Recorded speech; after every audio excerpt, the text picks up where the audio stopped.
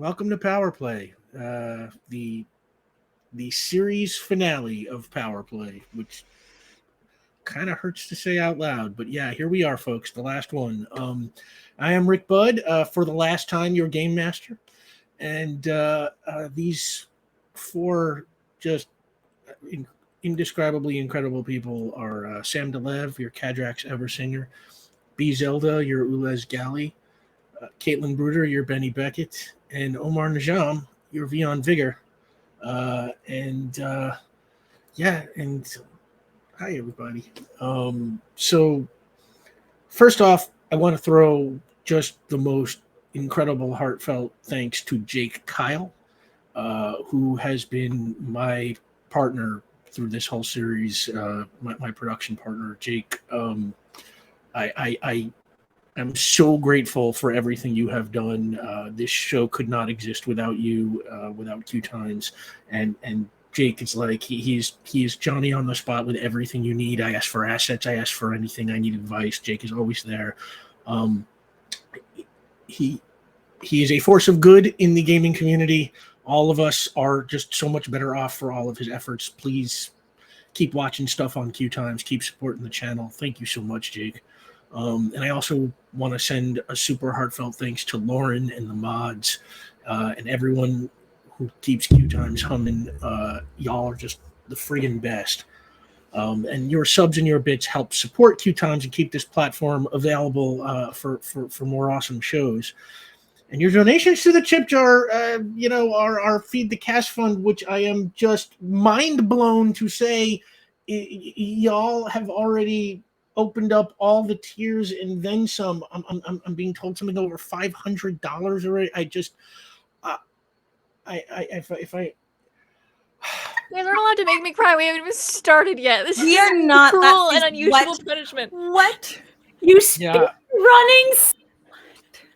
I cannot thank the audience, the chat enough, y'all, for the support, for being a part of this project with us. It's like uh, y'all are just so incredible. I got more stuff to say at the end to you, but I just we love you, and it's like having a group like this to play for is just it has made everything so extra special.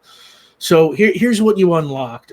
Determination. Every player gets 1 point of determination. So that brings Benny to 1, Vion to 1, Cadrax to 3, Ulez to 1, and there are 2 in the community pot. I recommend you all try and fill up your determination. You are going to need it. The mysterious benefactor. Tonight, by opening the mysterious benefactor chat, you have provided usually you provide the team with something, and this season you've given them 3 minor changes, a major change, second use of the sensory accelerator, the second use of the hypno credentials, a flight capability conversion for their Bard Traveler minivan, and a stereo system for the flying van. And tonight you were able to provide yourselves with a post-series Q&A with the cast, which will take place on September 4th. Sorry we got to wait so long for that, but all these people are so everybody's got so many commitments on Sundays we run out. It was a little weird to try and figure that out, but September 4th, we're going to have a post-series Q&A after we've had some time to reflect and think about it, and everybody can decide how much they hate me for killing whoever dies. And yeah, I will keep an eye on the Power Play Twitter account and the Power Play room in the saving throw. Sorry, my brain is all over the place tonight. In the QueueTimes Discord, and we will make a call for questions when the time comes for the Q&A. And of course the final after credits lore drop of the whole series, which I've been sitting on for a couple of weeks and just been killing me. But yeah, so all that is open, and y'all are freaking incredible, and thank you. And we appreciate all the fan art you've made. And if you want, you can see every piece of fan art we have ever received at Power Play RPG on Instagram, and we will continue to post new fan art there if it keeps coming in after the series ends. So that will just that will be there as long as Instagram is there. And And you can still get Power Play merchandise. There are T-shirts and stickers with Caitlin's wonderful character art. Season 1, 4, and 6 variations. Omar's got a sticker. Caitlin somewhere has a sticker that I could see she's looking for. And those are available at the QueueTimes Stream Elements store. Jake is going to pump that link in the chat for you. And those items will stay in the QueueTimes store even after the show is over, at least for a while. So you'll have a chance to get some Power Play stuff. There it is. Thank you, Caitlin. The game we play here is called Icons. It is published by Ad Infinitum Adventures. It was created by an excellent guy named Steve Kenson. You can find him on Twitter at @skenson, and he's a quality follow. And the book edition that I have is published by Green Ronin. Who knows if they will ever have them ever again, but you can get a PDF, and you can get the print to PDF versions from Ad Infinitum. It's a fantastic system. Please give it a shot. You can follow the show at Power Play RPG on Twitter and Instagram. And if we ever have news concerning the show or the world of Power Play after tonight's episode, that is where you are likely to see it first. Power Play will always be available as a podcast for the podcast inclined. You will always be able to find it wherever fine pods are casted. And finally, before we get started, I want to throw out a very special thanks to Amy Dallin. Amy has essentially functioned as an uncredited producer of this show since day one. And many of your favorite story twists could not exist without her help. In fact, if Amy had $1 for every time I came into the room and said, "Hey, can I run a Power Play idea by you?" She would be the richest person alive. It would not even be close. So on behalf of the cast and the crew and everyone who loves the show, thank you, Amy. And this one's going to be a long one. You have been warned. But that's the announcements. Time for the very last Power Play.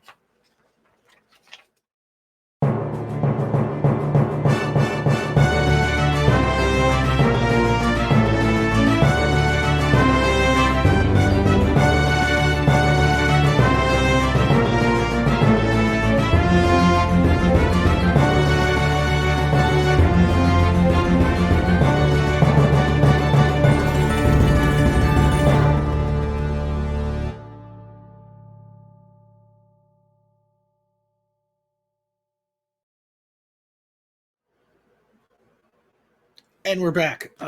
So previously on Power Play. On October 11th, 2020, Bennie Beckett, Vion Vigor, Ulez and Kadrax Eversinger were brought together when a low-level mob henchman named Curtis Haber was able to absorb Cadrax's power and cause an earthquake in Baronsdale. Now, unbeknownst to anyone involved, that earthquake also released would-be super conqueror Donnell Tyrannin, the Red Mist, from the stone sarcophagus he had been buried in under the city for almost 1,000 years. As the team bonded, they defeated the forces of End and freed the superpowered population of Port Ruby from the prison known as the Glass Tower. They outsmarted the evil CEO of the corporation, Perfecto, who had allied himself with organized crime and the city's corrupt police force. And the team ultimately got the city to defund and disband the police, replacing them with something a little more accountable. They traveled to space where they saved the Keepers from the Star Choir, and they sparked a revolution on Beta Pixidus before returning home to stand together against the hatred of the Knights of the Red.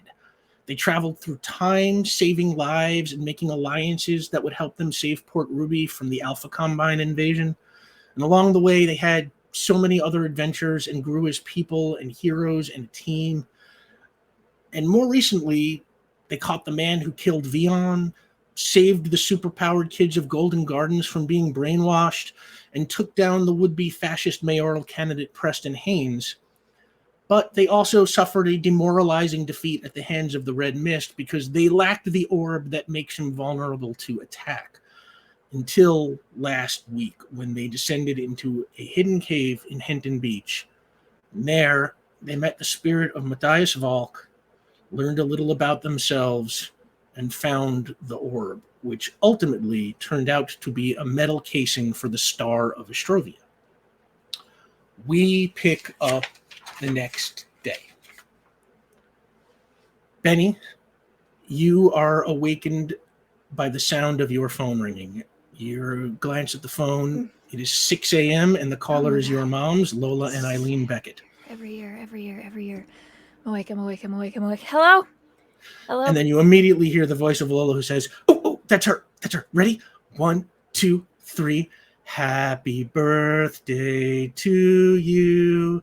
Happy birthday to you. Happy birthday, dear Bennie. Happy birthday to you. And they start cheering and clapping. I'm clapping with my phone in my hand. You hear Eileen go, happy birthday, kiddo. Sorry to wake you, but as you know, we need to be the first ones to wish you a happy birthday. Mom, it is 5 a.m. where you are right now. How is this your go-to? Farm hours. That's nothing. How's it going? We haven't talked in a while. It's going good. How's it going with you? Any special plans for your birthday? I might just see some friends, see where the day takes us, I suppose. We kind of had a big celebration sort of adjacent thing the other day. There was that carnival. I sent you photos. That looks so much fun. Mm. There's a carnival coming to town too that we might go to. It's a lot smaller, but we like to get out. Well, then you owe me pictures in return, so. Absolutely. And you promise that you're going to have the best birthday ever. I always try. We love you, kid. Love you, Mom. Bye, Mom. And not a moment after you say goodbye, your phone rings again. Oh my God. Oops. You can see the caller is Adam Aubrey. Oh my God, I've just doubled this for myself, haven't I? Hello? Good morning. And as soon as you pick up, you hear the voices of Adam and his husband, Cal, and Cal counts off 1, 2, 3, 4, and Adam goes, today is your birthday, and Cal goes, da da da da da da, it's my birthday too, yeah, do do do do do do do, today is your birthday, do do do do do do, we're gonna have a good time, do do do do do. Okay, I think that's enough of that. Happy birthday, Bennie. Thank you. The variety here is impressive. Did my mom put you up to this, or did you also sneak plan as early as we could wake up Bennie as possible phone call? No, we're a singing family over here. Everybody gets birthday songs. Yeah, that somehow checks out. So, what do you got on for your birthday? Parties? Some kind of wild debauchery? What are you doing? Oh, for sure. Gonna tear up the town. No, just probably gonna see some friends, just hang out, try to...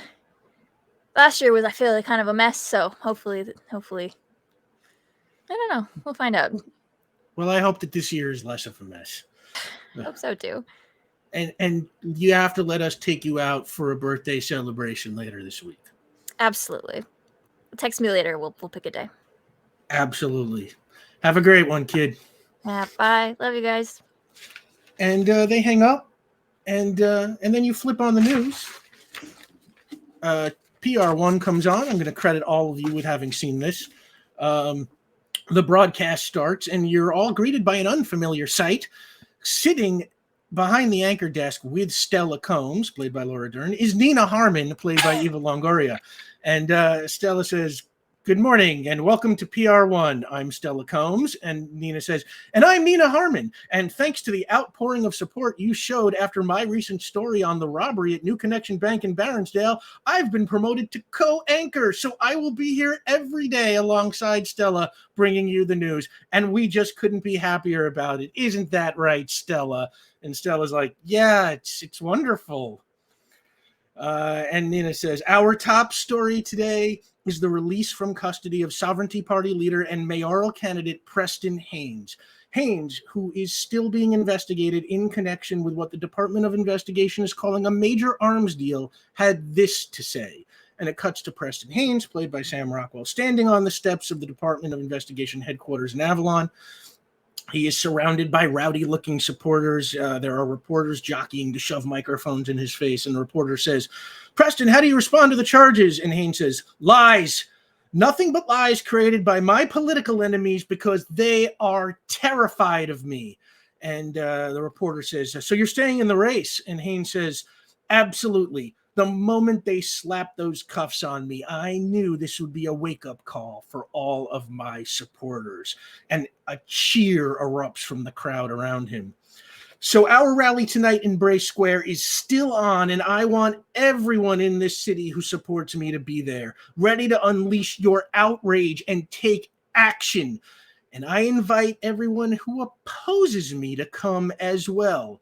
Come and see the strength and determination of those that stand against you if you have the guts.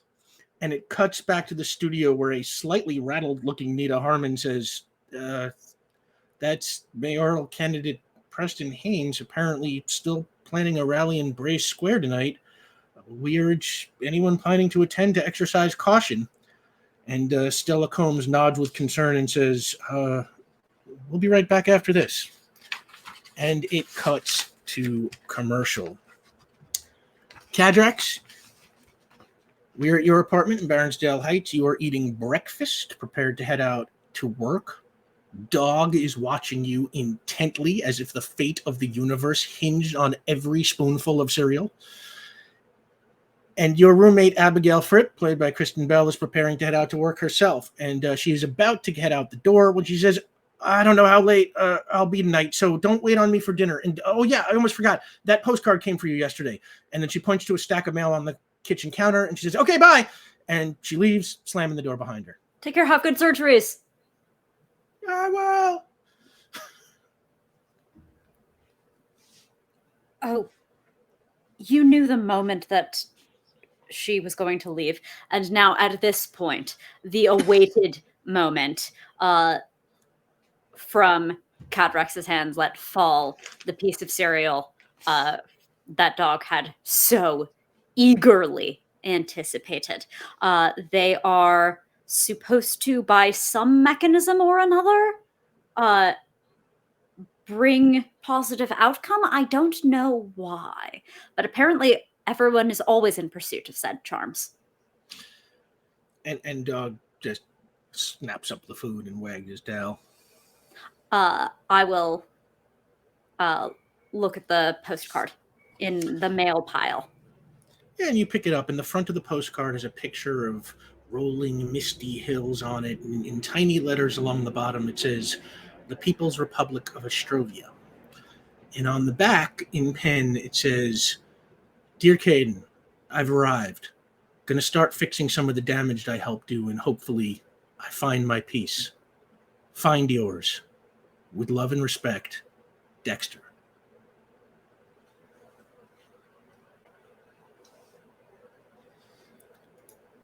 And as you take that in, Ulez, you are headed to Carpa Storage to check up on whether all the painting you and Sandy did on the ship yesterday dried okay. But before you get too far, your phone rings. You can see it is Veronica Murillo, played by Olivia Rodriguez. And pick it up. Hello, we're great, you. Ulez, we need you at the detective agency ASAP. It's an emergency. Oh, okay. Bamf. Ulez, you teleport into the lobby of the detective agency, and as soon as you appear, you hear Veronica and Marilyn Ewart, played by character actress Margot Martindale, shout, surprise! And they throw confetti at you. Oh, no! And immediately you notice they're both wearing party hats, and on the wall behind them, there is a banner that says Happy Anniversary. And Veronica steps forward, and she says, you know, thanks to you, I think I'm starting to get the hang of this detective thing. And I did some investigating and figured out today is the anniversary of the day that Vion found you in a dumpster behind Carpa Storage. Oh, that anniversary. Oh, yes, the solar rotation. Oh, is this cause... Why is this cause for celebration? And Marilyn says, your cause for celebration, because Vion found you literally in a dumpster, and even though you didn't know who you were or where you came from, you went out into the world to help people that you didn't know. You helped figure out who killed Max McCrae. You gave me a home here. And Veronica says, you helped track down the killer of Hector Peralta and train me to be a detective? And Marilyn says, not to mention helping save the world once or twice. And Veronica says, so we pulled our resources and got you, the greatest detective in the world, a small token of our immense appreciation. And she holds out a box to you, say roughly the size of a shoebox, and it's wrapped in paper that has little magnifying glasses all over it. Oh, wow. Is this box the token? No, well, you can keep the box too if you want, but it's what's inside the box. Oh, okay. Please be patient. And Ulez does that thing where they take all of the time in the world to preserve the paper, so it's a little lengthy. Oh my God, I got a cousin who does that. It makes me want to murder them. Worst. Yeah. And you finally get the box open, and inside you find a deerstalker cap, the kind of hat Sherlock Holmes is usually depicted wearing. And Marilyn says, that's so everyone knows you're the greatest detective in the universe. Oh, this is incredible. Yeah, we will. And they put it on immediately. And you have your party with Marilyn and Veronica. Now, over at Vion and Ulez's apartment, Vion, you're home this morning, and those images you saw in the magic world created by Matthias Volk, places, faces, things, they are still spinning through your head. What do you think you might be doing? I think I am probably projecting them. Like I'll cast illusions, and I'm projecting them as in sort of like a carousel, just like looking at my own memories, project out into the room, and then after a bit, as I can't find any connective tissue, I'll kind of just like pull them out, and then listen to the sounds of the city, and then just get up and go to make a cup of coffee. And you want to get up to make a cup of coffee, but as you stand up, all of a sudden, the whole world around you changes. Oh. And you find yourself standing in a very strange place. You are in an ancient but elaborately built chamber.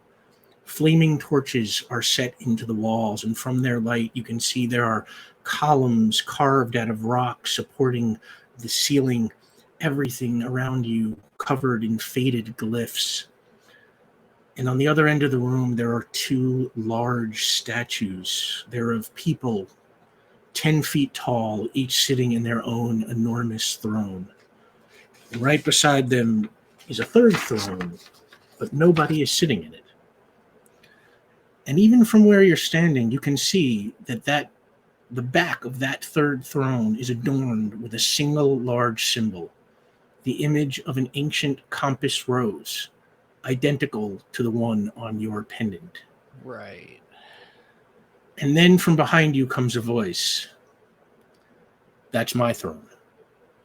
And you spin around to see the man that you once knew as the sheriff.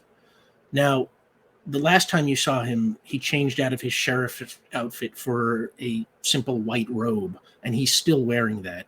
And he's also still wearing the face of Virgil Wheeler, played by Winston Duke. And he walks past you, and as he walks past you, he grows in height until he is 10 feet tall. And then he sits down on the throne and says, I am the way. I see. And the god... You say something else? But maybe not fully. And Vion will kind of like nod his head a little respectfully, and will let the general confusion of the situation kind of wash over him. And the god of the way says, I know you have many questions.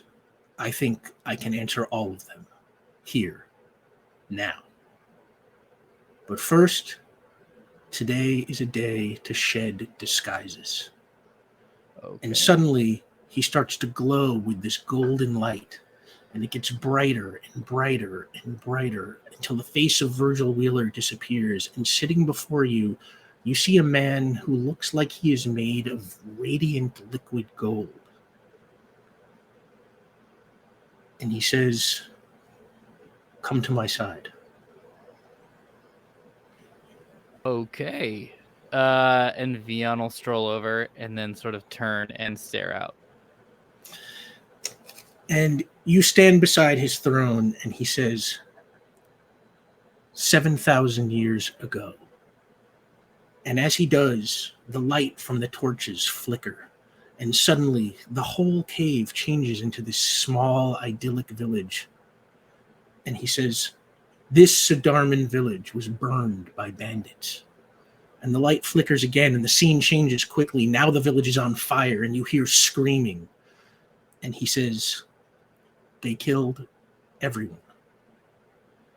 And the scene changes again, and now you see him, the golden figure of the god of the way, walking through the burnt remains of the village, studying the dead bodies of the villagers. And he is crying. And the god of the way, sitting beside you in the throne, says, their pain was my pain. I didn't understand how humans could do things like this to each other. I wanted there to be a better way. I wanted someone to make the bandits answer for their injustices.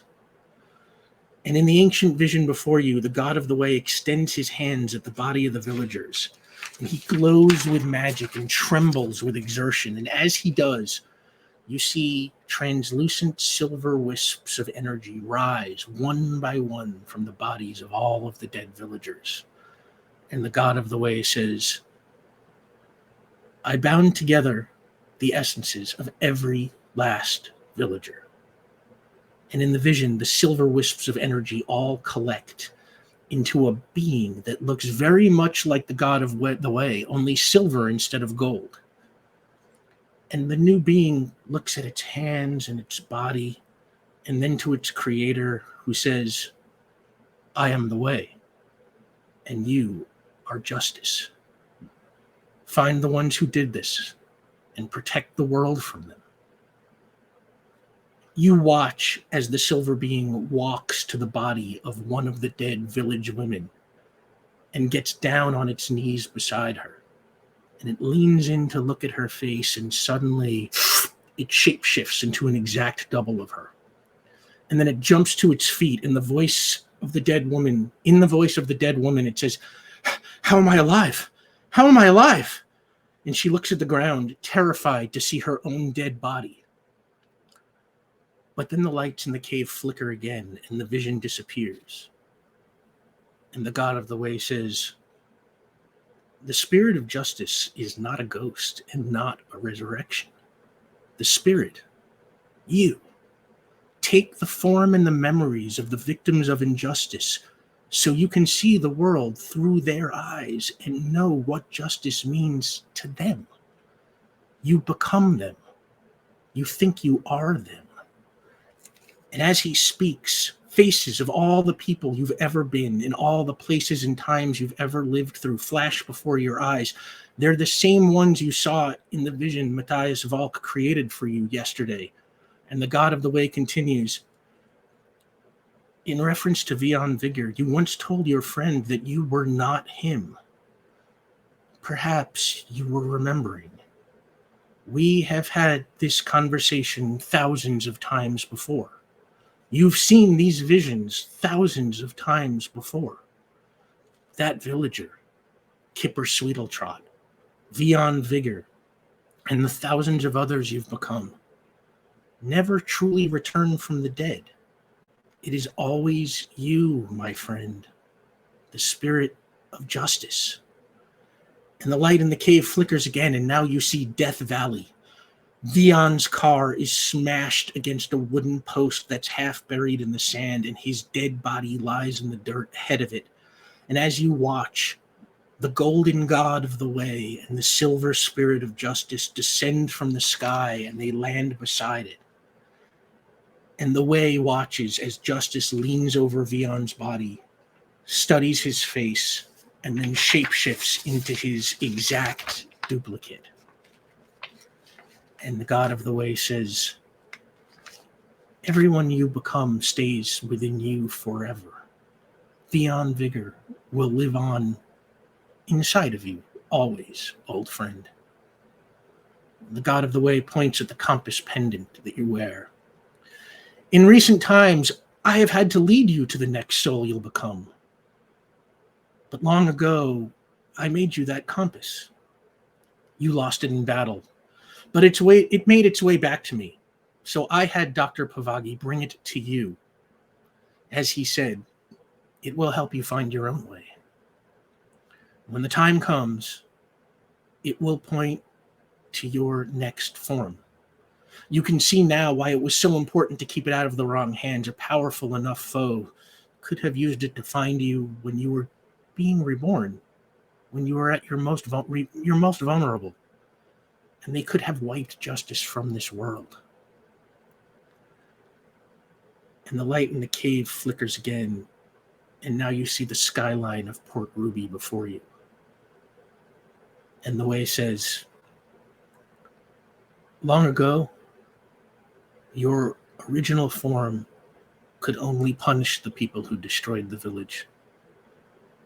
But you can do better now. When the time comes, you can save this village. And the lights flicker again, and suddenly you are back in your apartment. Only now you can see from the clock that it is early evening.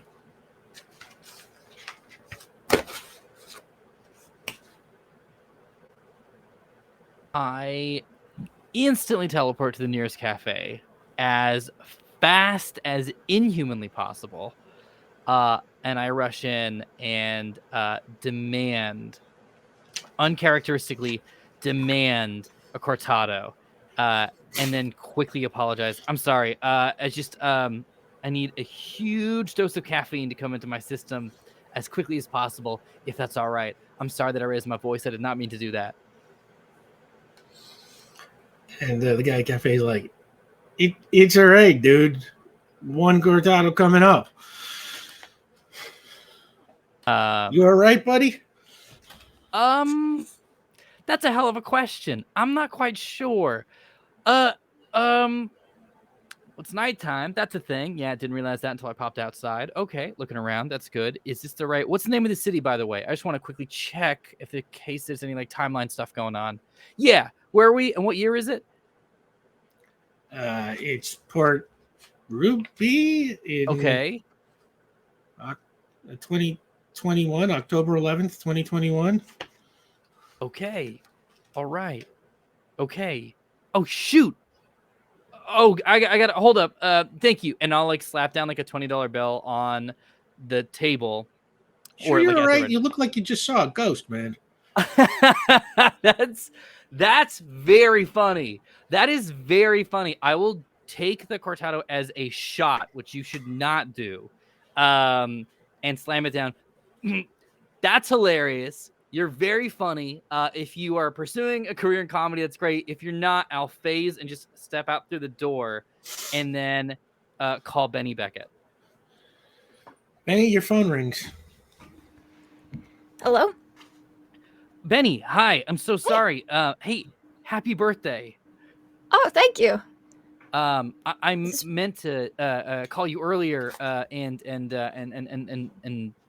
bring you something. The thing I was going to do is actually offer if you want to go for a walk or whatever as like a gift, because like what do you get the person who has everything or could get anything or whatever, and with magic and stuff, and I thought just a walk would be nice. Then the day kind of got away from me. So anyhow, happy birthday. Thank you. I mean, night walks are still a thing. That's true. Are you busy right now? No. Okay. You sound very harried. Are you okay? It's okay. Like if it was late, like a late birthday call is better than the 6 a.m. 2 back-to-back 6 a.m. song wake up calls I got, which were lovely. They did wake me up. So evening, honestly, preferable. It's all good. Got it. Did that happen? I want to hear everything about that. That sounds interesting and fast. That sounds great. All of it. Yes. And I will start to simultaneously fly and teleport myself. Like I haven't decided which one. So like I take off into the sky and then Banff, and then like I'm still flying and then Banff, and until I get to Benny's. Yeah, you make your way all the way east from Fort Trumbull to Factory Park, and you arrive at Benny's apartment. and I recorporealize, realizing because I go to knock and it doesn't work, and then I recorporealize and then knock. Yeah, Benny opens the door. That was very magic, right? I Hi. give Benny a hug. Oh, hi. Hello. Thank you. Hi, happy birthday. Are we good? You good? Yeah. I take a step back. Full context, real quick. And then I'll give you sort of where my mind's at right now, and then I'd like to hear all of your birthday adventures. I sort of just vanished from here to a real big temple sort of situation, and had a conversation with one of 3 gods. Okay. Yeah.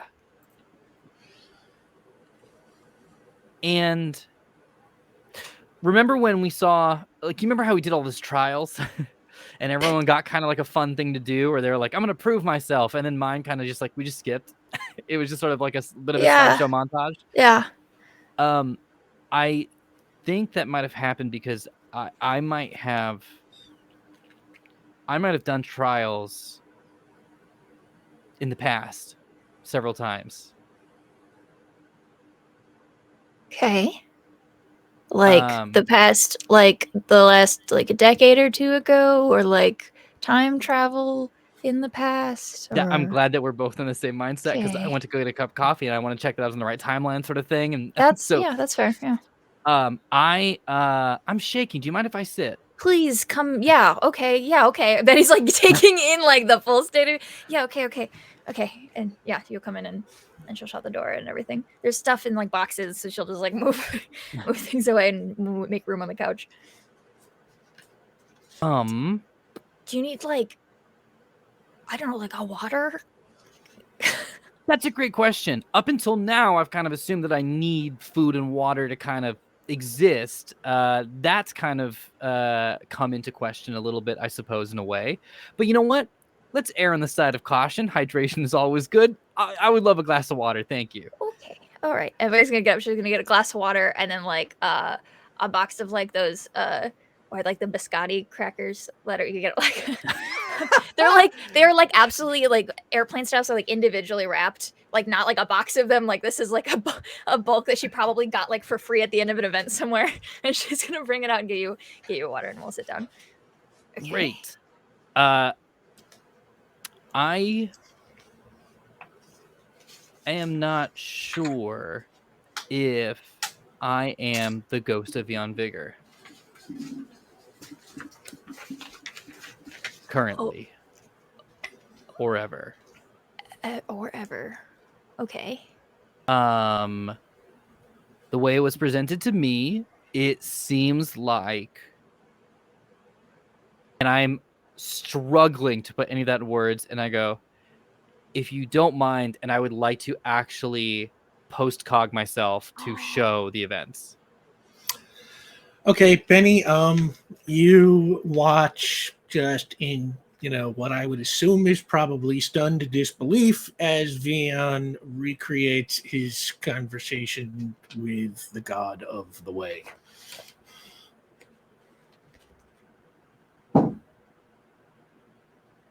Okay, I get that the Yeah. mood now. Okay. Would you like a cup of water? Would you like Maybe. any of these? Okay, yeah. And then I will get up and I will move so you can sit down, and I'll go get a glass of water.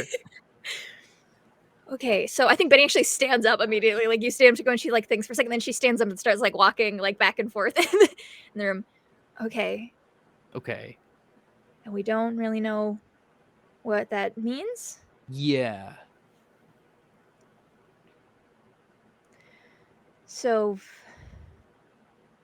Vion Vigor, who is not you, Yeah. is dead.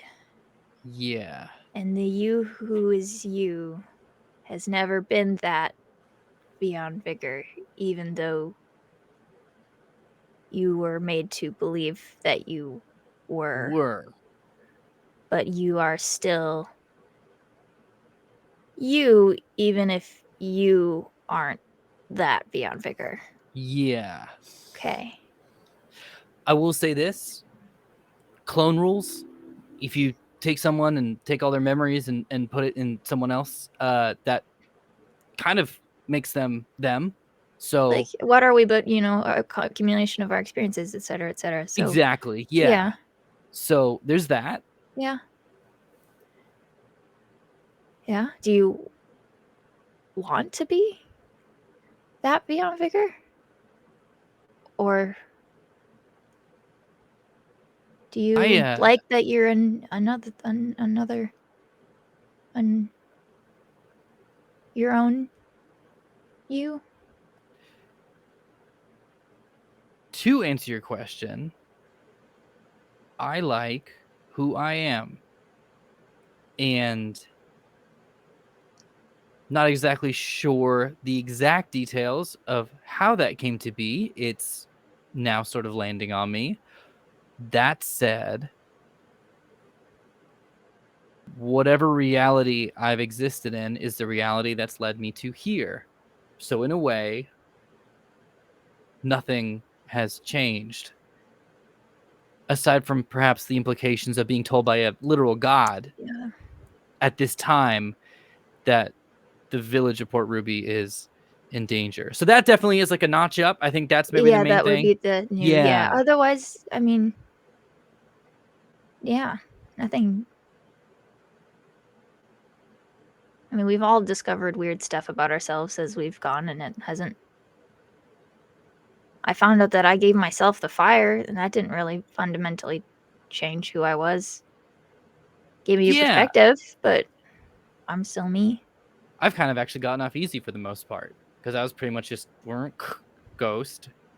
I should do good. I should do good. What does that mean? I should do good. I learned. Yeah. So I've been due for one, I guess. Oh, yes. Yeah. So, just new perspective? Is that how we move forward? I think so. New perspective. Okay. I have a relationship with a god. Can't let that go to my head. Yeah. Okay. You good? I think so. I think so. Okay. Probably the most pressing thing then is the timing of all this. Probably important to gather the rest of the gang together. Yes. And as you say that, right at that moment, all four of you get a text message from Llaya Pendry. Oh, boy.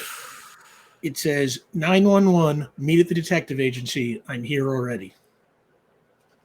Well, okay. That does that for us. Do you need anything else? You're good?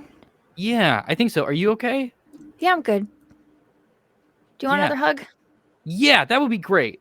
Okay, here we go. Good reset. Give you big like the type of hugs that she gives Will, which are like bordering on like too strong, just kind of like a like when you like have to shake it out a little bit, kind of a thing, but like in hug form. And she goes, "Okay, all right, you good?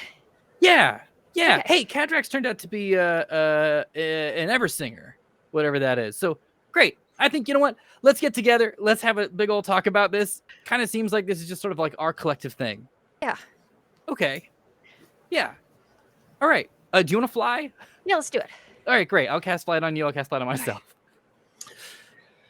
And you all make your way to the detective agency, and you arrive right around the same time, let's say. And Marilyn Ewart is behind her desk. She seems a little nervous and looks up at Ulez and says, there is a fairly magnificent and extremely intimidating woman waiting in your office.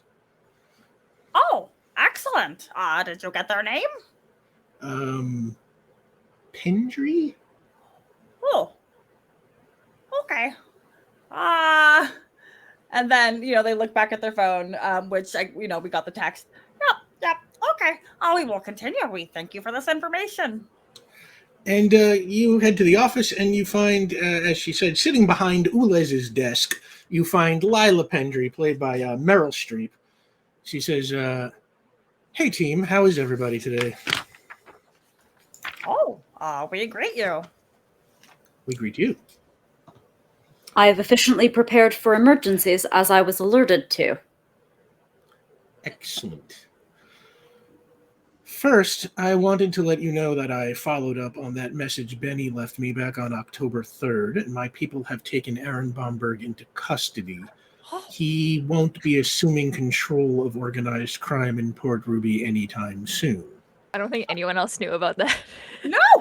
Oh, that is excellent! Oh, wow. You two are a good team. Yeah, Benny pointedly avoids the Cadrax's like their side eye. Oh, that can go on forever. And then Lila says, but that's not why I called you. Given everything you found out about Preston Haynes, the weapons he was trying to acquire, the unidentified weapons he did acquire, I am extremely apprehensive about what he has planned for this rally tonight. It did not escape my attention that the lot in West Knoll, where he was stashing those tankers full of the Sample 70 UC formula, is just a stone's throw from Bray Square. Now, I am going to have the supervillain team on standby in case things get out of control, but I consider them a weapon of last resort. Oh, you still are... Oh, that is lovely. Oh, I did not know that you were still working together. They come when I need them. Oh, it's a team, we hope. Yes, well, I would very much prefer if the four of you would take charge of the situation and monitor the rally.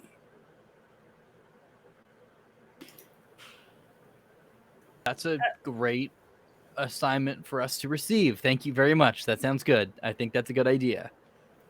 Excellent. I will be on call if you need anything. And she gets up and heads towards the door, but then stops and turns around and she says, I also wanted to let you know that as of the end of this week, I am leaving Port Ruby. I've been promoted. Oh, congratulations. What is your promotion? Well, the head of my division, the operative you know as Bob, is retiring, and, well, I'm the new Bob.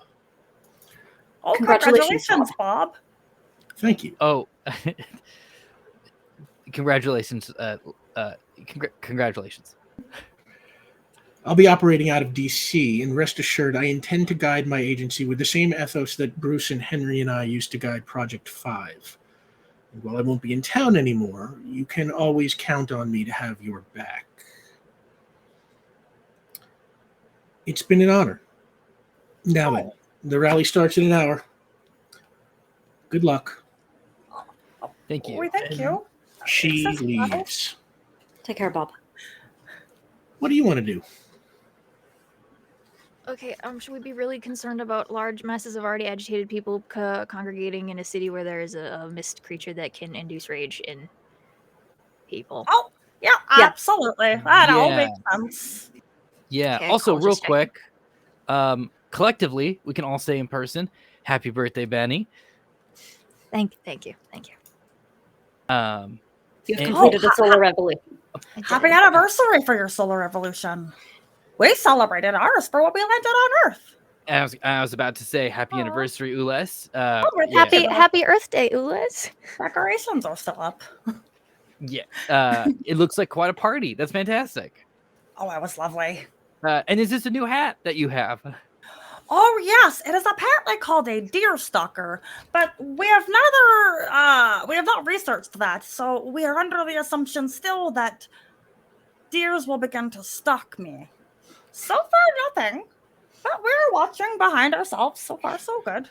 Keep us updated. Perhaps it might be modified that you might stalk a centuries ancient tyrannical being.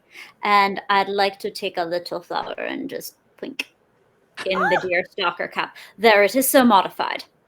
Oh, that is excellent. It feels so much more appropriate now. Oh, thank you. We're adequately prepared then for our mission. Yeah. Quick heads up about that. Something might go down. I lost the greater part of today to a conversation with some elevated beings, and I won't bore everyone with the details, But it seems like Port Ruby is in a great amount of danger. Oh, well, yes, we've established that. The beings that were up high told you the same? Yeah. Yes. And that this seems to be the big one. This seems to be sort of the mission, if there is one. Elaborate? I had a little, again, I don't want to bore everyone with the details. Benny, you already just went through this, so, it would be a whole thing. I like it. I am Vion Vigor. Turns out, in addition, I am a collection of previous souls that have all been the spirit of justice. Actually, I'll amend that. Not a collection. It's one concurrent being, which is I. Hello. Congratulations. You are like a flesh keeper. I'm sorry? A flesh keeper? Like, you are a keeper, but you are made of human flesh, very specifically. Oh, yeah. Thank you so much. That's what a wonderfully nice thing to say. I'm sorry. I thought it was like a Clive Barker thing you're doing. Yeah, thank you so much. Absolutely not. We do not read those books. I appreciate the name and that choice, I suppose. Thank you. Yes, Ulez, and I go to give Ulez a hug and then stop like an inch away. I'm so sorry. Permission to give you a hug. Oh, yes, granted. And then Vian will give you a hug. Yes, a keeper. That's exactly. And I lean back. That's exactly it. That's what this is. And whoever sort of oversees that process, non-corporeal, really the embodiment, I guess, of that concept, told me that this city needs protection right now. And in my gut, to the second best detective in the universe, I think that this is going to be the thing. I understand. Okay. We will prepare. Great. I just want to catch you all up on that. If you want, I can quickly beam the images and that conversation into your minds. I didn't get permission from the god themselves, but I'm sure that it's fine. I'm feeling it is public knowledge in some capacity. It's completely up to both of you. Benny got the vision. But Perhaps en route. That's a great idea. Benny, would you like a lift? Yes, please. Uppies for Benny. Uppies for Benny. Uppies for the Benny. So you head out to Bray Square, and Vion on the way plays Ulez and Kadrax, the conversation with the god of the way. So by the time you get there, you probably have some level of understanding that Vion is not Vion and all the things that it covered. When you get to Bray Square, where do you land?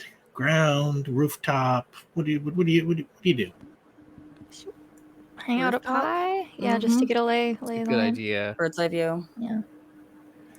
Okay, so you come down on a rooftop that's not, not a towering skyscraper, but high enough so that you have a view of the whole square. And Bray Square, if you remember, was pretty badly damaged during the Alpha Combine invasion, which was less than a month ago. Many of the buildings were damaged, and a huge section of the ground was caved in when a certain person, we'll call them Schmaden Dishmalto. Yes, Schmaden Dishmalto, Madrax Meversinger, pulled the Alpha Combine ship underneath the ground into the subway. Nonetheless, the Sovereignty Party has built a stage at the base of the Leland Cypress Tower, which was itself damaged by the Knights of the Red when they came for the team about 3 months ago in August. So the stage is surrounded by Sovereignty Party supporters, thousands of them. They carry signs with pictures of Preston Haynes and pro-Sovereignty Party slogans, and they look pretty charged up. But they are not alone in the square, far from it. The Sovereignty Party supporters are surrounded by a much greater number of counter-protesters. And they also look pretty charged up. The two groups which are shouting at each other are separated by some crowd control barriers and a whole lot of officers from the Department of Safety. There's nothing going on now, but the scene, it looks pretty volatile. Anything you want to do at this point? We have never had to monitor a crowd of individuals such as these, and we are not truly prepared. Humans, may you perhaps prep us for what to expect? At least with what is here in Bray Square. For the Red Mist is, well, we understand how that will interact with the crowd, but is there any way we can mitigate that? Yeah, I guess let's walk through this. This is a protest. There is a protest and a counter-protest. That's right. Haynes is gathering people here to make a statement, so obviously he wants an audience for something. Pretty explicit, yeah. The last time I assumed, and I'll play like a trouble against myself. I don't have to get a point of determination for this, but like crisis of conscience. Well, you are actually maxed out in determination right now anyway, so real go-getter, that Vion Victor. The last time that I jumped to a conclusion in terms of someone's motivations and their standing, a man died.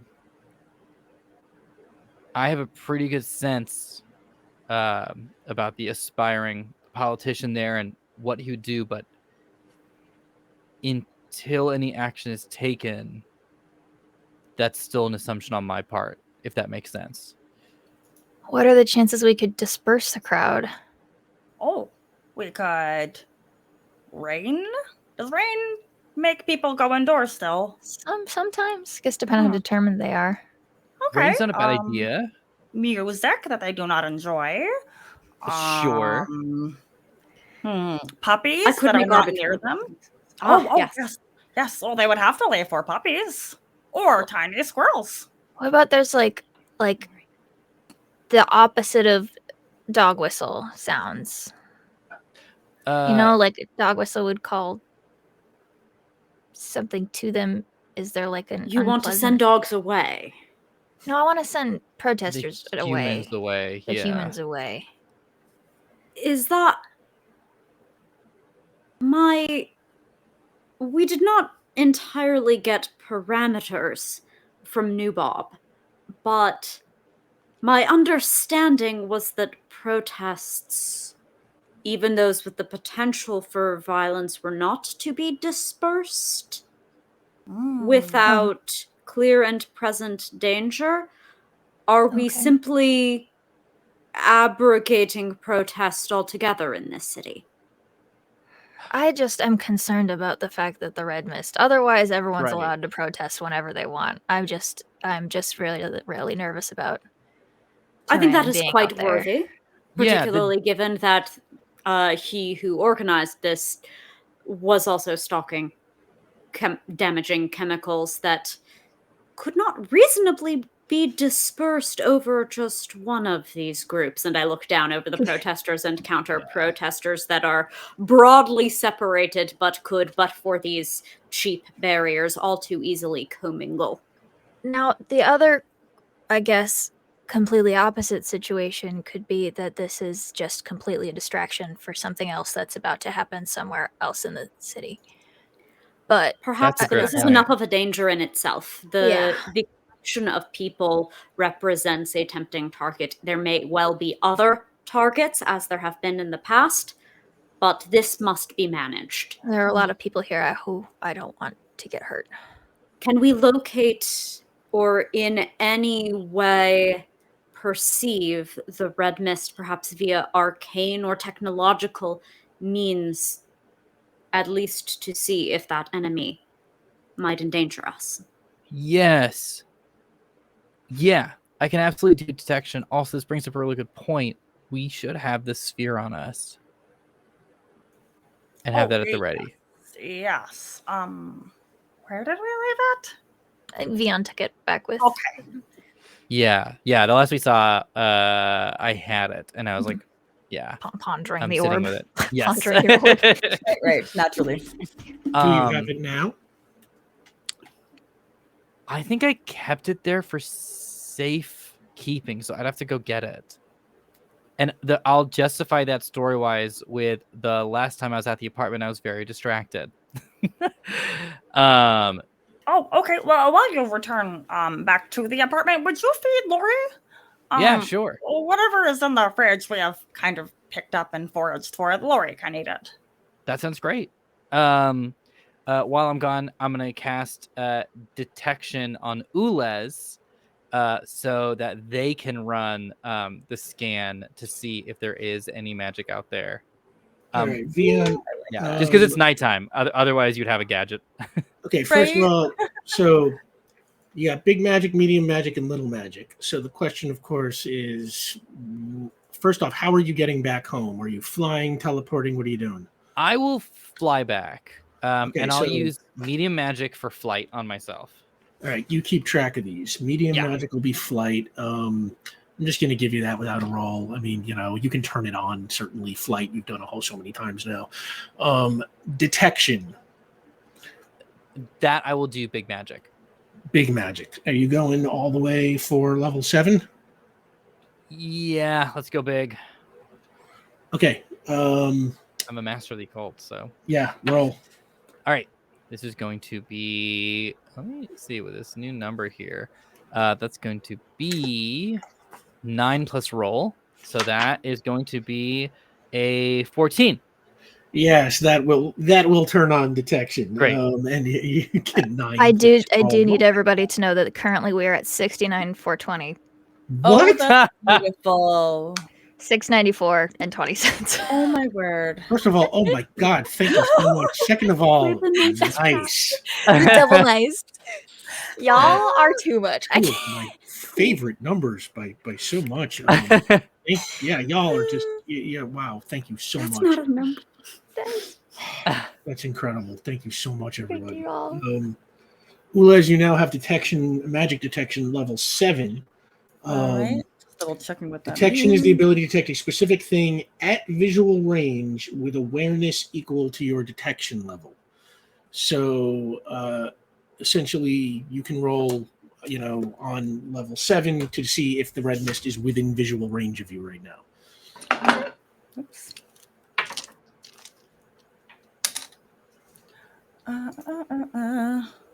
So it's just die plus 7? Yep. 10. You do Can I have not. like investigation?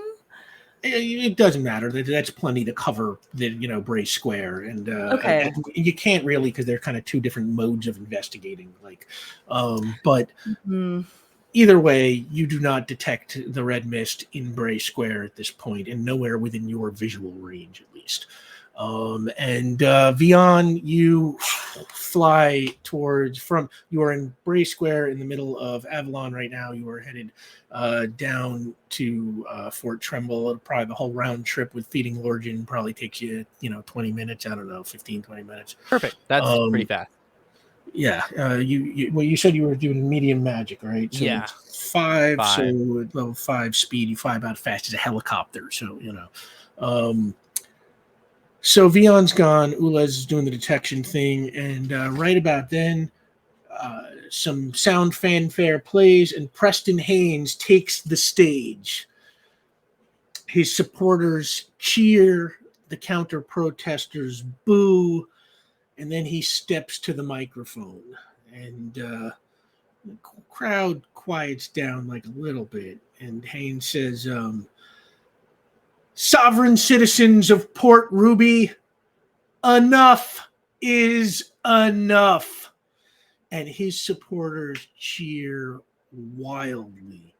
And Haynes says, "It is no mistake that I held this rally in Bray Square, where a giant attacked Port Ruby Police Headquarters, where aliens nearly toppled the Leland Cypress Tower, where the Alpha Combine set up their invasion headquarters when they came to this planet.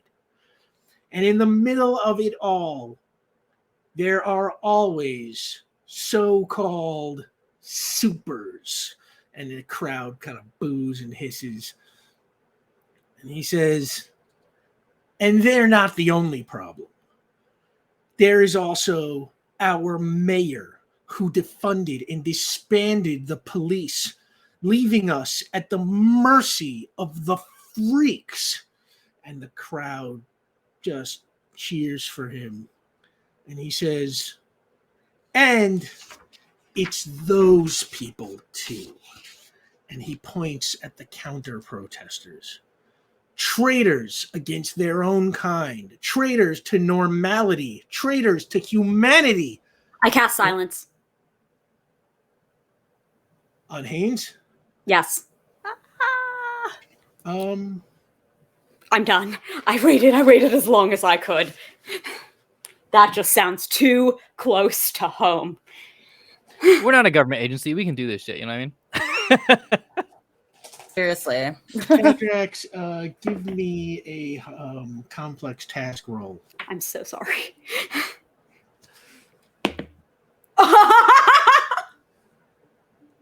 Y'all have seen my hands. Mm-hmm. Mm-hmm.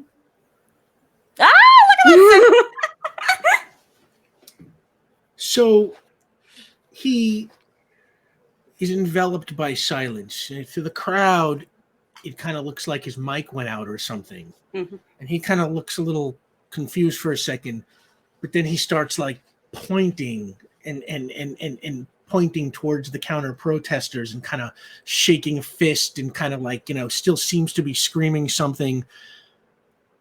And his supporters, they seem to get the idea. And some of those supporters start jumping the crowd control barriers and trying to push past the Department of Safety officers into the area where the counter protesters are. And the Department of Safety officers struggle to hold them back. But more and more of his supporters just keep jumping the barriers.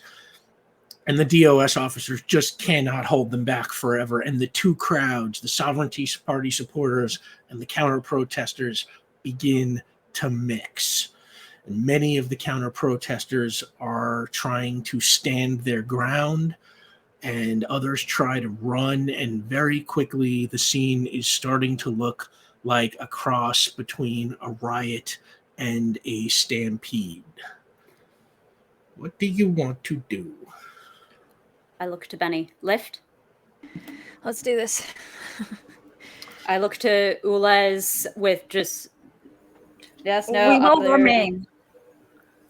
We are much more useful up here. Please stay in communication. I will grab my arms around Bennie and we will simply fall. Okay, you Oh gosh. fall off the building with Cadrax sort of throttling with their flight powers. And as you fall, over on the stage, some of the Sovereignty Party people who are with Preston Haynes kind of point as they see you descend from the building.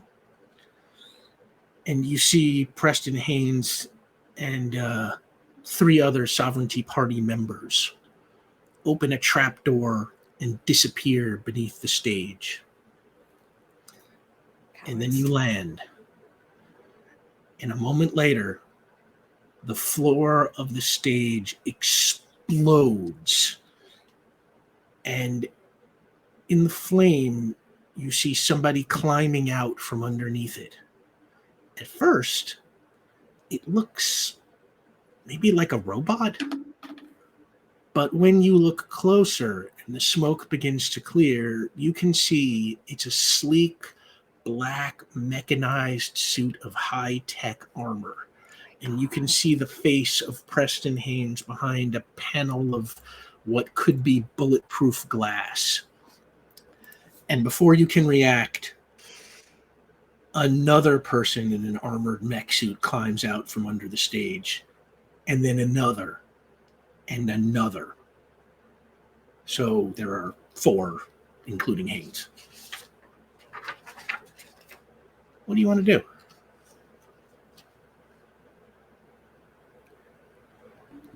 I feel like the suits are probably for us. Is there anything Yes. we can do quick before for this, and she kind of like gestures at the chaos that has broken out. I'll see if I can work on that. Okay. You confront the cowards. I'm good at that. Drop me Okay. off? And I will comms to Ulez. If you need me, I will be there. Understood. Exist well. Into the scrum. All right. First off, Benny, what are you doing? Okay. Well, they're gonna drop me off by the stage, and I think they'll drop me, and I will be lava when I land. Okay. And there are 4 of them, right?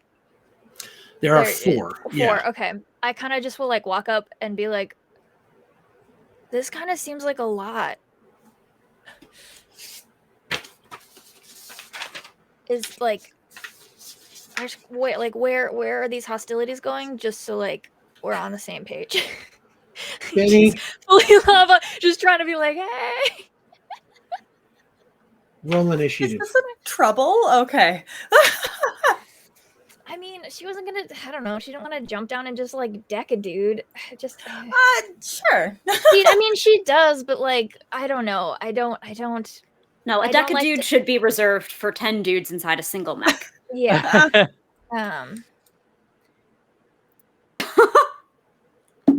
Oh, holy God. I am just being told that the counter is at 980.18. What? What the heck? Number! Oh my God. I didn't know We're this trying to went put that a high. country code in front of it, y'all. Right? Y'all.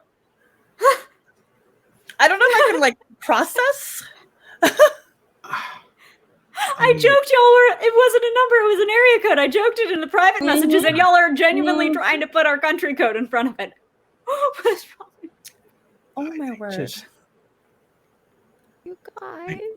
I cannot think of another way to say thank you. I just, there's just no words that were enough. God. 018 is 69 twice. Of course it is. Of course. Should have guessed that. Y'all. We can only repay their generosity by doing tremendous damage to fascies. That's true. Let us proceed. Yes. Okay. Benny, what'd you do on your Oh, real bad. Initiative roll. That's a 5. okay, so one of those mechs points their arms at you. You can see that there are kind of these little laser rifles mounted on their gun, on their arms, and they fire. Oh, all right. Well, hostilities are aiming at me. Okay, what do I do? What do I do, Rick? No, not prowess. It's ranged. Strength. Strength, or if you want to try and dodge it, coordination. You just saw my initiative roll. No way. That is 11. Okay, Benny, these lasers, they do not seem to absorb into the lava. There's something about the light; it burns the lava itself. almost. Question. Sorry. Super fast. Very sorry. This is a attribute. Is this an attribute roll that I'm using? I'm using my strength, my lava to take it. Can I add my aura specialty? I don't think so, right? Okay, Because this I is just have to. an I don't know. ordinary- yeah. I'm just asking because the definition I had originally that I go off of is it's an attribute roll that isn't a power roll that involves my powers. So I don't know. That's why I'm asking. That involves the powers but isn't a power roll. Forgot how I have rolled on this previously. I don't so I feel know. like if you can do it on this, you'd be able to do it on every single defensive roll that you're lavaed up for, right? So it's like, I'm gonna say no for now. Okay, sounds good. That's fine. I just wanted to ask. Okay, so So 11. what'd you get? 11. 11. 8 All right. plus So yes, 11. all right. Well, that is only a moderate success anyway. Benny, you take 2 damage, bringing you to 15. And then the second one fires at you. Jeez. Okay. Well, you're going to be fine. That's another 11. All right. This time, this other mech kind of James not as good as the first guy. The first one blasts at me, and there's like punches a hole through it, and the other one gets through the hole. Yes. Goes right through the hole in you, and he's kind of like looks at his guns. She kind of like reforms. Ow, rude. Now it is your turn. Oh, jeez. Okay. Well, I'm gonna grow. How big? To just a level 2. Okay, so 4 stories. Yeah. All right. You blow up in size. And I don't know if I don't know if I can act on that. I think you can act on I it. can act. Okay. Count I'm it as just a movement. okay. I'm just gonna. Right, They shot me. Just any of them doesn't matter. The one that hit me. The one that shot you. Okay. Yeah. Give me a prowess roll. Okay.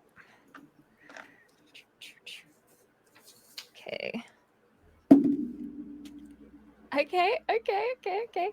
That is 18. 18? Okay. So your hand just comes down on that guy, and you can see he just goes straight down to the stage. The heat and just the force just absolutely, like, you see like a lot of the armor like kind of like crumples a little bit. And it's I like thought it would be stronger than that. Sorry, dude. But he's not, he's not out, Okay. because, like, he's clearly taken, a good deal of damage from that one. Yeah, I do. What is it? It's aura and strength, right? 18. 18, yes. Minus his damage resistance. Yes, he's got the armor. Yeah. But you can see that you clearly had an effect on him. Now, meanwhile, Cadrax, what are you doing? Yes, I have to ensure separation, which is why I am in the middle of the scrum, precisely where one does not want to be. First one separates, and then one creates, ideally, a more solid barrier. So I am going to attempt to, let's see, I think the best way to separate them is to shake. Just enough of I would like to make the ground, the quake that we do not get out of bed for here in Southern California. Yeah. But that nonetheless would be a lot. Basically, I'm so worried. level of quake. I mean, look, there's a number. Oh. There's always a number. There's from, hang on, did a thing just happen? To, oh my god, right? There's an in-betweener right there. If you're not even sure. And then there's kind of the, I think that's happening. That's the number you don't get out of bed for, right? So is this I'm trying to get task or a blast? Stumble back around an area. It's a complex task. I'm just trying to manipulate the environment without doing harm to anyone. Right. I mean, as the ground wobbles, you stumble, and hopefully they start to stumble back, clearing a space. Give me a complex task roll. That's a 4 on the die, plus a whole lot of number. 10 plus 6, 17. 7 total? 17. Oh, 17. I was like, how can you get a 7? That would be mathematically. Right. I was like, is that even possible anymore? Okay, yeah. If I had a negative die. All right. The ground rumbles, and a good deal of the crowd kind of starts to clear away from the center for a moment. There have got to be tens of thousands of people here. It looks like, like Times Square on New Year's Eve. So they hold back for a moment, but when the ground stops shaking, you see some start to run back a little bit. And while you are sort of watching this, wondering if you're going to have to probably shake the ground again or something. Yeah. I just, for these purposes, because this is part of a larger sort of action toward crowd control, can this count as a maneuver? Can that, would I have scored a quality that I can call upon if, for instance, I wanted to just like make a chasm as a barrier line in a future action? Like if this were a setup, can this be a maneuver? Yeah, I think so. One. let's say yes, you created like like a kind of a Rattled. break in the sidewalk. Ooh, I love that. What was the success level on that for a chance it activates?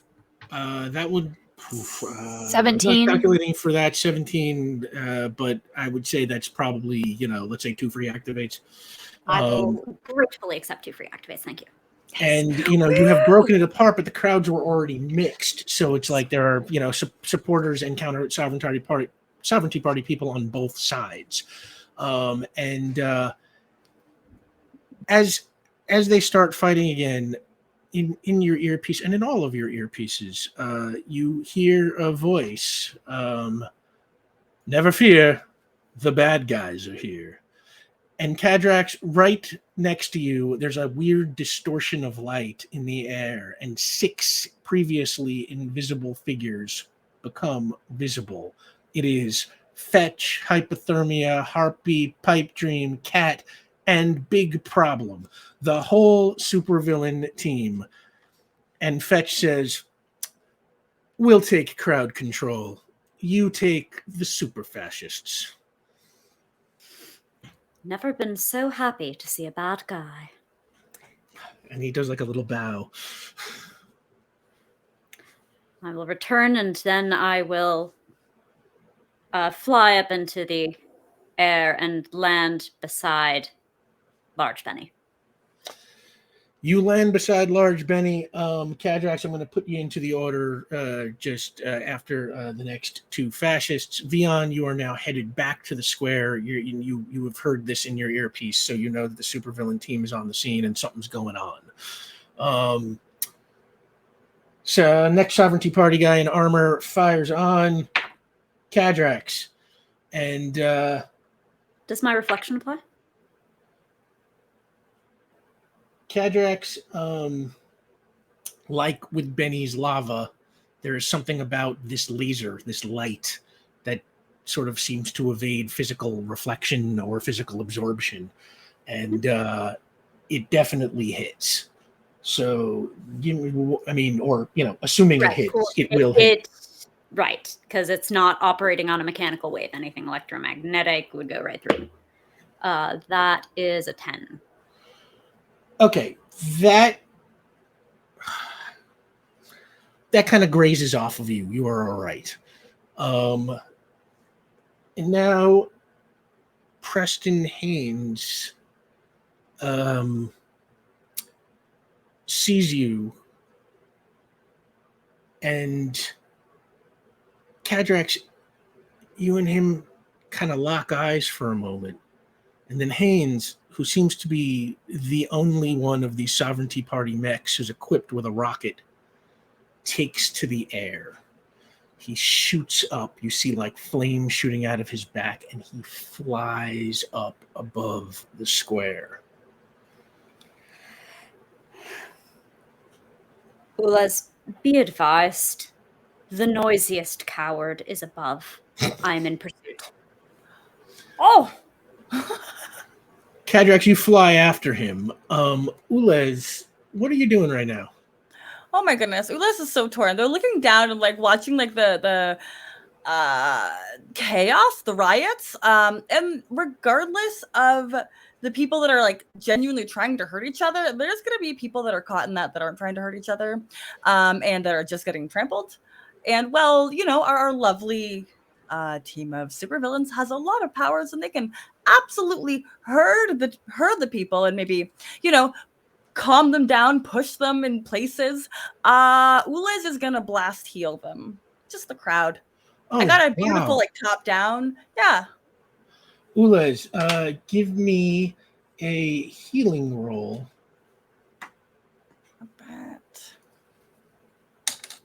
Ooh, that is the nice thing to do. That's 11. And from the top of this building, you just radiate this warm, healing light over the crowd. And, good and bad alike, lots of the people who have already incurred damage, including your friend Benny Beckett, get a couple of points back. Benny, you're back to 17. Vion, You are arriving back on the scene. You see the supervillain team working crowd control. You see Bennie squaring off with 3 Sovereignty Party mechs. You see Ulez healing the crowd. Where do you want to go? As I'm flying in, I'll Doc, you got that one? It will be my pleasure.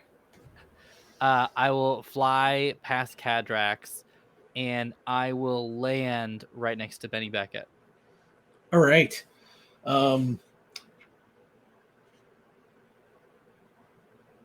There was no, that was the full Sovereignty Party order. So Vion, it is your attack. I square up, and just for show, just like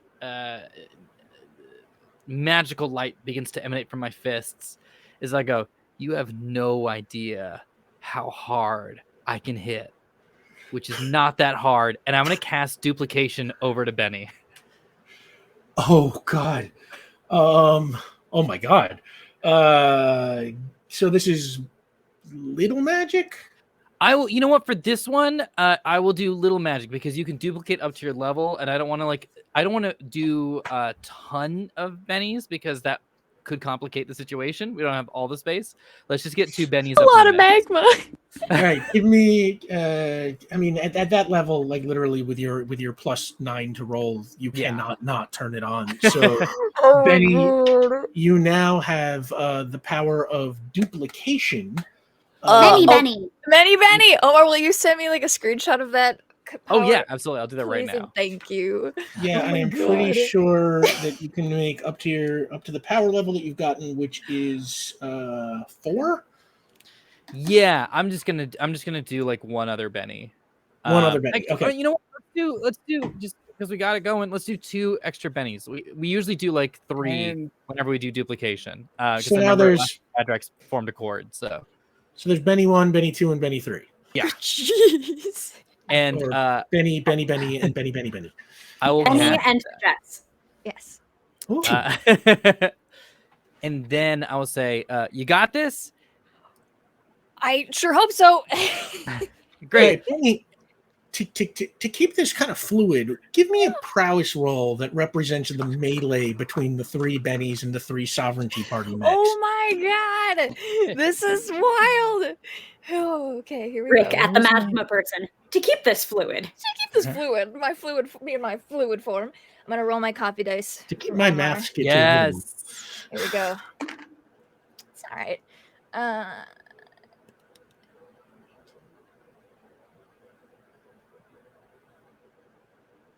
15. And the 3 bennies just charge the stage, and the 3 Sovereignty It's Party just like mechs whack-a-mole. charge the bennies, and it is just like super powered rumble. Are all 3 bennies 4 stories tall? Yes. Dang.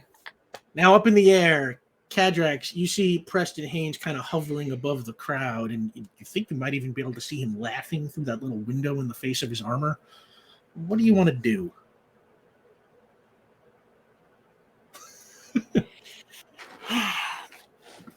I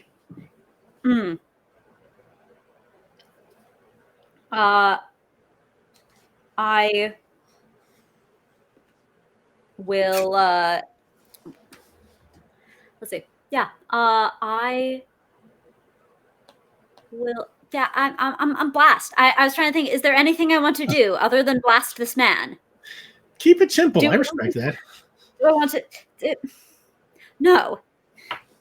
I want to blast this man. Give me a blast. And if I hit, I will see if I can transfer sound along with purely kinetic force. Get through to him. Let's see, that's 16. No, I'm sorry, that is incorrect. That would be a power roll, and we have switched this long ago, therefore I should have known. It's a 14 to hit. 14. Okay.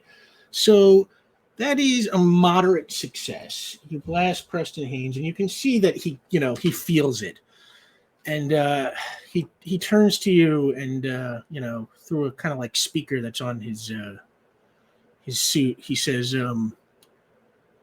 I was hoping to have those teenage freaks from Golden Gardens here to finish you off, but I'm almost glad you and your team stopped that plan, because I'm going to love doing this myself. You see, I've done my research, Eversinger, and I am ready for you. And this huge laser cannon emerges from the shoulder of his armor. And he says, "See how you like this." And he blasts you with a beam of light. Cadrax, give me strength if you want to take it, coordination if you want to dodge. That's the thing. I'm not Eversinger anymore. 13. It hits you straight on. Oh no. And like the other laser, Yeah. it cannot be reflected. Cadrax, the beam strikes you, and it is like getting. Can I interpose? I'm so sorry. This is killing me. This is It's already hit. Ah, it's okay. It's already, the beam strikes you. It is like getting hit with a wrecking ball. You take a ton of damage. The force propels you backwards, and you plummet out of the sky, smashing down into the ground, and the impact is just overwhelming. Your human form cracks and tears even more than it did when you had the bullet in you. You can't move a muscle.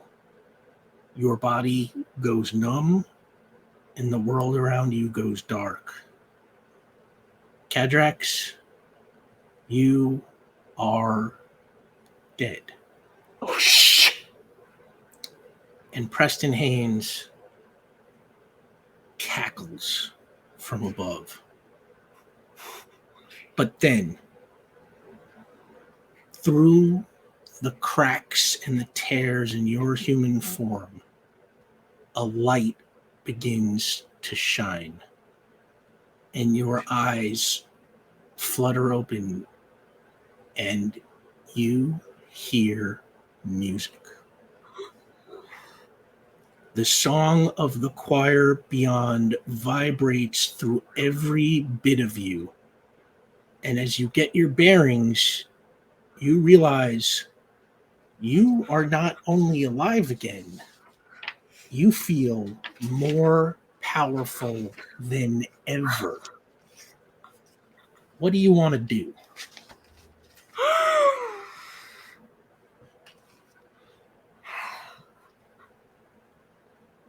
I want to blast a fascist. I fly back up into the sky. You shoot up into the air right towards him. Cadrax, give me a blast roll. I am going to call upon a point of determination. Sometimes I hear music, Okay, so this time that same die roll is going to be an 18. And you blast him, and he just goes spinning and flying back through the air, hitting the top of the Leland Cypress Tower. He clearly takes a good amount of damage. But then he kind of just makes this sort of very determined face and flies back towards you, and he fires again. What do you want to do? Coordination to dodge, strength to take it. I'm going to roll strength to take it. Choir by my side, baby. Okay, that's a 9. Ooh. His beam just pulverizes you, and you go flying towards the ground again, and you smash the pavement even harder than you did the first time. From the blasts and the impacts, your human form is even more torn, bruised, mangled. And for the second time in so many minutes, you feel your heart stop and everything goes black. You are dead again. And Haynes, this time, lands about 20 feet away and walks towards your body to check on his handiwork. And for a moment, you lie still. But then your eyes open, and the fractal light of your true form shines even brighter through the tatters of your human form, and the song of the choir plays in your head even louder this time, and you get up again. What do you want to do?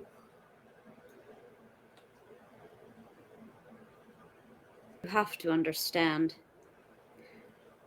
that there is the entire power of my people, of every single ancestor, and I have been brought back over and over and over because they don't have truck with people like you. Blast. Give me a blast roll. Same roll on the die. So that's another 16 to hit. It hits him direct, and he goes flying along the ground. Bits of his armor start to kind of fall off, and you can see you are definitely, starting to dismantle that mech suit. And he kind of pushes himself back up, and he says, "You should stay dead." And he blasts you with that laser again.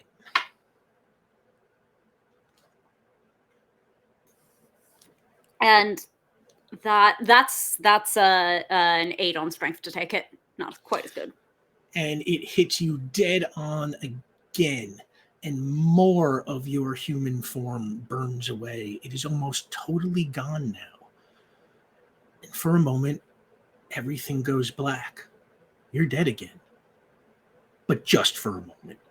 Before you even hit the ground, the song of the choir blares from within you, and you come back to life fast enough to catch yourself from falling. What do you want to do? I'm going to fight against a conqueror.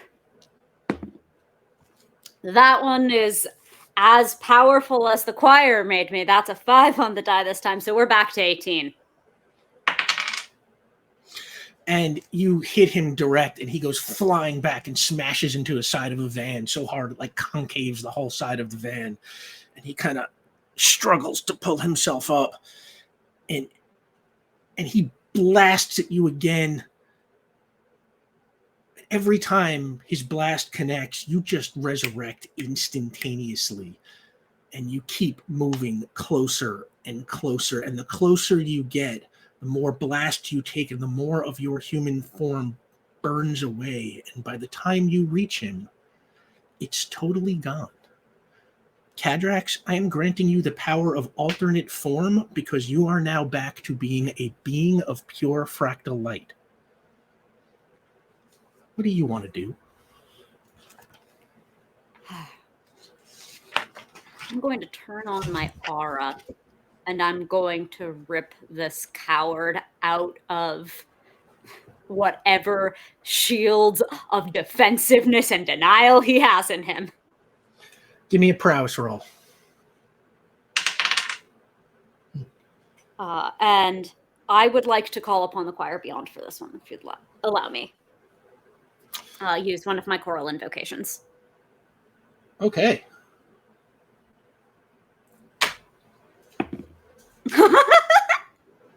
That's a 5 on the die. All right. So Is it 18 or? No, because it's a. I mean, it might be after I finish doing the math. Maybe a 20. It's a 20, isn't it? No, because it's not a power roll; it's a prowess roll, so it's Got 2 it. fewer, which I think probably does make it an 18. In fact, 18. There you go. Rick mathed faster than I. So yes, an 18 on prowess. Well, his armor was just so tattered before that. Just merely coming into contact with your aura almost finishes him alone, but you just rip the arm away and rip the other arm away and just pull the chest plate out, and bit by bit you just kind of pull him back down till he's just like some guy in a suit again, and he like falls to the ground at your feet on his knees, weeping.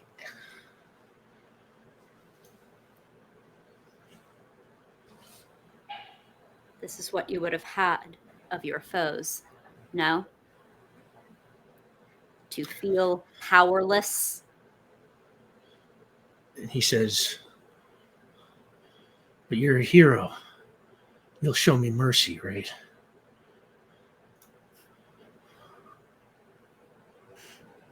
That's for a spirit of justice to decide.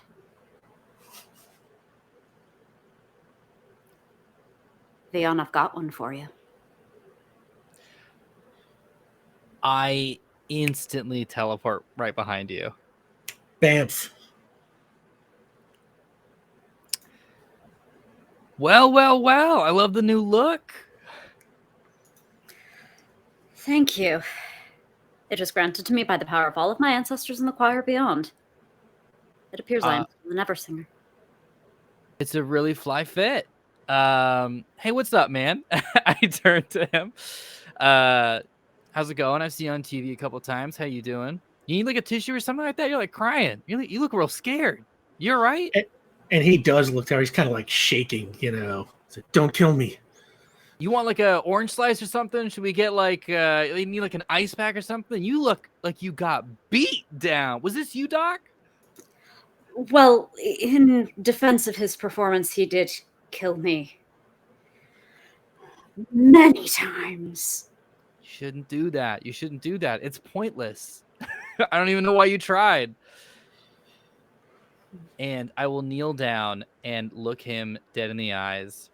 So now what? I'm going to let you tell me what you think the answer to that question is. And he says, I surrender. Just don't hurt me.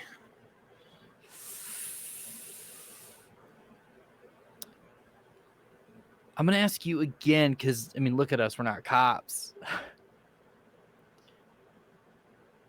And the justice that I am thinking of and starting to process is less of, on paper, how does this look? And more of you acknowledging the damage you did and taking that into consideration and telling us what you plan to do. So let me ask you again, now what? I will throw myself on the mercy of a court. A human court. Freak. It's not a bad start, I suppose, Doc. I suppose, though I imagine it would be difficult to find a jury of his peers. Are there truly 12 as cowardly as he? I mean, you have to look. You'd really, I mean, as cowardly as this one, really have to look. It is a large city, and yet.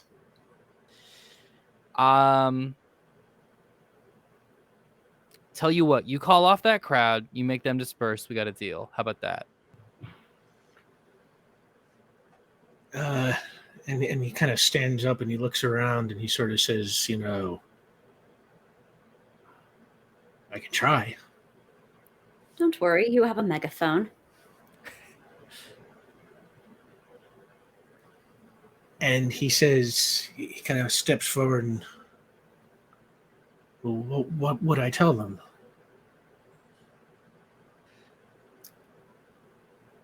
My understanding is that your profession is words. Figure it out. And he says, my friends, stop! Today is not our day. Our time will come. But for now, this is not the way. And I'm going to roll on Preston Haynes' willpower. And a small number of people in the crowd kind of stop. But it sort of feels like the thing with these type of fascists is once they have given permission to a certain kind of person to become unhinged, that kind of person will just simply stop being interested in them once they tell them to stop. They have unleashed the monster they cannot control. And the fighting continues for the most part. I pat Preston on the back and I say, to be honest, the main reason that I wanted you to do that was that it would be in the history books. We're going to have to deal with this damage and figure it out. But in Italy, there's a punctuation at the end of the story of Mussolini. And it wasn't pretty good for him. So I just wanted to make sure that's how it looked for you. And he kind of hangs his head as it's like things slowly start cooling off a tiny bit. As his supporters sort of see him and the other mechs have been finished off. Over on the stage, Bennie is just finished. The three Bennies are finished just dismantling these three mechs. And while there's still some skirmishing going on, it is definitely chilled out quite a bit. And the supervillains kind of fly in and gather around you, and Harpy says, well, I think we did it. And Hypothermia says, that's twice we bailed you out. I'd say you owe us a drink. And Fetch says, what's that? And he points to the north of the square. And at first you don't see it, but then you do. Wisps of red smoke floating in above the heads of the people in the crowd. We need to get people out of here yesterday. Well, you're gonna have to wait until after our 10-minute break to do Oh it. my god. We're gonna break for 10. I see, God. my god, it's $1,025.69. Oh my god. We're back at 69 cents, y'all. This is ridiculous. I am in love. Are you kidding me? Just totally bowl over. I cannot. There's just no amount of gratitude. Thank you so much. Don't go anywhere. We're gonna be back in 10. Thank you so much, everyone.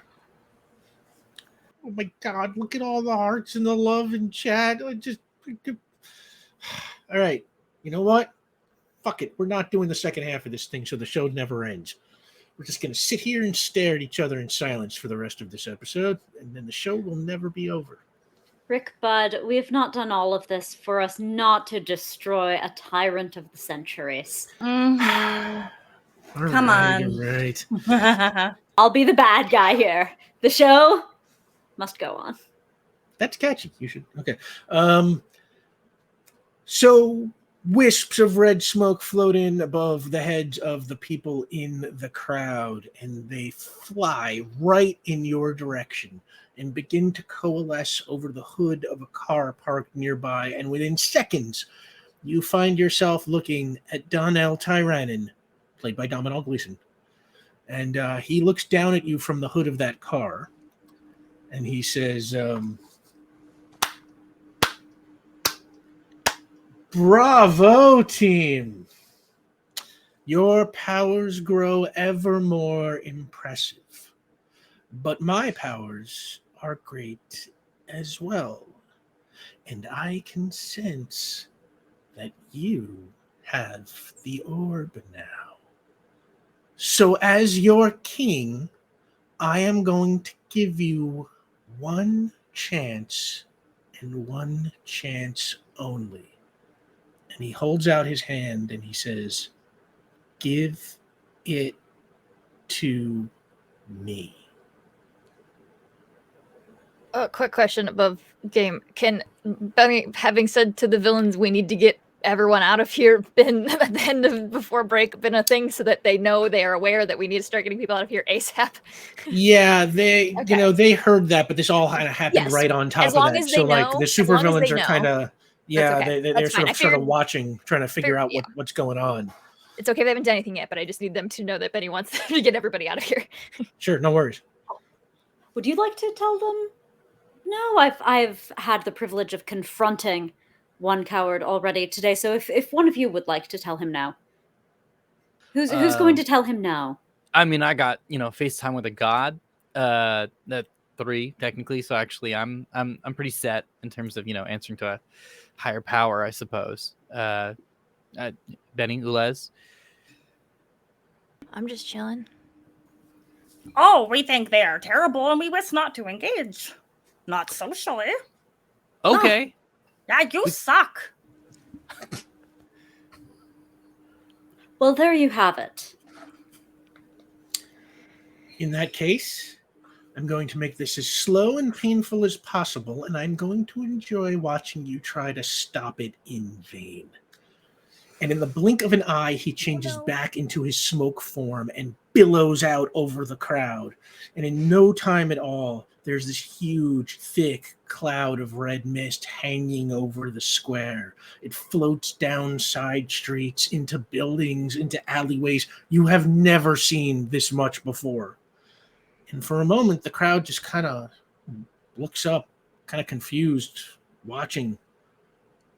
But then it begins. The whole crowd, the Sovereignty Party supporters, the counter-protesters, the officers of the Department of Safety, everyone starts attacking each other with fists, rocks, bottles, protest signs, whatever they have. It is ultra-violent chaos. What do you want to do? We Heal. knock- We have to keep them alive. knocking people out. Is that what we did? We made get people if you get people unconscious, right? Or it was like That is a very good start. But I I don't think wanna hurt perhaps anyone. we should use the magic. That's true, we Vion, should. we were acting with tremendous ego on the assumption that there would be magic, perhaps, and I do not wish to make a suggestion out of scope. We should use magic now. Yes. I'm healing while we plan some magic because I don't need anybody to die.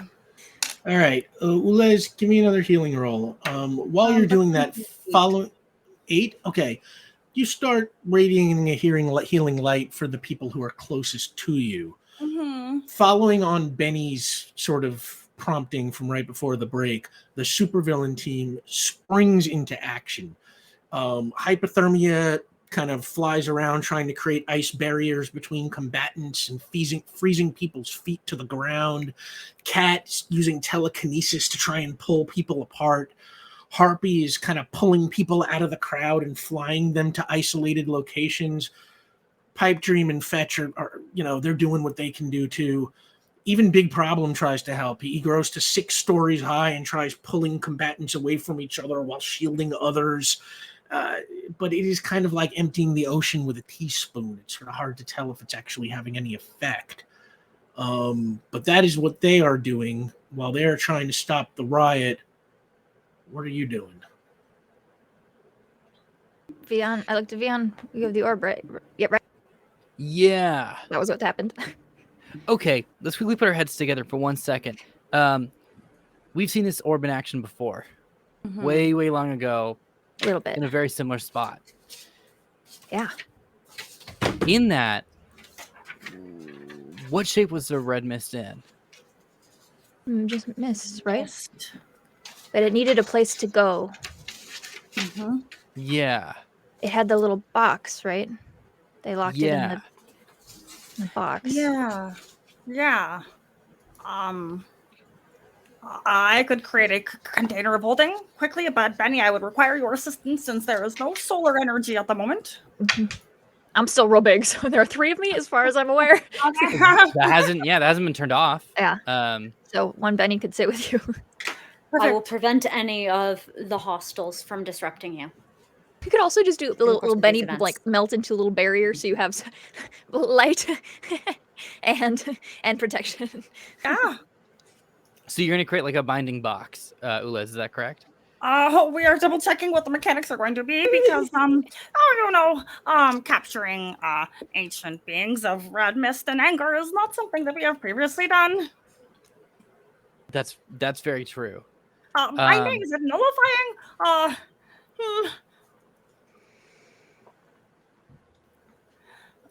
I don't think it's binding. It has to be. It's got to be a nullifying. It's got to be a combination. Yeah. I think like if I created something that is nullifying but in the shape of a box, because Yeah.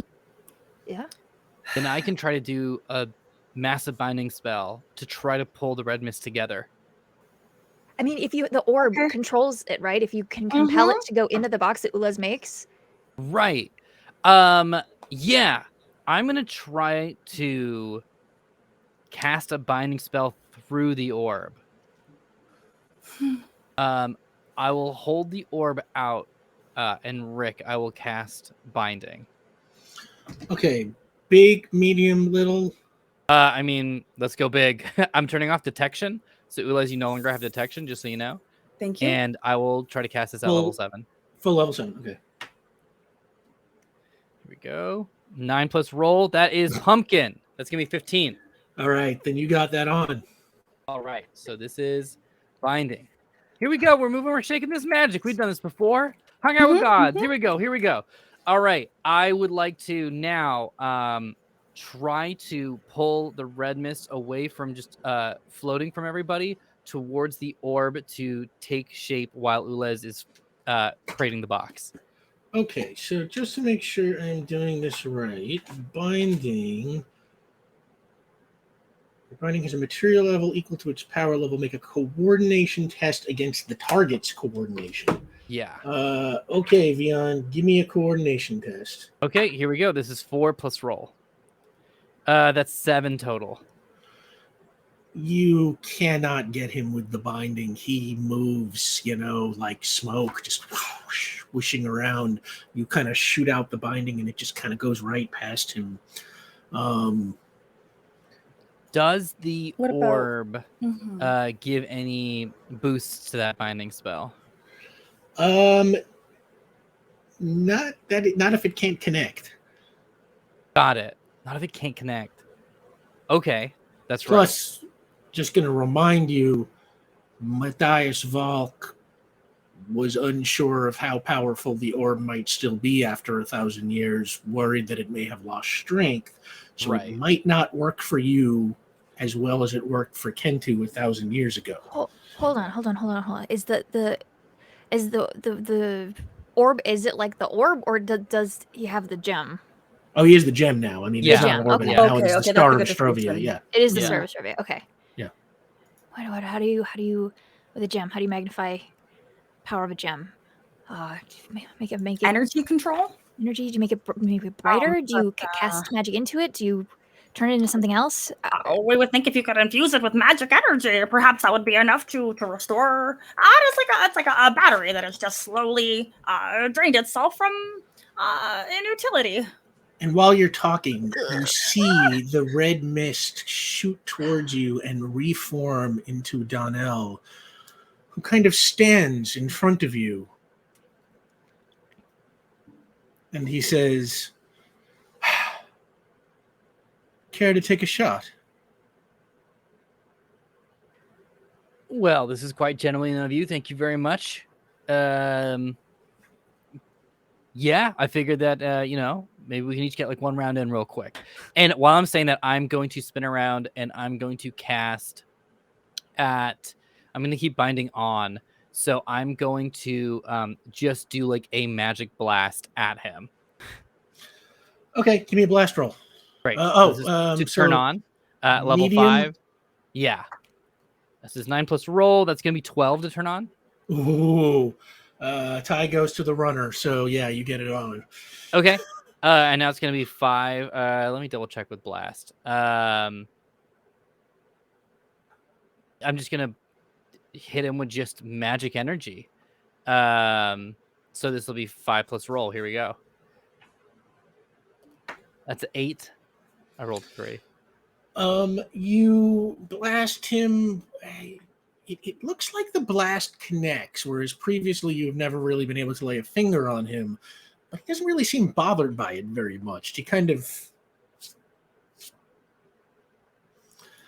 gives himself like one of those kind of, brush offs that sort of say that he is unbothered. And he says, my turn. And he fires a blast at you, Vion. Okay. Interpose. Interpose? Okay, he fires a blast at you, Benny. Give me your, I guess, strength roll. His blast is like in the form of like a, just a stream of red mist, kind of reaches out like a smoky tendril.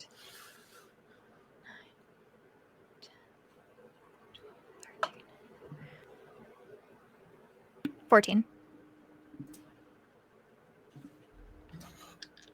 All right, he scores a major success on you. Jeez. Oh no.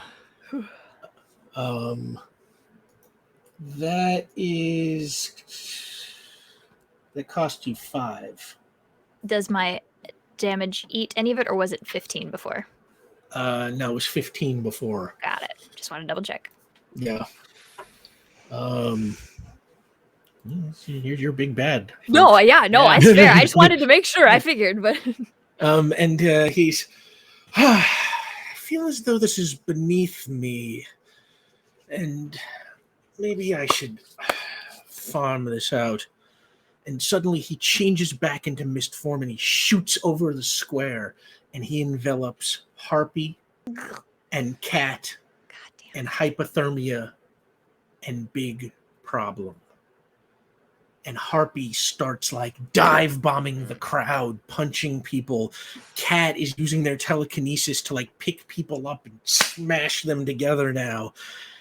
Hypothermia starts freezing people in blocks of ice, and Big Problem grows to 15 stories tall and immediately punches a nearby building. Bricks rain down over the crowd. okay. What do you want to do? Blast all those bricks. The Cadrax, very, very first time I met these people, a cinder block was about to fall upon all of us, and I outed myself before them with my powers in order to shatter it and prevent them from harm. I don't care how many bricks there are. Cadrax, People of Port give Ruby me a deserve the same. complex task roll. Because there are a lot of Absolutely. bricks, so this is not just a blast. This is actually a feat. Yes. Yes. Here's my character. Where's my rainbow die? Gosh dang it. We take these. That's an 18. Cadrax, luckily, since you were on the lookout for it, you are able to sort of turn around and just release enough little blasts of harmonic resonance in all the right spots so that by the time those bricks reach the ground, they are basically harmless dust. Benny? Yeah, okay, so I just remembered the 3 of me. One of Benny's duplicates is going to be on Ulez duty and is going to defend Ulez and take any hits or keep people away from them. All right, we're going to call that Benny 2 is on Ulez duty. Benny 3 is going to kind of just stay in the area nearby if she can stay between Vion and Cadrax, and will be interposing almost exclusively. Benny 3 is on Vion/Cadrax duty. Cadrax is actually fine. Okay, So on I forgot. Vion I just duty. forgot. Thank you. I'm Vion duty. Thank I you. forgot. I'm very excited. Very I fair. got very excited. Okay. Cadrax is a beam of luminous light Yes, now. They are Cadrax is okay. And then- I have another. Others are interposing for me, shall we say? Yes. Yes, you're good. You're good. You're set. And then Benny Prime is gonna grow to 18 stories, and we're gonna go stop Big Problem. Benny, you blow up to 18 stories tall, and the two giants kind of eye each other. What do you want to do? Sorry, man, and I want to try to deck him. I want to knock him All right. out. I don't want to. Give me- Sorry. Give me a prowess roll. Okay, here we go. Okay. Okay, what do I have? Okay, I gotta remember what strength gives me. Anything for strength. I don't think it matters because my strength is really high anyways. You're I pretty am damn gonna- strong. Yeah, I'm gonna double check because sometimes I think it goes to my. I might get a 1 bonus to my strength. I'm so sorry, I didn't look at this beforehand. It's okay. No rush.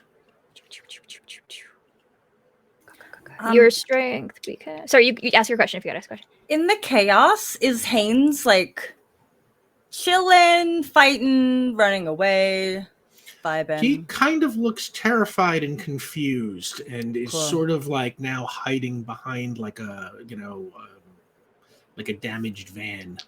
Oh no! But that sounds exactly like a cowardly thing a fascist would do. Who would have thought that fascists are all really just cowards underneath it all? I hope Nina Harmon's getting fantastic footage of him right now. She has people in the square, but they might be beating the crap out of each other. Oh, man. Okay, we got it. I got my strength is it's the highest of your growth stat or your strength +1. Both of those equal 9. It doesn't matter. I'm making a prowess check. Yeah, give me a roll. Okay, here we go. Oh my god, that's what I'm freaking talking about. I can do math though. So you rolled well, is what I'm getting.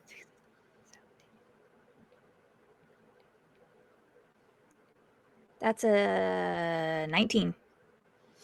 You clock him like right in the jaw, and he like stumbles backwards, clearly taking damage. So that's 19 points of damage. Yeah. It looks like it hurts a hell of a lot. Now, Vion, what are you doing? I still have binding on for big magic at level 7. I haven't turned that off yet. Okay. And that has burst, which means I can cast binding on up to 7 people. So Harpy and Co, I would like to cast binding on everyone that's in visual range, just to like throw like a quick just like chain link around like all of them, just to keep them in place. All right, now what did we say? It's coordination versus coordination, right? I believe so. All right, so we said the infected supers were Harpy, Cat, and Hypothermia. Give me a roll against Harpy. Coordination. Okay. And then big problem as well, but of course he has bigger problems. Like I can just like catch that fall, I guess, with a big chain. 9. Well said. 9. That is a moderate success, which is a partial hold. Target can perform actions but at a -2 penalty and can't move from the spot. Oh, that makes sense. I just threw like a chain and just like wrapped it around like. Yeah, Harpy's, she's like, not like I didn't catch the bound wings. up, I don't want but, her like, to fall, but yeah. Yeah. All right, give me one for Cat. Okay. So again, this is 4 plus roll. That's 8. And these are going to be like the chains you formed in life. That is Marley another situation. moderate success. Partial hold. Great, little ghost chains. And now Hypothermia. Here we go. Ice chains. Oh no, 6. That is a marginal success, which achieves a partial hold, but the material level of the binding is halved. Yeah, she's going to freeze So- through those. Partial hold, half binding. Okay. And then big, if I can, just a big, Sure. massive. Yeah. As big was knocked, I would love to just like catch him like a chain so he doesn't fall on people. So Give it's it a less shot. about binding, but this is going to be a 7. 7. Now, the binding material is your power level, which is what, 5 here? The binding material is 7. 7. Yeah. Okay. You managed to get some of the binding around one of Big Problem's legs, achieving a partial hold with half strength. Okay. Like with Hypothermia. As long as he doesn't fall on the people quite yet, and people have a second to run away. He hasn't fallen yet. Ulez, your comm suddenly comes to life, and you hear the voice of Molly Darnell, played by Nathalie Emanuel. Ulez, sorry to bust in on your comms. Can you hear me? Oh, yes. Oh, this was encrypted. It seems like a lot of people have access today. Well, I helped design them, so Oh, I have yeah. I have an idea that might help you save some of the people in the square, but it could be dangerous, so your call. Yes, please. We need anything right now. Please share this. You have to try and build a device that lets you telepathically link your mind to all the people affected by the red mist. If you can do that, you might be able to stop them from killing each other by your own sheer force of will. Like a hive mind. Yeah, like a hive mind. But in effect, this will be like bringing everyone here into your mind, sort of like how you brought Maria into yourself. I can't swear it won't be too much for you, and if it is, it could wipe out your mind like a factory reset. You could be lost. Oh. Well, it is the anniversary of my solar rotation when I crashed to Earth and landed in a garbage bin, so perhaps this is a time to start over. We will always have allies, no matter our memories. I will be there to do whatever I can if we survive this. I promise, Ulez. We thank you. I exist well, Molly. Just well, Ulez. And because I didn't get to roll for like the box that I was building, I think Ulez is gonna start building. Oh, Gosh. you can do that now if you want. Oh, okay. And then after that, I can start working on. Yeah, we'll just say we'll retroactively say you started when you had that conversation with Vion. Sorry, Perfect. there's so much going on. I kind of forgot to have you roll for that. No, it's okay. That is just gonna be a 10, and I can't recall if I can add. No, I can't add that to it. Yeah, just 10. All right, so gadgets. Let me read that to you. Can produce a wide range of device, giving me powers. It takes a page of prep. I'm going to choose my power that I wish to duplicate in this instance. Which was nullification, right? Correct. So you now have a nullification. Oh, it's an intellect test. Haha, I'm silly. I'm so sorry. That makes this a huge difference. What did you roll on? Yeah, okay. Oh, okay. Yeah. No, I rolled on my gadgets number. I always forget that 90% of my stuff pulls from my intellect. That's going to be a 12, which is not much of a difference, but I am going to take that. Well, I mean, that is, that's a success. You build this box that has the power of nullification at your gadgets level. That's what the gadgets number serves as. So Yes. It is level 6. So you have, let's call it sarcophagus, nullification sarcophagus. Yep. What's it shaped like? Did Ulez make it a box, or did they make it something cool, like a Yeah, weird little Ulez. container? So there's a lot of rubble around. So it was supposed to be square, but when you take just nonsense rocks together, it kind of creates this weird, like if you've ever seen the Pokemon Golem, the evolved Geodude? Geodude. Geodude technically, but the evolved form is what I was imagining first. Geodude but large. Yes. I'm bad at Pokemon. Yeah, you're doing great though. And it's lumpy. It is not aesthetically pleasing. This is not this is not a box fit for a king. It is a box fit for an asshole. Perfect. Well, it exists now, and you will need one of the Bennies, let's say the one who's guarding you, to power it if you should be lucky enough to get a chance to use it. Perfect. Now give me a roll on this next gadget. Hey. Tell me what form you want this to take, but the important part is it's telepathy is the power you are going for. Thank you. That's what I was going to double check. Okay, I think I need to add my solo point of determination on this. Okay. Gosh, You also there are 2 community points right now. Yeah. I'm gonna take that +2. Because I have a 5 on the dice. Let me double check. Oh gosh, I do have too many tabs open. This is going to be, oh gosh, I'm learning. Strangely protective. Strangely protective. One of us all. Yeah. I mean, honestly, any of those might apply. So let's say the group quality for now. Okay. And it's going to be an incorporate. So they take that deer stalker cap hat, and they're just gonna start integrating. I think like weaving parts of grass, and maybe like grab some metal from the stage that collapsed. Or I think it was a trap door. But with all the chaos around, I like to imagine that maybe it's trashed more, especially with the emergence of the power suits. So there's just like a lot of like trash and rubble, but it's mostly going to be an organic creation, kind of like weaved into the hat, so they can put it on and it'll act like a telepathy cap. That is just freaking amazing. All right, give me what did you get on the roll? I got a 5, and this is coming out of my intellect still. So 12, 13 plus 2, 15. Okay. That's a major success. Yeah. You have created the telepathy device. Like Molly said, it is a quite clear how effective it will be, or whether or not your mind will survive it. But let's say you are putting it together right now. Okay. Benny, big problem. Kind of his foot stuck to the ground. Kind of looks like he's holding out, and he like looks up at you, and he's just kind of like, he's like, "Ah!" And he kind of like man. struggles.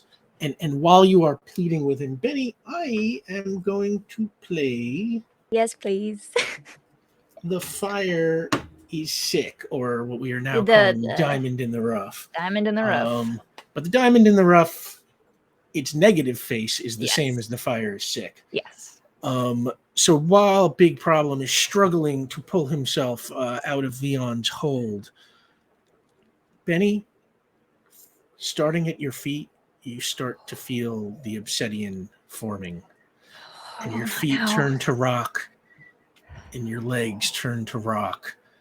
And maybe it's because you've been split into three, or maybe because you've been exerting so much, or maybe it's because you weren't using enough willpower. It comes up through your body, through your arms, through your neck, through your head, until you are just an 18-story statue of Benny Beckett. Yeah, she tries the whole completely time to burn it frozen. down. She thinks she can do it because she is stubborn as evil, and she thinks she can do it, and it. And Big Problem pulls away from the hold just enough. He doesn't even have to break it. And he takes a swing at you.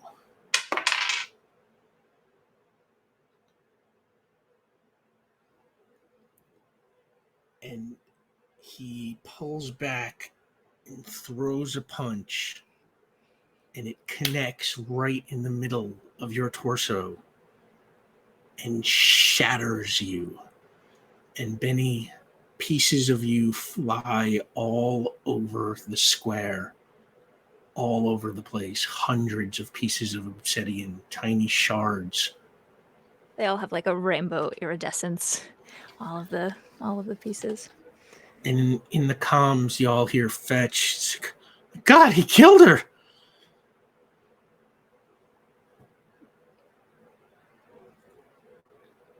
Ulez,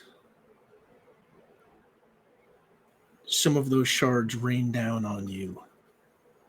I believe all of the duplicates then Mm-hmm. Oh, disappear. the duplicates, yes, disappear out of existence. Mhm.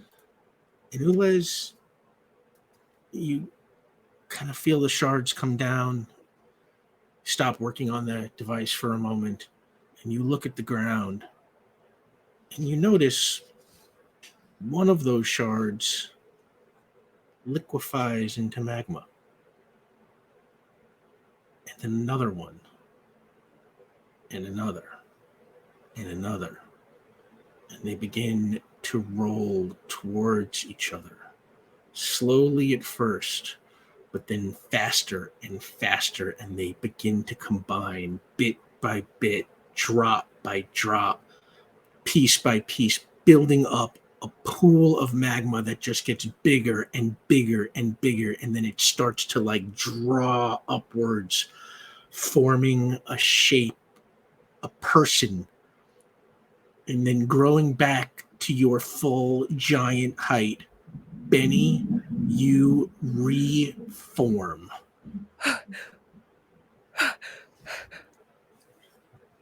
That sucked real bad. Okay. Big Problem roars at you. Is it my turn? Yeah. Okay. Yeah. Okay. You gotta go to sleep, man. I'm so sorry. I'm just gonna try to throw another one. Jeez. Okay. Wait, I gotta do this stuff. I gotta do this die. Okay, I'll take it.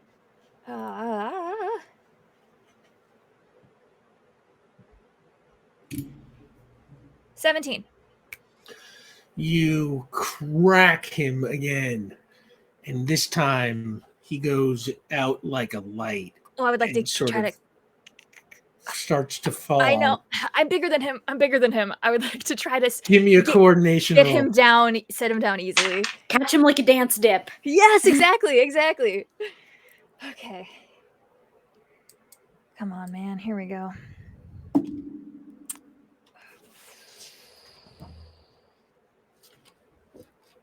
Yeah, that's probably not gonna do it. We have There's determination for reroll.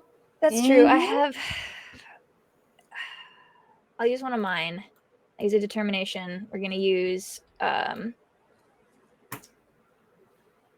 fiercely loyal. I don't want these people to get hurt. I'm fiercely loyal to Port Ruby, Goodbye that. my city, my home. Okay, So what does that get you to? that's gonna get me to. I'm gonna use the reroll. Okay, 10. Okay. It is not the most graceful thing, but She's you're big, sort of it's able to fine. kinda, grab him and like the two of you kind of like now like fall, but much slower as you are able to Yes. kind of fall purposefully to your knees and Yes, kind of control it I would and like pull it, stop him from falling over the crowd. like to set him down gently and then let him go so I don't hurt him anymore. And you can do that. Vion, Cadrax, Harpy, and Cat and Hypothermia are all still in partial holds. Cadrax, what do you want to do? I would like to fly up, be a luminous being, and attract as much attention away from the angry civilians. If Cat is going to attack telekinetically, I want it to be at me. If something if Harpy hits, like breaks that hold, it is to me. I am bright and I am protected and I have faith.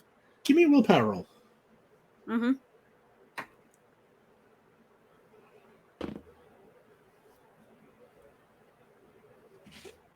Come on, dude.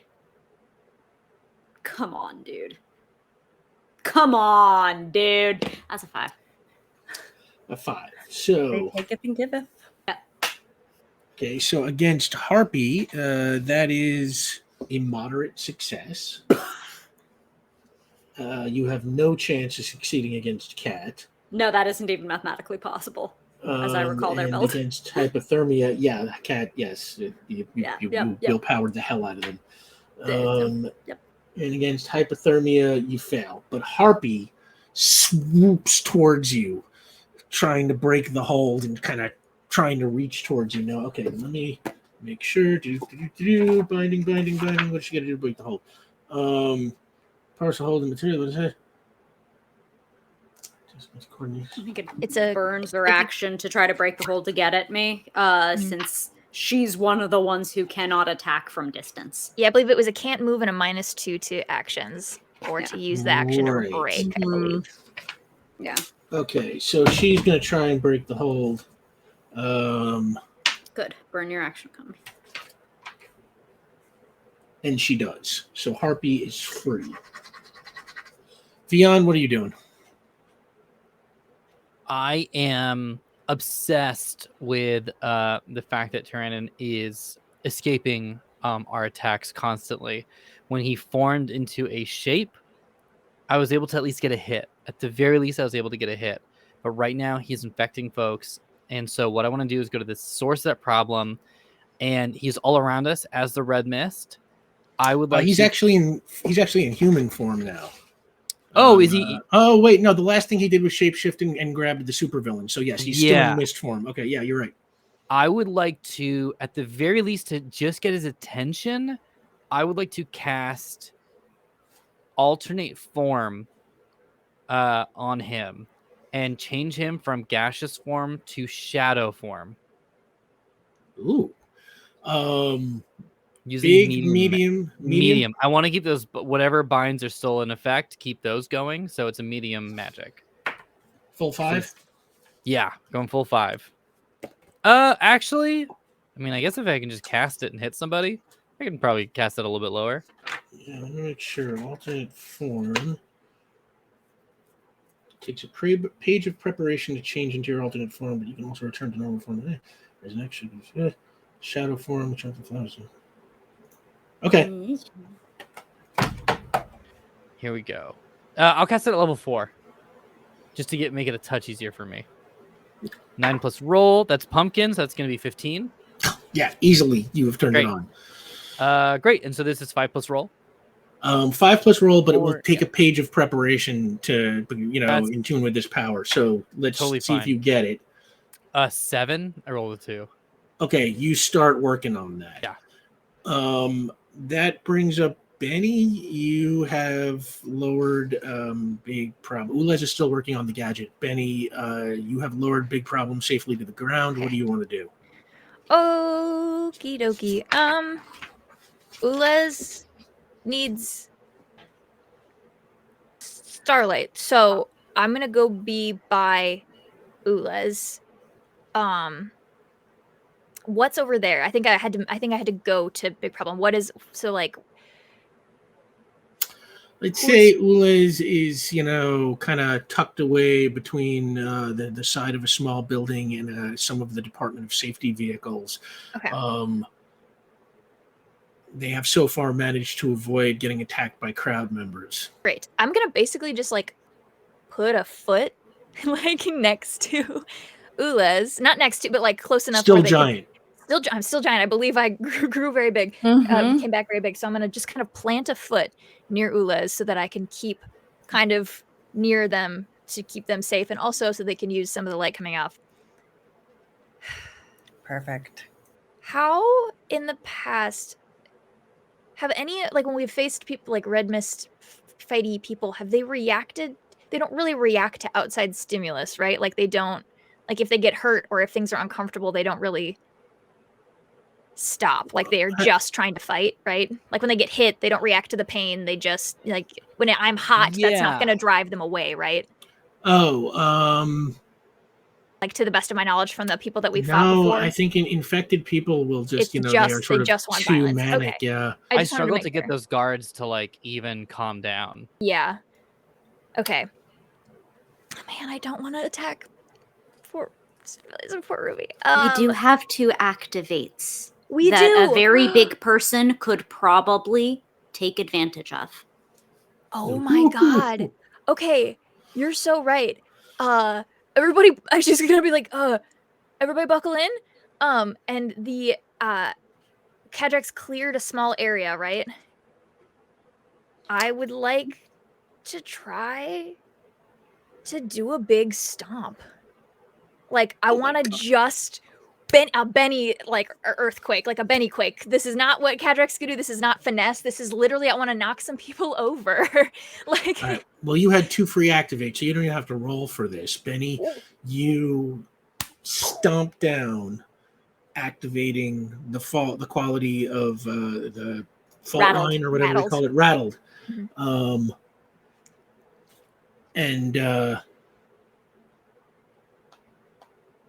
And the ground splits open, kind of creating a couple of cracks along the ground and faults. And you have created a little bit of, a trench in front of the area where Ulez is. Nice. Okay. Okay, extra help. I just want to like knock some people over, basically. If that can, I don't know what's gonna break, but if someone could like get knocked over and like then they lose their. I don't know. I'm hoping. I'm trying here. I have no finesse. Yeah, no, it works like pipes break, water sprays out, some people fall in, stuff like that. But you have cleared a space around Ulez. Nice. Meanwhile, Vion, you blast Donnell Tyrannin with alternate form. Yes. And for a moment, he phases into shadow. But then he very quickly phases right back and he forms right into a person. And he says, "You are starting to become quite tiresome." And He blasts you with a blast of mist. I gotta get smart. I gotta start phasing. If you He had recall to from hit you. ancient times, he can hit you in Hit you. phased form. That's true. I forgot about that. Oh. Still. Very true. Okay, I'm going to try to use coordination to jump out of the way. All right, let me know how you do. 3 + 4 is 7. He absolutely just freaking smashes you. Oh, good. You take How much? 8 damage. You are down to 1 point. Great. Wow. Great. Okay. The last one that counts, folks. Trust me. Trust me on Bigger. It's that last one that counts.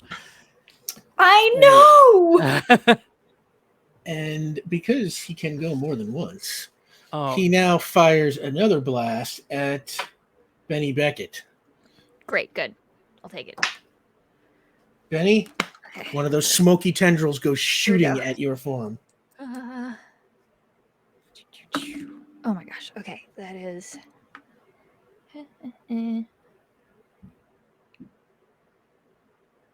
14.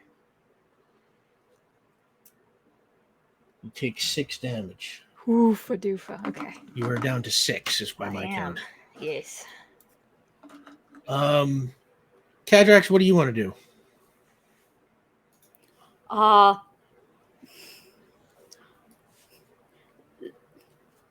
Do I see Vion take that hit? You do. There was a time when I saw my counterpart, Sunny, do damage to Vion in phased form by some mechanism. Hmm. I wonder if I could use an analogous mechanism to heal. Oh. I have on many occasions done that to physical beings, the purr of the voice, if you will. I would like to stunt. You know what? Let's give it a shot. That's a complex task. It's going to cost you a point of determination, which you I can uphold my spend. It oath. brings you down. Yes, I'm down to brings you down to one, one? Yeah, determination and 2 invocations. All right. And then which quality are you using? I uphold my oath. This one being Fair. more Hippocratic of nature. Yeah, that fits perfectly. So yes, I will commit a complex task upon Vion. Thank you. Of course, my friend. All right, and that's let's see, because it's a stunt, it doesn't add the 2, so that's a 16 total. Okay, so that is actually a major success. Okay. So I'll be healing at level 10. healing at level 10. So that major success, that brings you back to full, Vion. Oh. The doctor is in the house. Yes. Woo! The power of determination, which you are all rapidly running out of. Meanwhile, Ulez, Hey. your gadget is just about done. What do you want to do? Well, I have a space cleared around me. I've got a foot full of energy. A cute and, partially organic telepathy hat.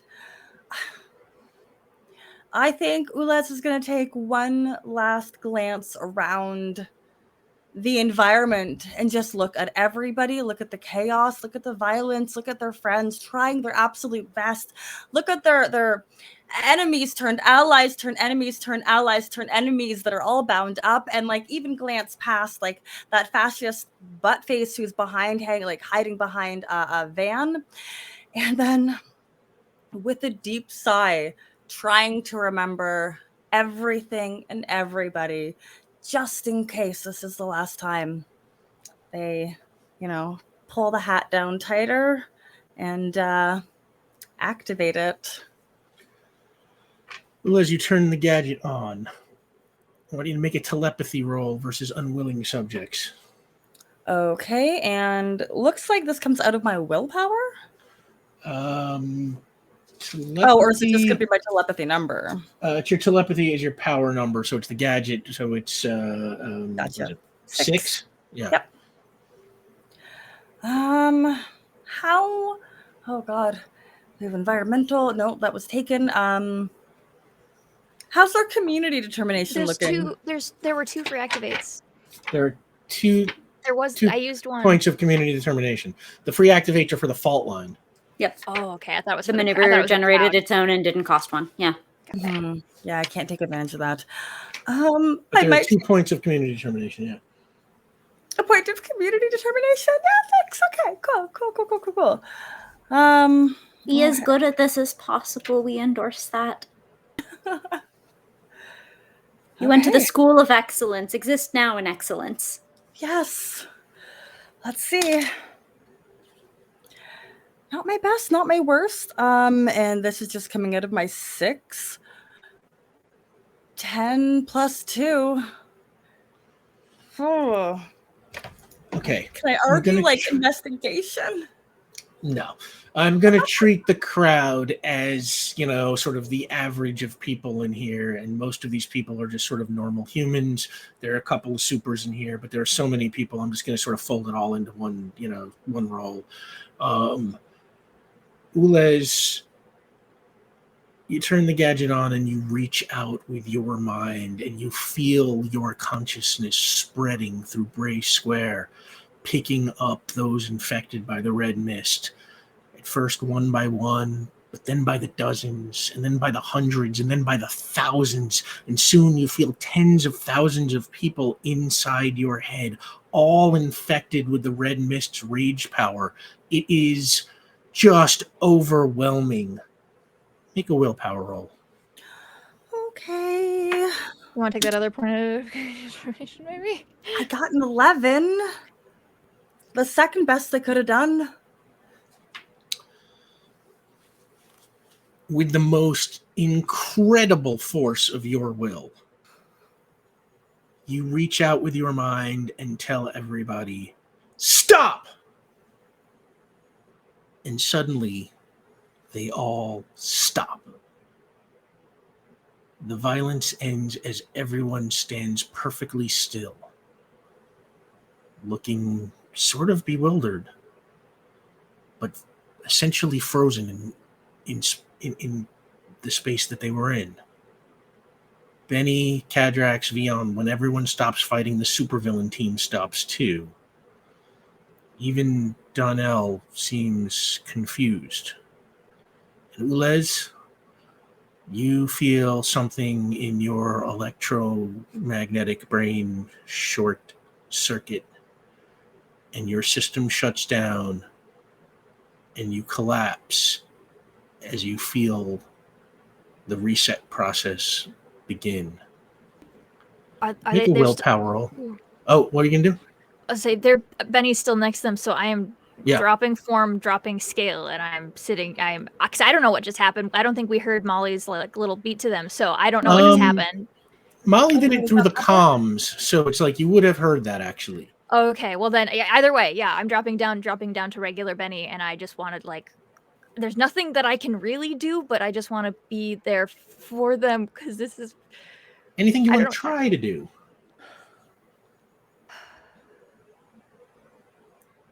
Okay. They are part human. They have a lot of humans right now, so I'm just gonna kind of put their little head in my lap and untangle their cords and just kind of hold on and just, you can do this, Ulez. I believe in you. We believe in you. You can do this, okay? You gotta come back. The world needs the greatest detective in the universe. We've got a lot going on, and there are kids waiting for you, okay? So you gotta come back.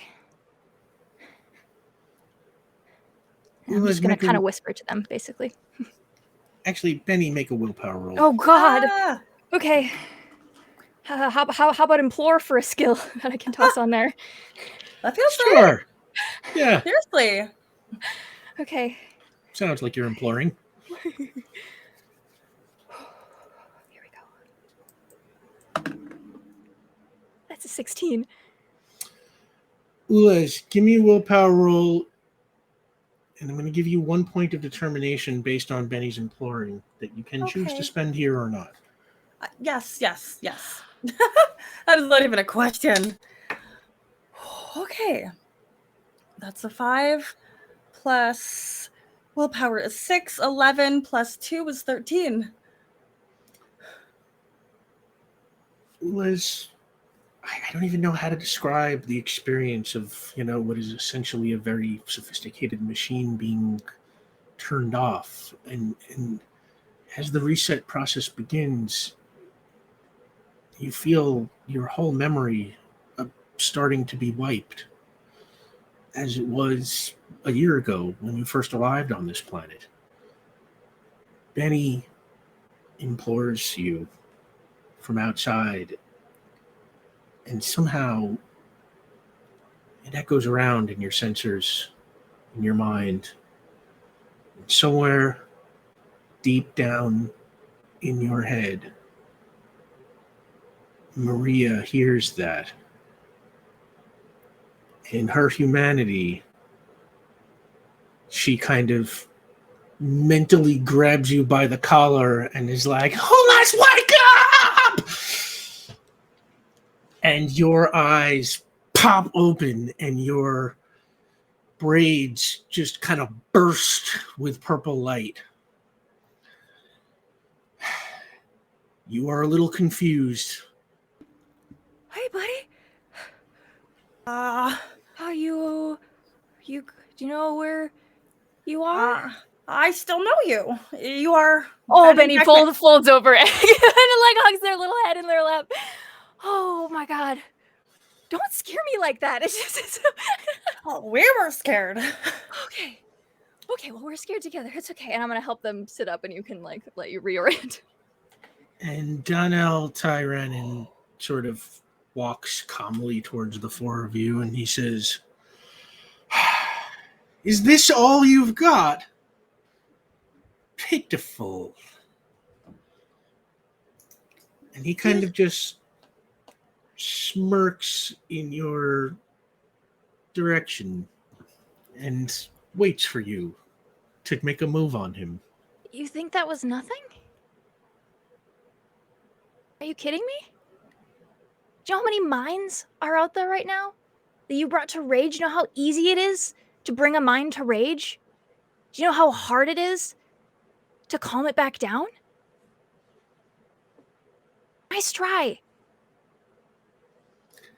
That's not... You can't convince us that we can't bring it to your level just because we haven't landed a hit on you. There are other ways to be strong. Are you kidding me? He would not understand. He has not exerted self-control in his life. He's not done anything difficult in his life. It is not difficult to be entitled. It is not difficult to provoke others to their worst. He is a creature of privilege, and that makes him soft. He does not know And he the says, true scope of our allies' ambition when he has done nothing of value. and Donnell says, "Bored." And he fires a blast at both of you. Fucking great. 13 to dodge. I'm going to use a point of determination to re-roll using Stubborn as a Mule, because that was a 1, and I don't want to take that. All right. It's like, is get hecked a quality? Here we go. Oh my god. Okay. That is a 14. 14. That is Wait, can I 13 to use- dodge, is it 14 to... To take it, if I'm doing a taking it, can I add my kickboxing? Is this a physical hit? Nah, it's... Oh, is this a ranged thing? Okay, never mind. Strike. I mean, I thought he was that's why next to us. coordination. Okay, yeah. So no, never mind. That's Cadrax, 14. you take 7 damage. Jeez. That does not Bennie, tickle. you got a 14, you said? Benny, you take 5 damage. You have 1 point left. Mm-hmm. I start to laugh. And I point directly at him. How's it going? I don't know if we formally met each other. Formally. We saw you in a painting. You were like a little kid. You kind of like stayed like a brat for like most of your life. Got it. My name's Vion Vigor. I'm a writer. And this whole time I've been trying to figure out thematically what's going on here. Who are you to us? Who are you to me? And I just realized something. Do you know what a foil is in literature? Did you get that far in your education before you ran off and then later got put into a box? Did you get to that point? Or was that before literature advanced to the point where you would have a phrase like that? Are you trying to make me angry? No, I'm trying to educate you. If anger is what you feel from that, that's probably something to clock about yourself. I'm realizing something. We're both ghosts. I mean, not literally. I've actually seen ghosts before. I can do that. But you and I are remnants. We're living in the past, my friend. And that's a problem. We should be looking ahead. We should be looking to the future. I'm looking at the what used to be an orb. And it just reminded me of a gift that was given to us by our good friend Destiny. I would like to precog and use magic to know how I can supercharge this magical object. Okay. I would like to see him follow me down that path of logic. You cast spoilers. Big magic, little magic. We're going the biggest. Medium. It's the finale. We can take off all those binding spells. Ulez take care of all that. All right. Precognition. Visions of what may happen in the future. Deliberate attempt at precog requires a power test rolled secretly by the GM against a difficulty based on how obscure or distant the future events are. Oh, that's great. And then there's a whole outcome table. Okay. So you're going for 7? Going for 7. I'm going to go ahead and roll the turn on. That's going to be 9 plus 14. Okay. Wow. You by 1 point you get on precognition. So a deliberate intent requires a power test secretly rolled by the GM. So I roll this. So great. Okay, what do you see? What do you see? Vion.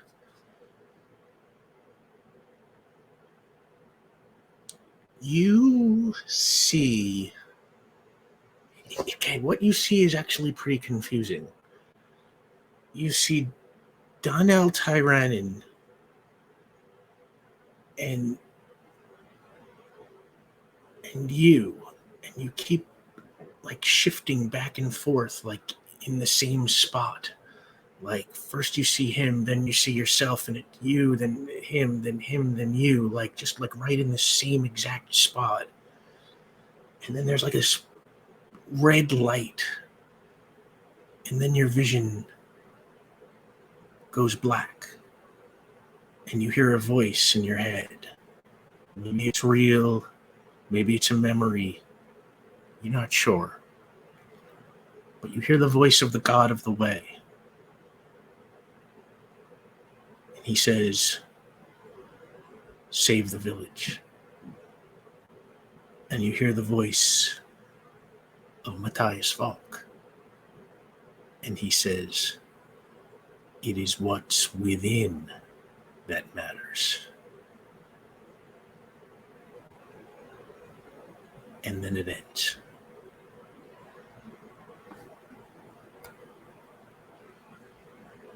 Oh man, I'm thinking with my Sam brain right now.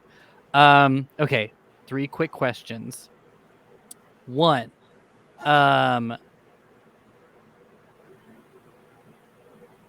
was he red mist form when I saw him in the vision? He was in person form, like he is now. Okay. Oh, okay, got it. Okay, as he is now. Great. Was the gem present in the vision? You couldn't quite tell. Okay, interesting. Okay. 3rd question, could you remind me the name of the gem? The Star of Estrovia. Okay.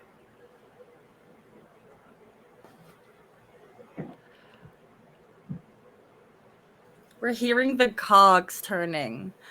I'm waiting for what's the result. No, we already had the precognition. Now it's I look down to my star, the compass that I wear on me. It's what's inside that counts. I'm gonna. Can I phase this thing? Do you want to try? Yeah. You phase, and like anything else that you hold, the Star of Estrovia phases with you. Okay, great. So we passed that threshold. I hold it out to him. Do you want it? You're surrendering. No, I'm asking, do you want it? If you want, you are welcome to take it from my cold, dead hands. Happy to do so. Great. I turn to my teammates. I know when we're beat, and I start to head over to him. I know when we're defeated. I know when it's over, and I give 100% a thumbs up. And that is absolutely not now. I would like to spin around, and this is the first time I've ever gotten to do this because I hate this dude. I would like to jam the gem, this star, into his chest, and I want to recorporealize and see what happens. Give me a coordination roll. Okay. Great. Note to self in the past, bump up stats. Okay, here we go. That is pumpkin. That's 10. That's the best I can do. Okay. Is there any determination you want to stack on that? Do we have any community left? Yes, You have I one point of community determination. 1 point of community. I'll burn my own. I will burn my own. And you know what? Let me look at these qualities really quick. I wonder which one I can do. Oh, that's right. Spirit of Justice. I'm activating that. I'm going to add that +2. Let's make that a 12. Let's go. It is so close. You spin towards him, and he's a little surprised. So even though his coordination is just out of this freaking world, he cannot quite get out of the way. And you push the Star of Estrovia into him, tumbling forward, the two of you suddenly occupying the exact same space. Can I talk to him in this moment? It's all happening in like a second. What do you want to say? It's got to be fast. Yeah. We're on expired time, pal. Mine happened to make me a lot better of a person. I'm sorry about what's about to happen to you. Truly and honestly. That's what I'll say. And as you are saying that, the star starts burning with this red light that just gets brighter and brighter. And Donnell says, "You are not stronger than..." And he can't even get the words out. The red glow becomes so bright and then bursts. The burst is so bright, anyone looking cannot really see what happens. But when it's done, you see all too clearly. Vion's unmoving body is laying on the ground at Donnell Tyrannin's feet. And Donnell, for the first time you have ever seen, looks rattled and sweaty and totally out of breath. What do you want to do?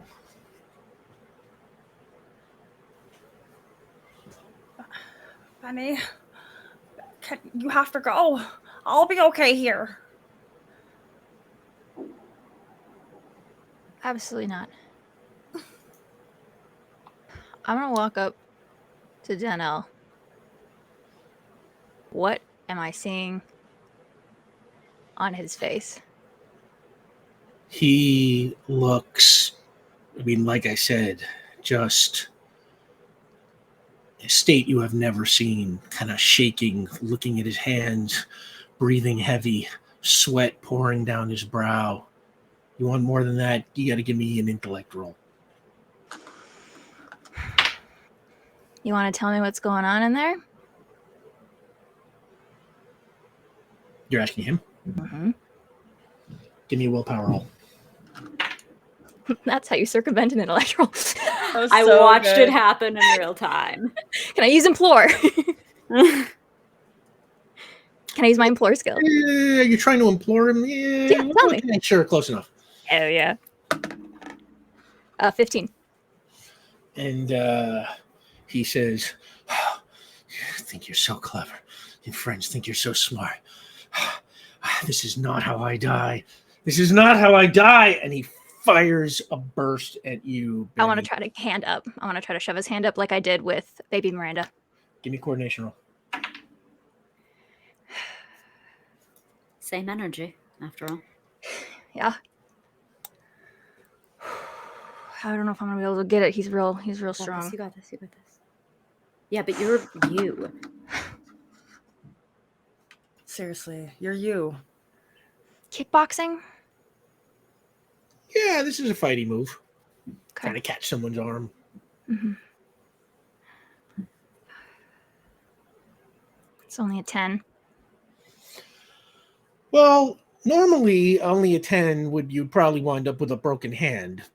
But suddenly he doesn't really seem quite so strong. And the blast Straight up. fires straight into the air. And I keep holding his wrist. I don't let go. And he takes his other hand and he thrusts it at I you. use and his fires a own blast. elbow and shove him the other direction. Like I'm fully me- like Give me a prowess roll.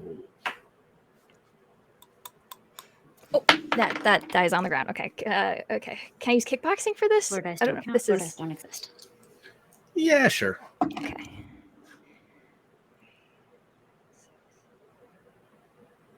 14. And you easily block turn the him other around. blast that just flies I've got his off. arm behind his into back and nowhere. he's just turned around in front of me. Cadrax, what are you doing? I would like to move to Vion with all alacrity and determine his status.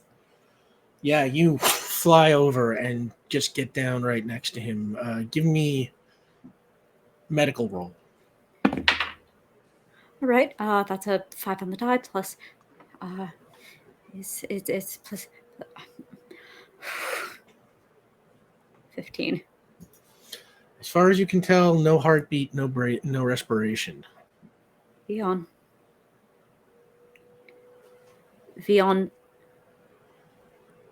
are you listening to the sound of your choir? Vion, come back. Doctor's orders. Cadrax, you want to try and save him? Yes. Give me a medical roll for CPR.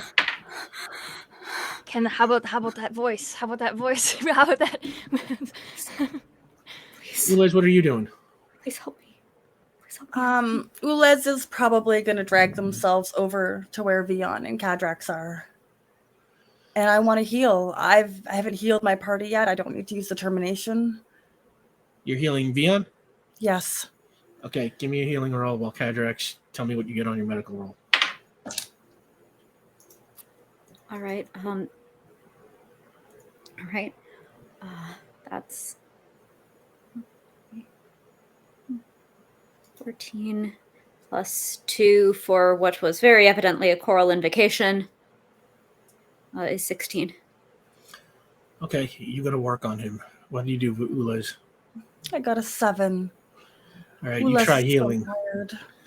Yeah, you are pretty whooped after what you did for the whole crowd.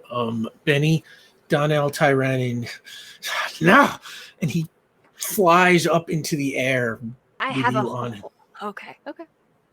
And he kind of tries shaking you loose. Give me a strength roll.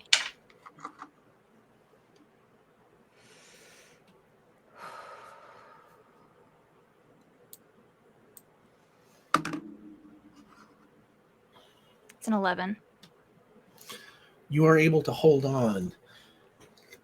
He says, I'm going to get you off and I am going to kill every one of you.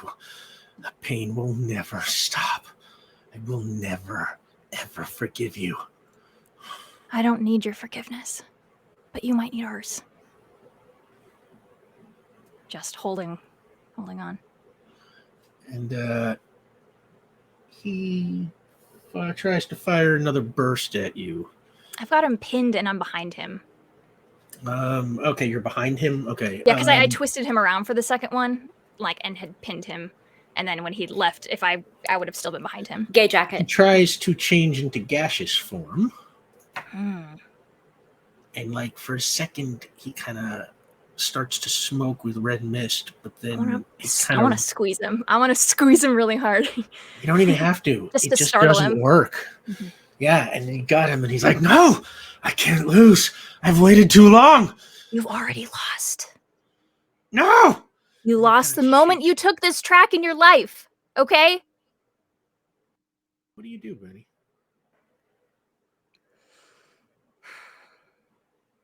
I'm going to lava on and grow to put my feet on the ground. And then shrink and bring him back down with me. You lava on, and when you do, your feet head towards the ground, but Donnell starts to scream as his clothes burn and his flesh burns. Oh, God. I want to get him on the ground before I hurt him real bad. And you get him to the ground, and he is... I drop lava.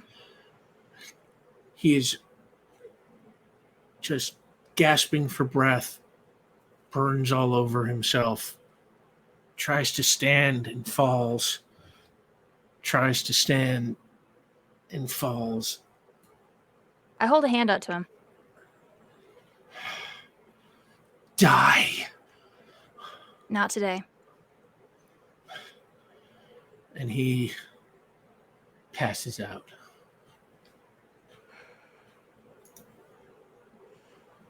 I immediately turn back to Vion and my friends. Okay. Cadrax, you have tried performing CPR. Ulez, you have tried healing. But you can neither resuscitate nor heal a dead person. Vion, his body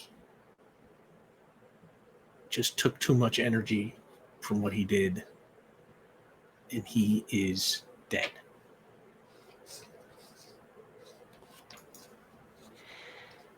Hey, Spirit of the Way. How's that justice?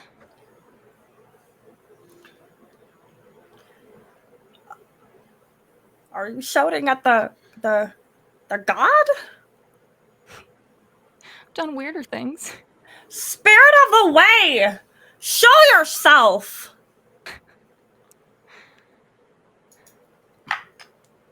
Spirit of the way. Bring him back. Please. And the cool October breeze just blows through Bray Square as the people in the crowd try gathering themselves and figuring out what's been going on. Department of Safety officers trying to get enough wherewithal to assume control of the scene.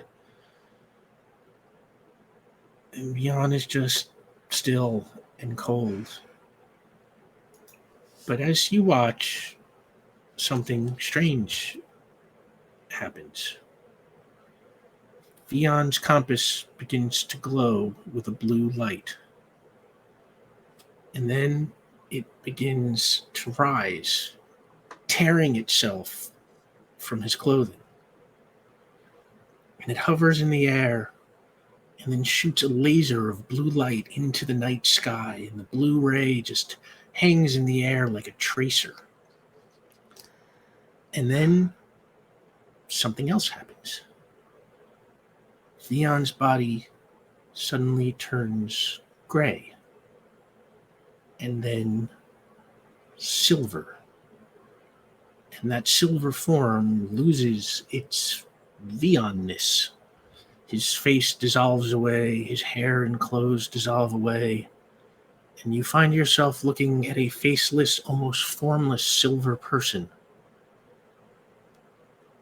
Spirit of Justice, you are back in your natural form, and the memories of the thousands of other lives that you have led and people that you have absorbed come rushing back to you as you open your eyes.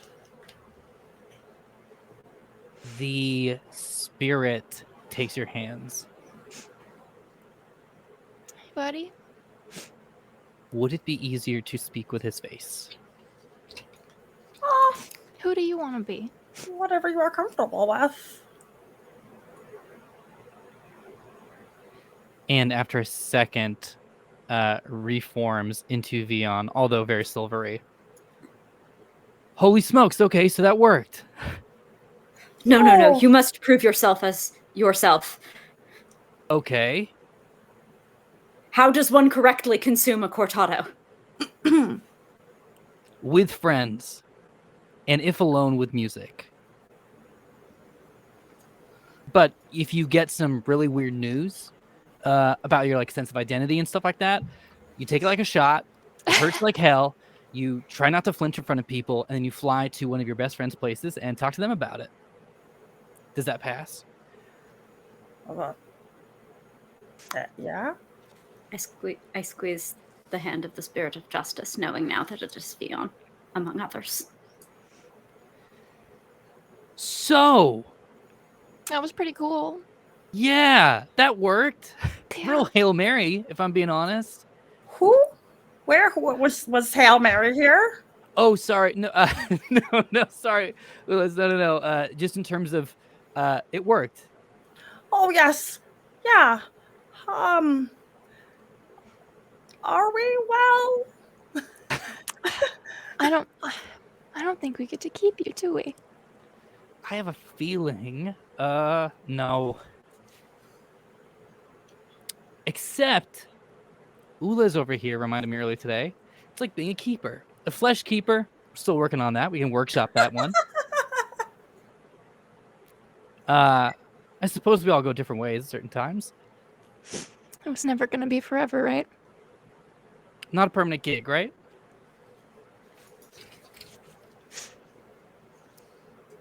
Greener pastures, new ghosts to be, I guess. Well, I will say this. Between us, I won't let the other experiences hear this one. This is for us privately. Like I said earlier, ghosts do exist. We've proven that. Yeah. Which means if I'm not him, he is out there somewhere. Oh. I am him, as well as many other people, but also the promise of people. What they could be. And you're you. You're our you know? So, I'll be around everywhere, actually. Like, throughout time, everything, I think. I'm still processing it through, how I would communicate it. There's some folks in here that are real smart, like philosopher types. Man, they picked this one kind of out of nowhere.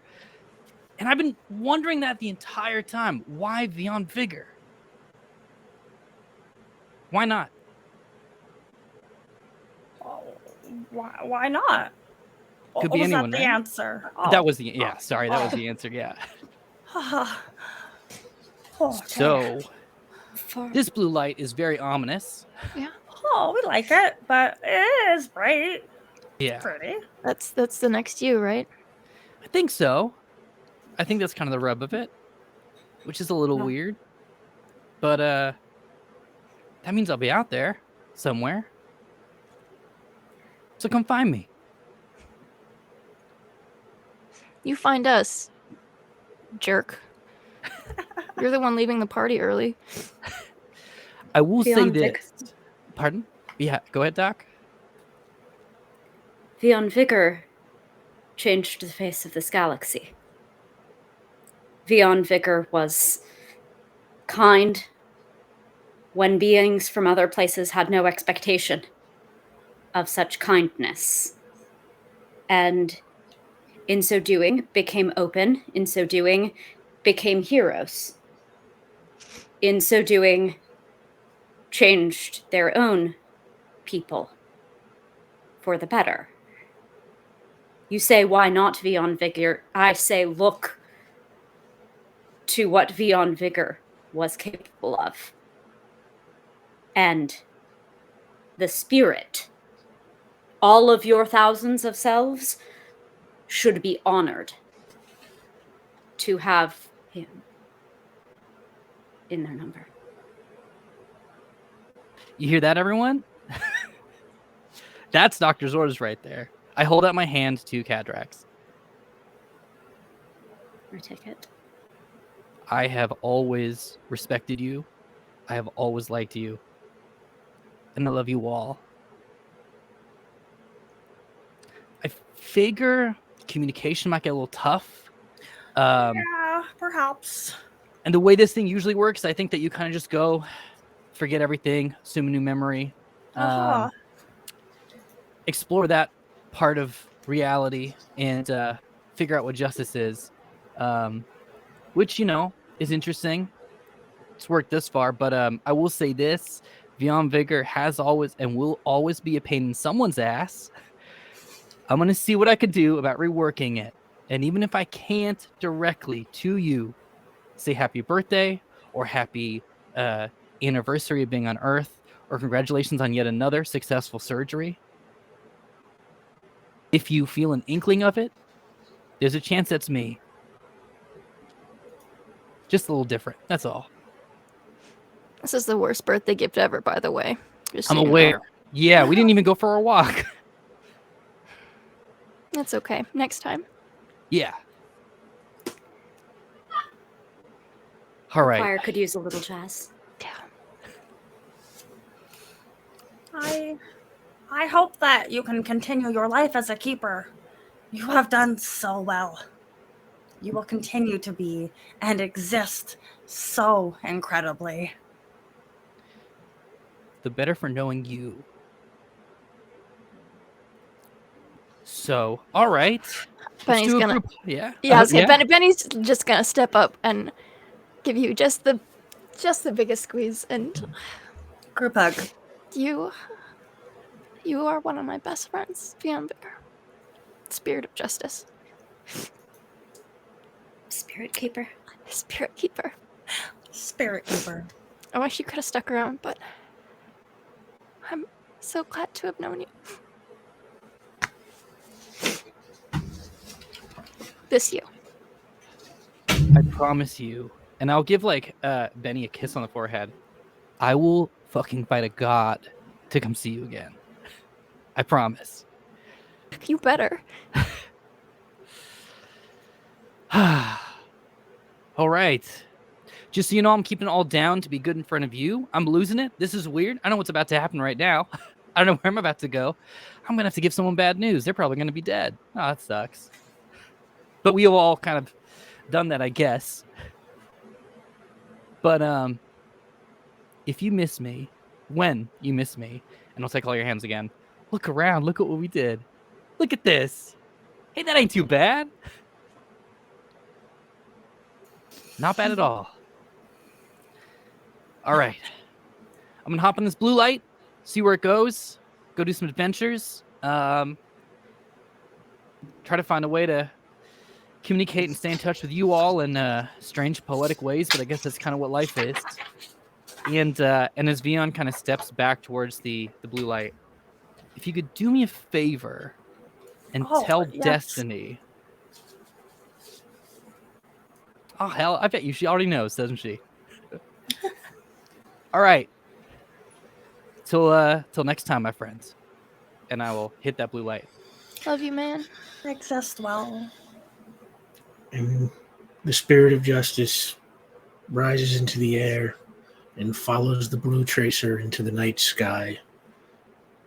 And you watch until he disappears and the light goes out.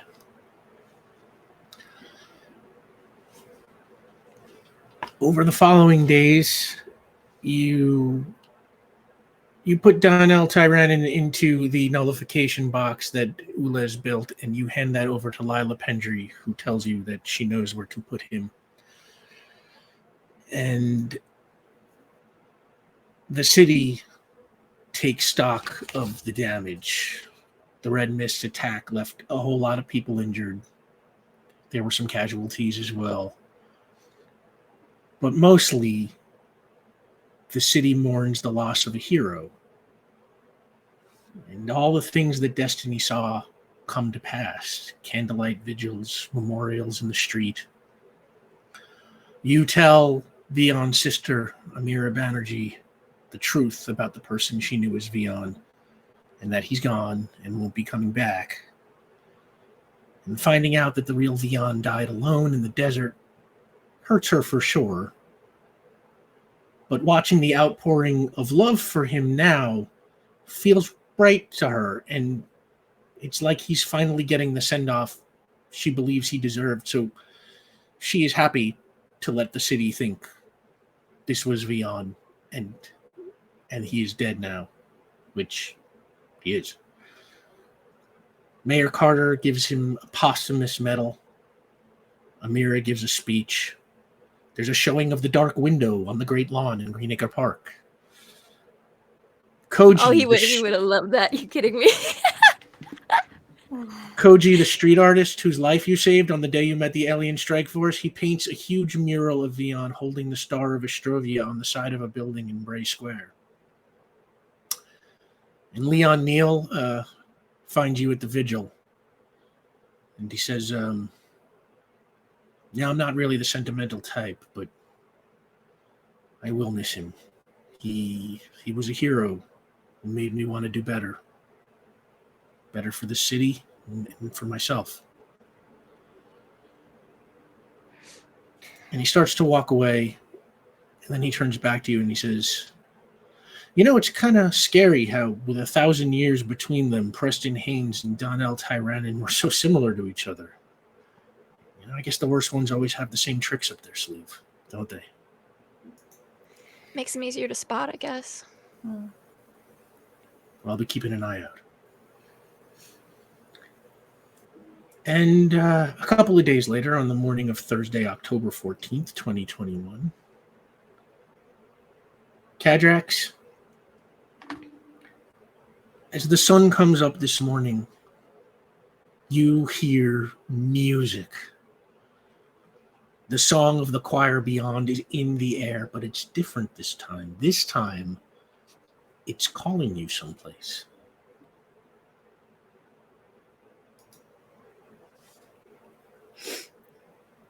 I would like to fly to the graveyard of the Knights of the Blue. And you go through the window and head east. And the closer you get to Ridge Gardens, the louder the music becomes, until you land at that abandoned warehouse, the place where Sonny first killed you, revealing your Eversingerness, the place where the alien strike force had buried Sonnevel before his body was moved to Beta Pixidus. What do you want to do?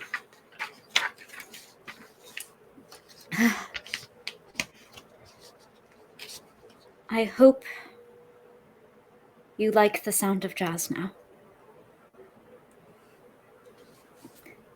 Perhaps it would not have been your flavor, I do not know, for I have grown for the knowing of Vion Vicar and my allies. And I said to an arcane version of you that I wished I were still your squire. But the Order of Harmony is changing. It is growing. And I believe that someday it will become the order that you swore an oath to. And I must make it that way. The people of Beta Pixidus are starting a revolution, but you, all of our knights, were not just there. There are many worlds to free.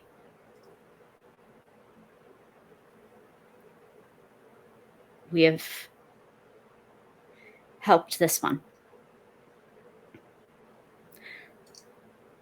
And now it is my duty to help the others.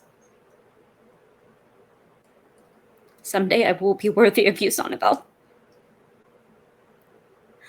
Someday I will be a knight. Of a better order. And I hope you will be proud of me.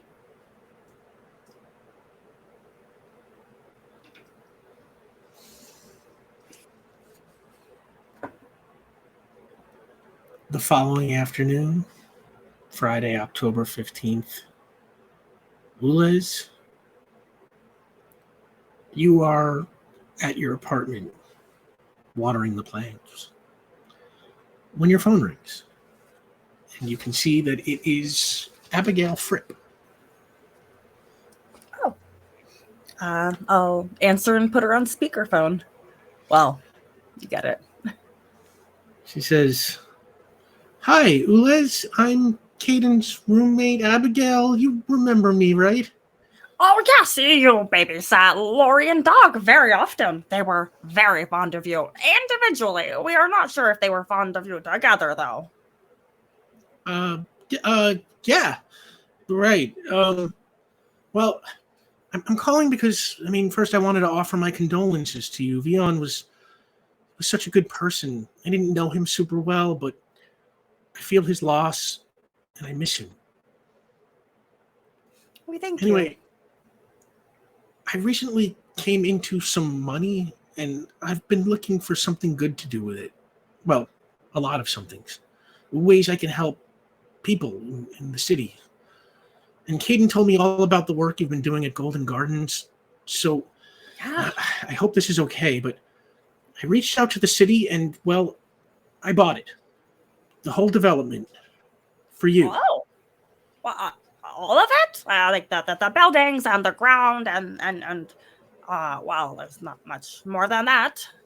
Yeah, everything. The deed will be in your name, and that way you won't always have to seek approval from the city for improvements and other things you want to do. And I'm establishing a trust that'll help finance the development in perpetuity for the good of the people that live there. Wow. Abigail, that is incredible. We never fully understand the weight and the power that your currency held, or your money. However, we understand ownership and deeds. Could we make an amendment? An amendment? A correction. Sure. Instead of having the deed be addressed to myself, could we send that to Bennie Beckett? We believe their legal name might not be Bennie, but I'm sure you could figure that out. Yeah, I can figure that out. Bennie Beckett. We thank you. You're welcome. My pleasure, and the least I can do after all you've done for the city. Abigail, will you be the one to take care of Dog?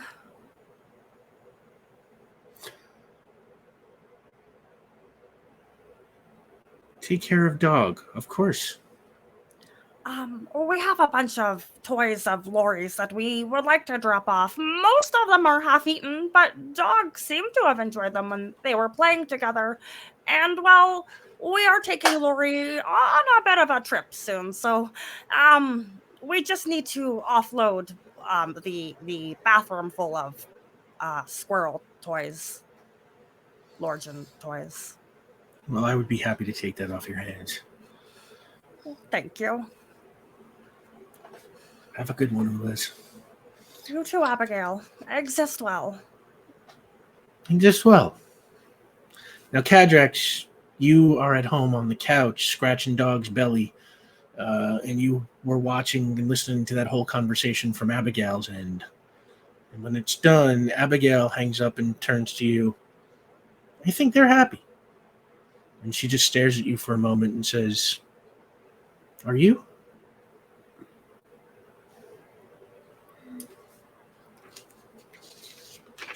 I am fulfilled by purpose.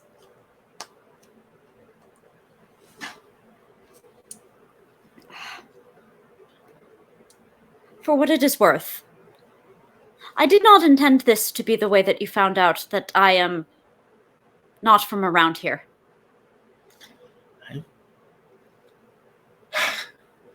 I think I always knew. And I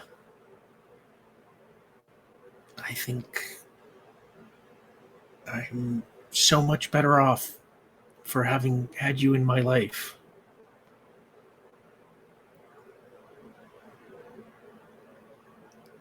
You taught me that not all humans are bad, and that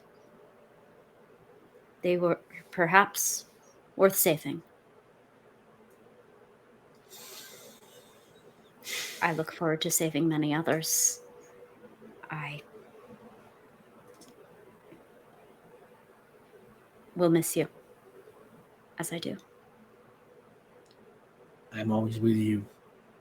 And you always have a home here. Well, of course. I must come back. For the ambassador.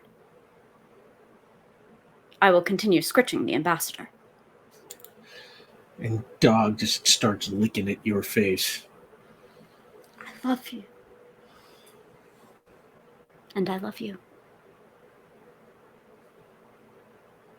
I can't even put into words how much love I have for you, Caden. It's Cadrax. But it's also Caden. And Benny, that night you are at home packing up for your move to Golden Gardens, which Ulez has told you will now be yours. And what do you think that's like, packing up? Well, she's been having a lot of feelings about everything, and Ula's telling her what the new plan is. And oh my god, you guys, I'm so sorry. You know when you're like cleaning, like deep cleaning and packing? Oh my god, I'm not gonna be able to get through this. And you have to stop to like look through things. You get distracted by your stuff. Memories or trinkets. Just stuff, yeah. Mm-hmm. One of the last things that Benny does anytime she has to move somewhere is like, you know, her electronics. That's the the important stuff, like her desk and like the things that you need: phone, wallet, keys, chargers, and all of her camera stuff. And her camera stuff has its own box, and that's something that she gets stuck on. And there's a bunch of photos that are printed. God, you guys, I'm so sorry. There's a bunch of photos that are printed that she never got a chance to do anything with.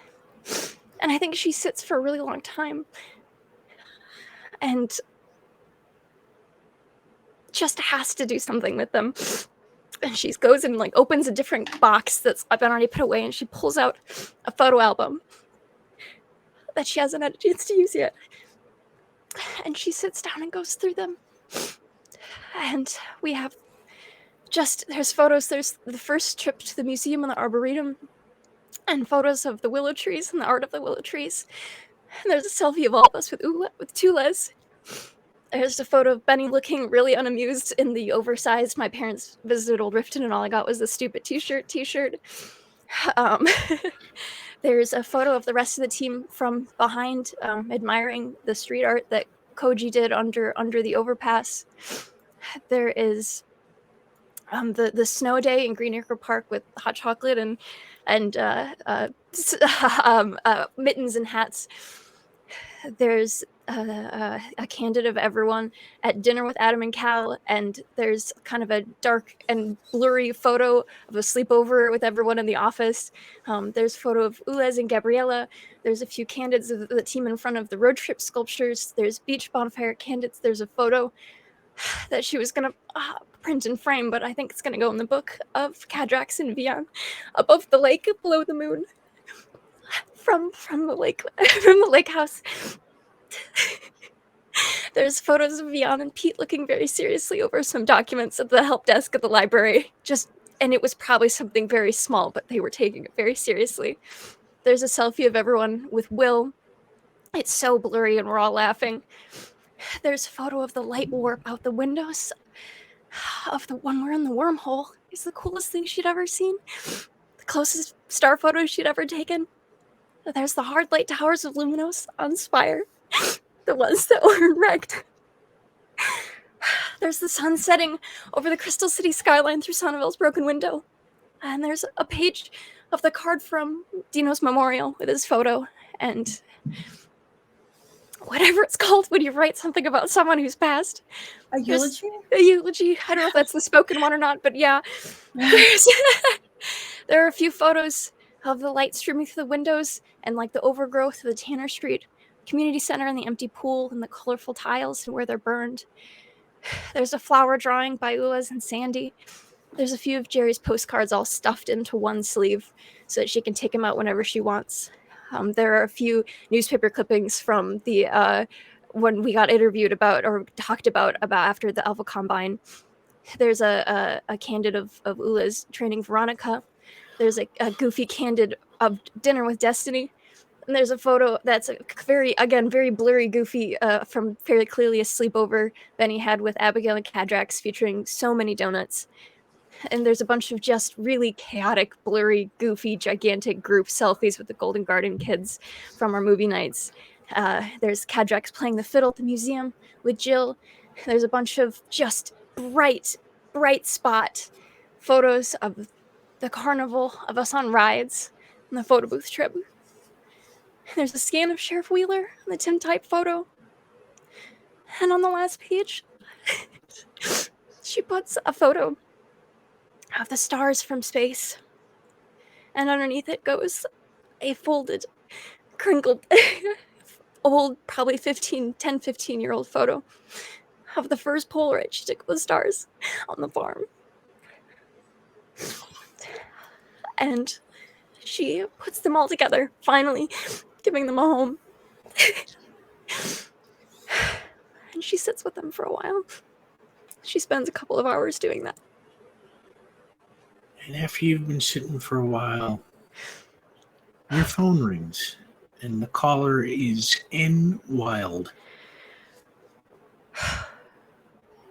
Destiny Bent Dixon, you are a piece of work. Hello, this is Bennie Beckett speaking. And you hear a girl's voice. Hi, Bennie? Hi, this is Noelle Wild. I'm the werewolf girl Hi. from Hi, Golden Noelle. Gardens. Of Do you course. remember me? Yeah, what's up? Hey. Well, ever since that management guy made me go like full wolf, I've had a lot of trouble controlling my transformations, and Haley said you were able to help that girl Dawn learn some control over her powers. Yeah, So of course. I was wondering, is there any? Yeah, can you maybe help me course. out too? I think I actually have a couple of folks coming. I don't know, today, tomorrow. I don't know. The days have gone by very quickly, but I'll be there full time pretty soon. I think I'm in the third God, building 3. I'm on the second floor, so you can come find me. When I'm all settled in, and yeah. Amazing. We'll come help you Okay. move out. Yeah. Okay. Thank you. So this is what you do, huh? You help kids with powers? I guess so. Ulez, right around the same time, you are at home. I'm writing up little notes for And, Sandy on the watering schedule for every single plant. Ulez has like drafted like every plant. The schedule is determined on how much light it receives, the kind of soil it's got, when the last time it was fertilized. So it's everything has like a good page of instructions. And Ulez has written it out on the back of some of their art. And while you are doing that, there's a knock at your door. Oh, yes, who is it? It's me, and you recognize the voice of Gabrielle Yates. Oh, yes. So one second.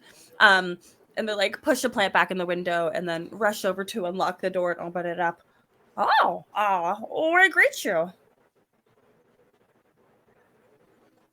I greet you. May I come in? Oh, yes, please. Have a seat. And Ulez has to brush off like a bunch of papers, and just like documents, a couple of Vion's old records off of the couch, and they just push it onto the floor. Please, have a seat here. May I offer you, I think we have tea. Well, we have coffee, but I'm just fine, thanks. It won't be good. Okay. I don't We need know how anything. Okay. We can't make it as well as. And she says, Mhm. Yeah, I've been watching the news, so I heard about Vion being gone. And Maria may have died before I was born, but I felt her loss my whole life. I lost my parents, and I lost my husband. So I know how much it hurts to lose people, and I wanted to check on you. Are you okay, Ulez? If it wasn't for Maria, we would not be here. I have never lived alone, and then I was for so long. Sure, I had allies, but inside of myself, it was so empty. When Maria and I became one and her consciousness merged with me, it felt like I could be happy again.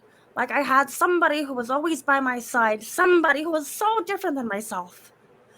Oh, you should have heard some of the stuff that I said. I would never have imagined that I would be so bold.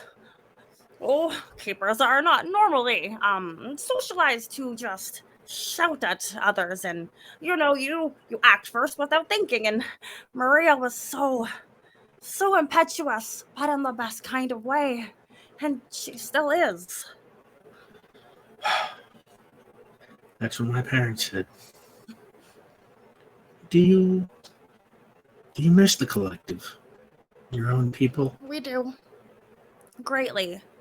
But we have grown so much without them that I want to be myself, but it is so hard to be away from home, especially when you know your home no longer exists, but your people are still out there somewhere.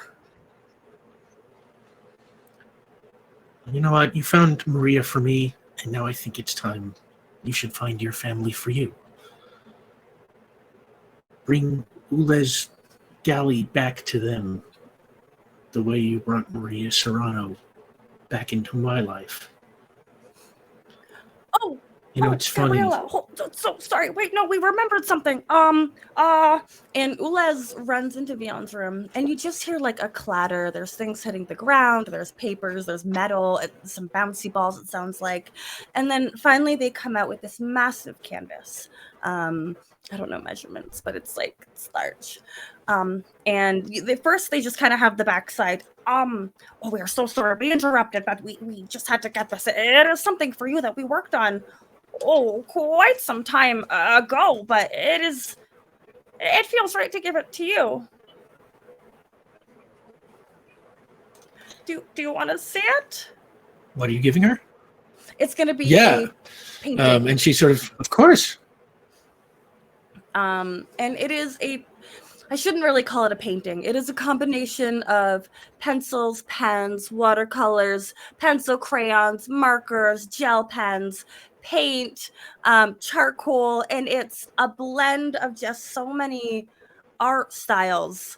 One day Ulez had just wanted to try out everything that they had kind of learned along with Sandy, and there's even some like crafts along it, but effectively it is a portrait of Maria. and she's standing kind of a little far back. The backdrop is a willow tree set in like a really bright blue sky, and she's standing in a grassy field holding onto a giant sunflower. And the grass is moving in a way that you could tell the wind is blowing, and it blows her hair a little bit, and the petals of the sunflower are kind of tilted in a certain direction. Gabriella just looks at the painting and she's like, my God. I knew you were getting better as an artist, but my God. Would you like it? Of course. I will. It's instantly the most important thing that I own. We are sorry that we do not possess anything physical of Maria, but we can tell you that she inspired a lot of the art that we did. Her chaotic energy and my desire to just express myself in some ways. Well, Sandy said that our art was getting better, but also, why were all the flowers so droopy for a while? They got very cartoony, but it was a fun experiment. It's wonderful. You're wonderful.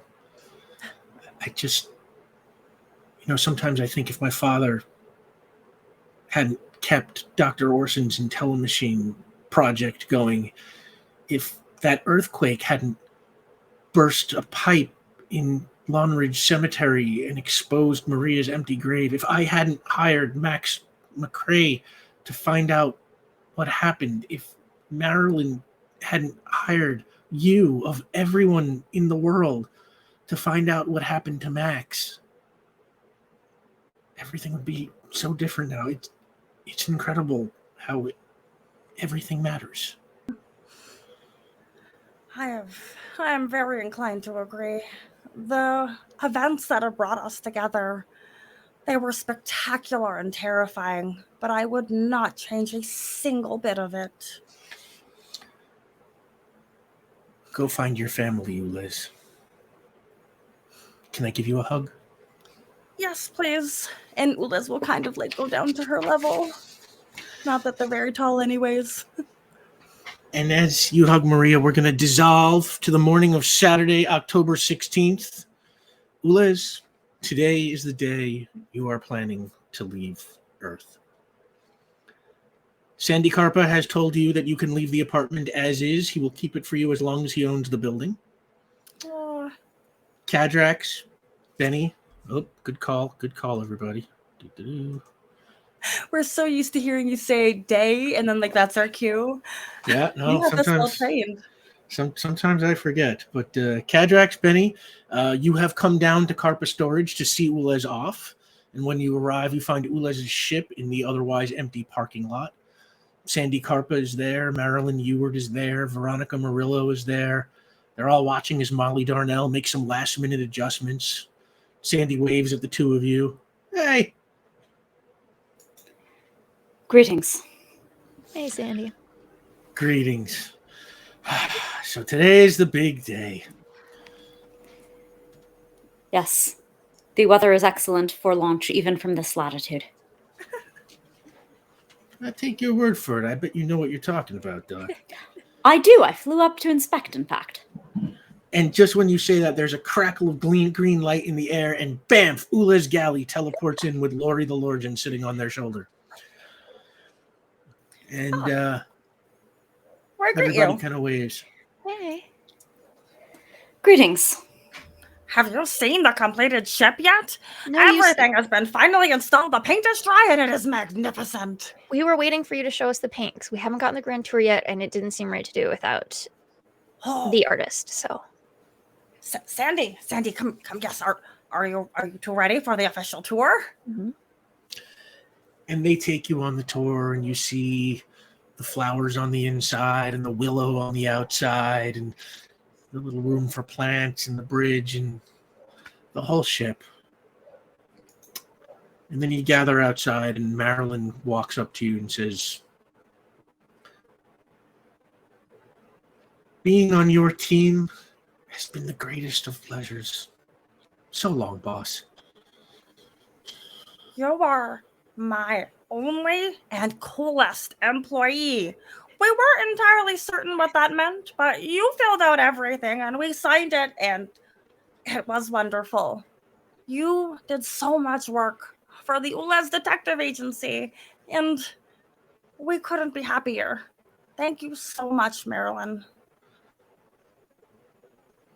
And Veronica says, I'm going to miss you so much. Who am I going to talk to about plants and detective stuff? Oh, well, hopefully you'll make some new friends that are either into plants or detective stuff or both. In fact, we know a very wonderful security guard at an arboretum. He might be a Yes! very good conversationalist on both topics. Yeah. We've got his number. Oh, yes. I like We'll transfer it arboretums. to you. Oh, that would So be who should be excellent. in charge while you're gone? Me or Marilyn? I think me. Marilyn's like,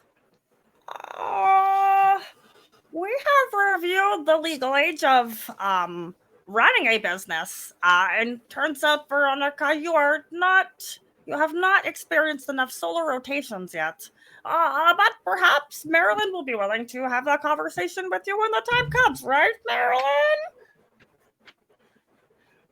and Marilyn's like, oh yeah, we're gonna talk. Yeah, And we're Molly gonna talk. Darnell comes up to you,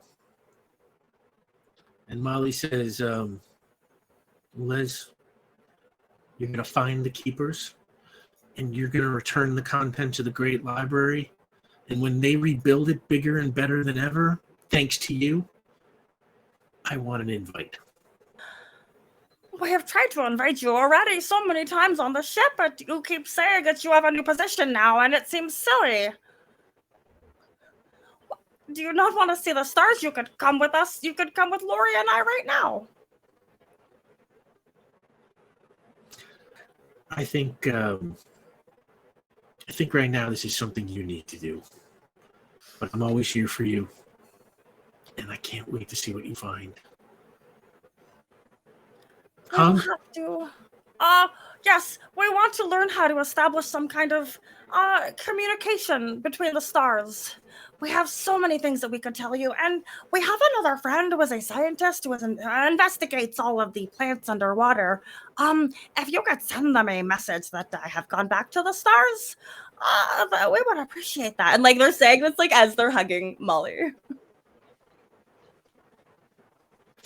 And I'll see what I can do. And they all back off, leaving Cadrax and Bennie and you. You should understand that now that I hear the song of the choir beyond once more, I am effectively, by their grace, immortal, meaning that there is no time scale nor space whereby I will not uphold my oath to you, Ulez. If you require my protection, you shall always have it, no matter what star shines upon you. We thank you, Cadrax. Without you, we would not be here. You have protected, have cared for, and have loved me. And it has been so wonderful to have had a friend like you. Earth was scary, and you made it so much less scary. It is good to have a fellow stranger in a strange land. Are you sure that I couldn't convince you to come aboard my ship and fly to the stars while I look for my people again? I have my own mission and will go to my own stars, but I have no doubt that despite the great expanse of space, we shall at some point find an overlap. Oh, absolutely. One way or another, we always find each other. Right, Bennie? Yeah, that better be true. You guys have to come visit me. I'm never gonna start hosting parties, so you have to come back. Oh, what kind of parties? Whatever. We'll eat vegetables and watch the donuts? Muppets. That will be the party. That'll be the whole thing. Yes, please. Yeah. We would like that. I hold one of my hands out to Ulez to like squeeze theirs. Take it.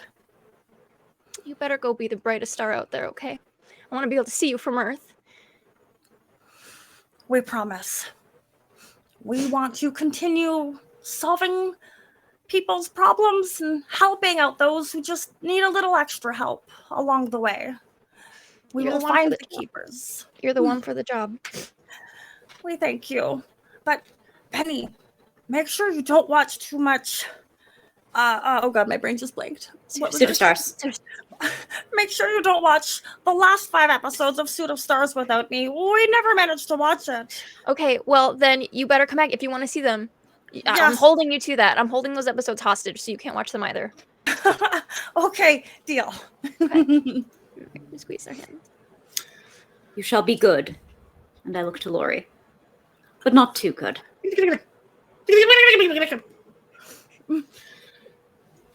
Ulez, you wave your last goodbye and you climb into the ship, closing the door behind you. You strap Lori the Lorgian into his seat, and then you take your place behind the controls. You flick a few buttons, and suddenly the ship begins to hum as the engine powers up. You pull back on the wheel, and your ship lifts off the ground. Lori the Lorgian thrusts his fist excitedly into the air and goes,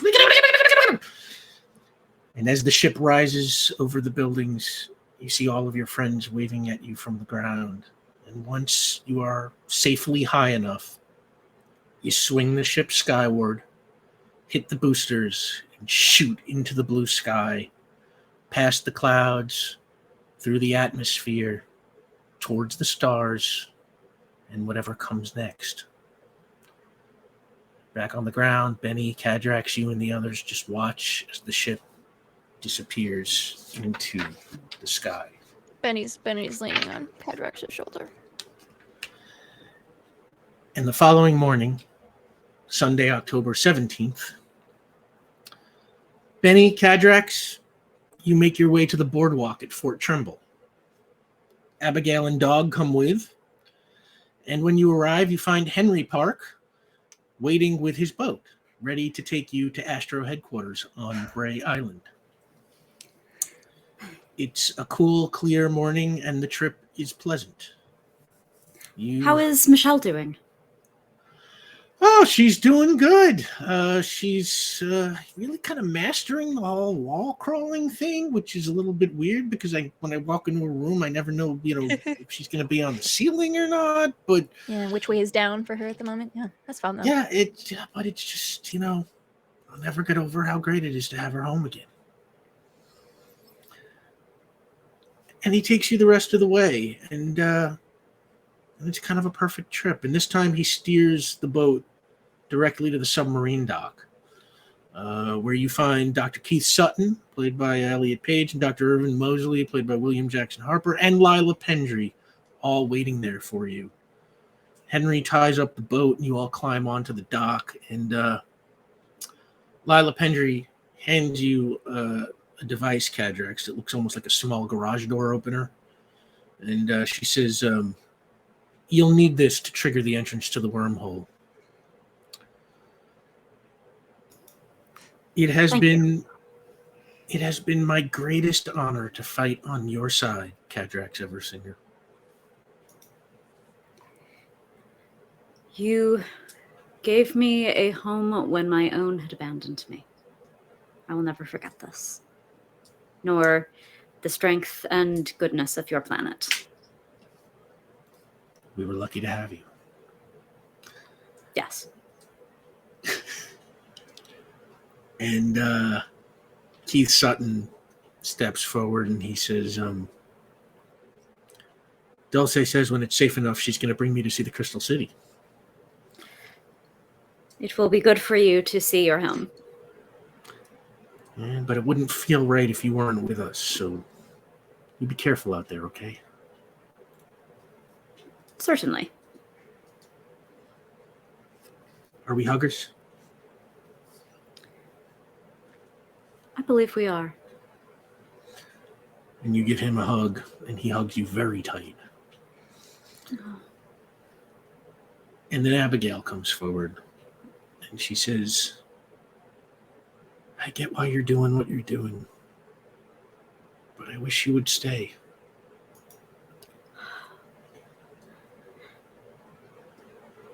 My heart will always be here with both of you. And dog climbs up to your chest and licks at your face. You are my home, and you are the greatest creature on this entire planet. You are being entirely of love, and I shall endeavor to live by your example. And they step back, leaving you with Bennie. You're a jerk too.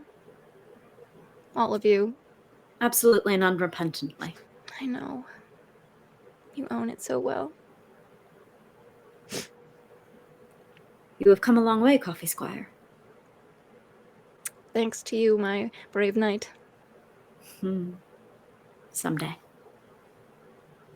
Have been, will be. You are teaching them now. Jeez, I'm gonna frickin' try. That'll be good. You'll end up with an order of your own. The Order of Golden Gardens. Gosh, don't give us too much importance. I think we need to work on a chore chart first, but we'll get there. You have always been important. Reality warps around you.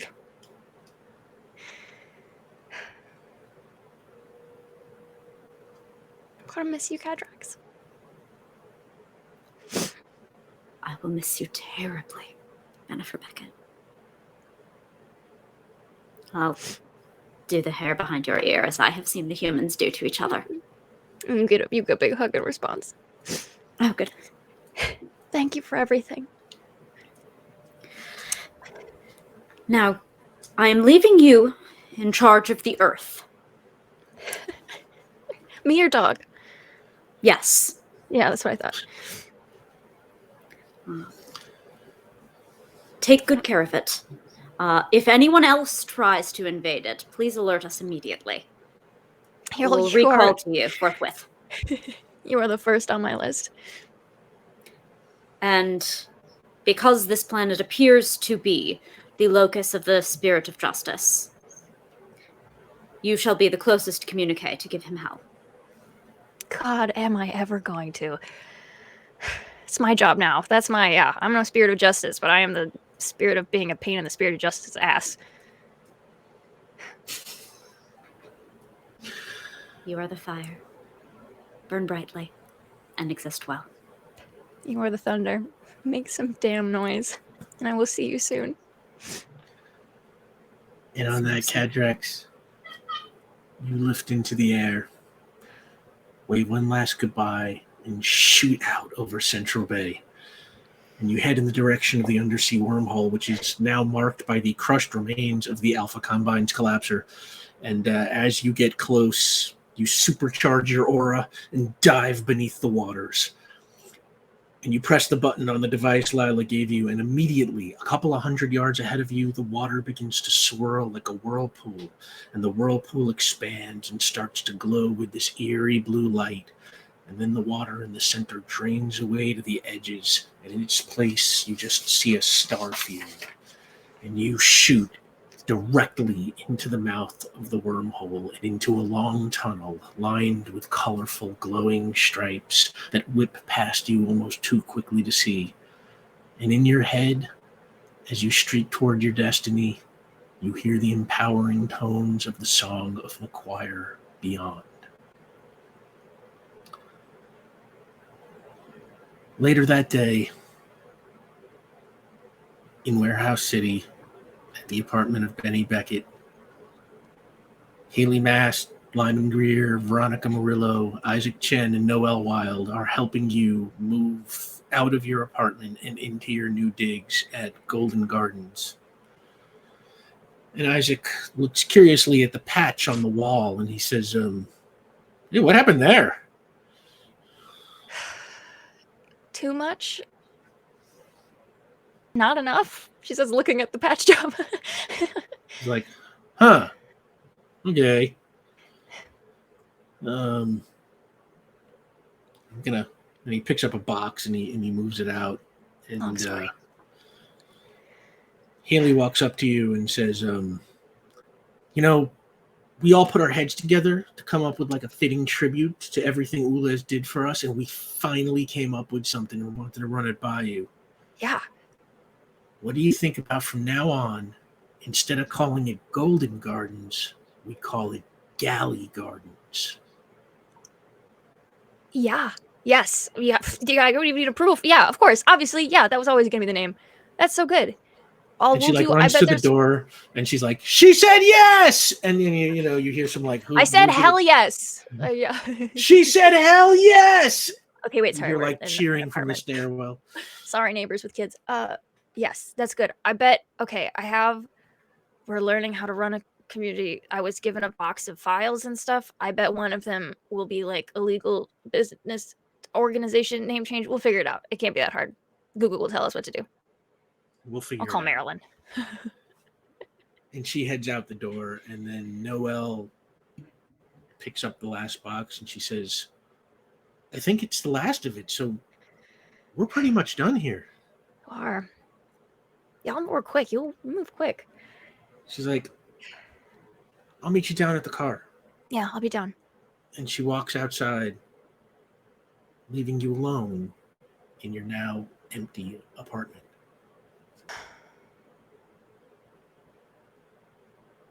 It feels brighter, I think, somehow. Even though it's empty. The future or something maybe rubbing off. But she takes her last look around. She had some problem burns, some scorch marks. She could not get out of that tub. That hole in the wall. Just not at all explained. We were just agreed to lose that security deposit in its entirety. There's no way. And she's gonna bend down. She picks up her little. She has one little box left. And she kind of like knocks on the hole in the wall, where the hole in the wall was. And she looks down in her little box. She's got her laptop down at the bottom and her backpack over her shoulder.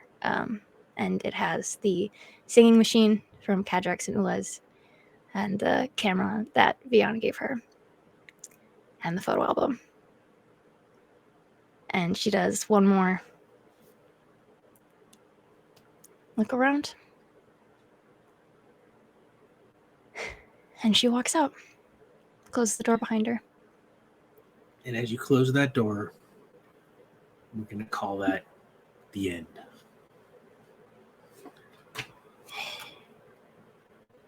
Thank you so much. Oh my God.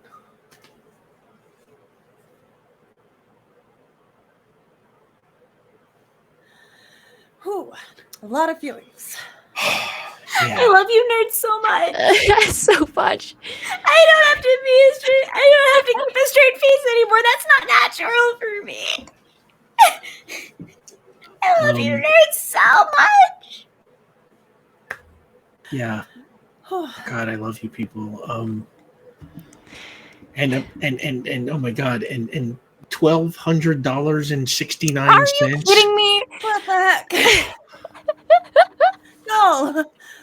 That's too much, man. Right, Y'all destroying us like we're some evildoers. I mean, after the crimes all y'all just committed against, I think like that's just woo. maybe so let's go around the table. Final thoughts, everyone. Starting with Omar Najam. Wonderful. Absolutely no pressure. Hey, everyone. I'm Omar Najam. I will try to keep my composure, doing an out-of-game constitution check constantly. I wanted to thank you so much for supporting the show. It is a series made up of a series of conversations. And that's something that makes this very special. This storytelling method is so fascinating. I think this is my first like long-running game I've been a part of, aside from like Thank You for Questing. And it's very cool that there are mechanics, and in between is when all the life happens. And so thank you for allowing us to have those conversations on camera. Thank you for hosting the show for us and making it possible so we could have these conversations amongst ourselves. And thank you for having the conversations with us. Many people have reached out on Twitter and, you know, on Discord, a few other ways, and said that episodes have affected them in different ways. You don't have to. That's not me. That's not me saying you have to do that. It's very nice because this show came out of us all being separated. And it's a show of connections. We need connections.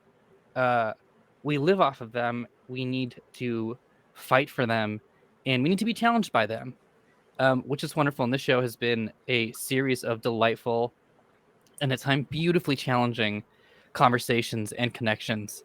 And I am so grateful for that.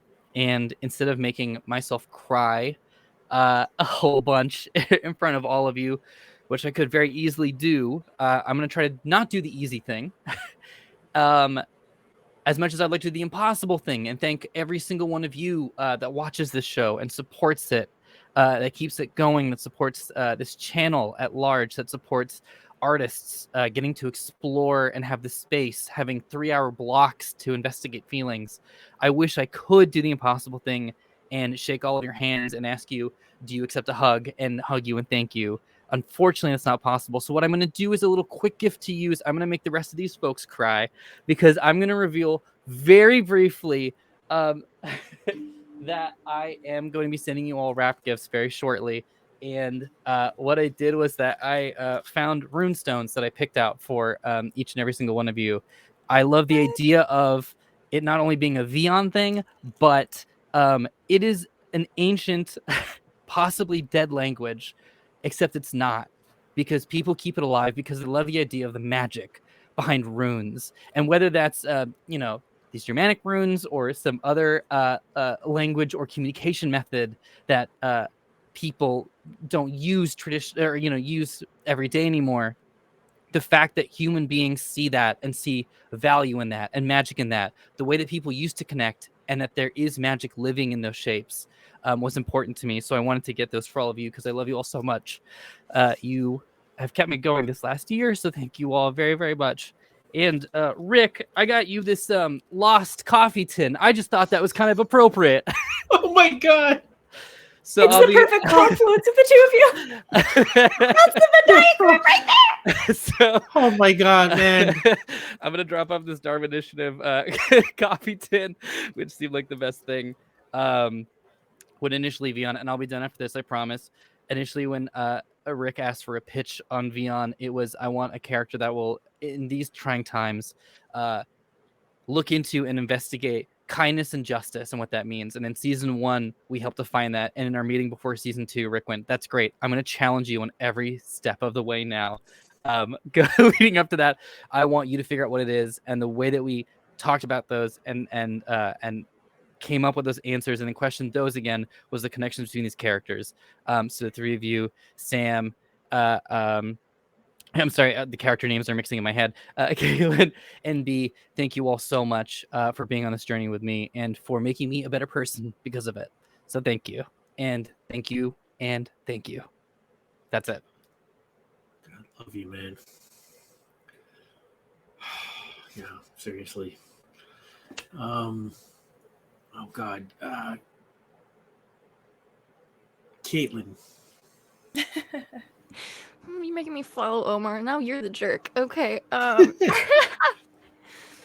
I'm Caitlin Bruder and have been and will continue to be the keeper of one Bennie Beckett, and he's going to live in my heart forever.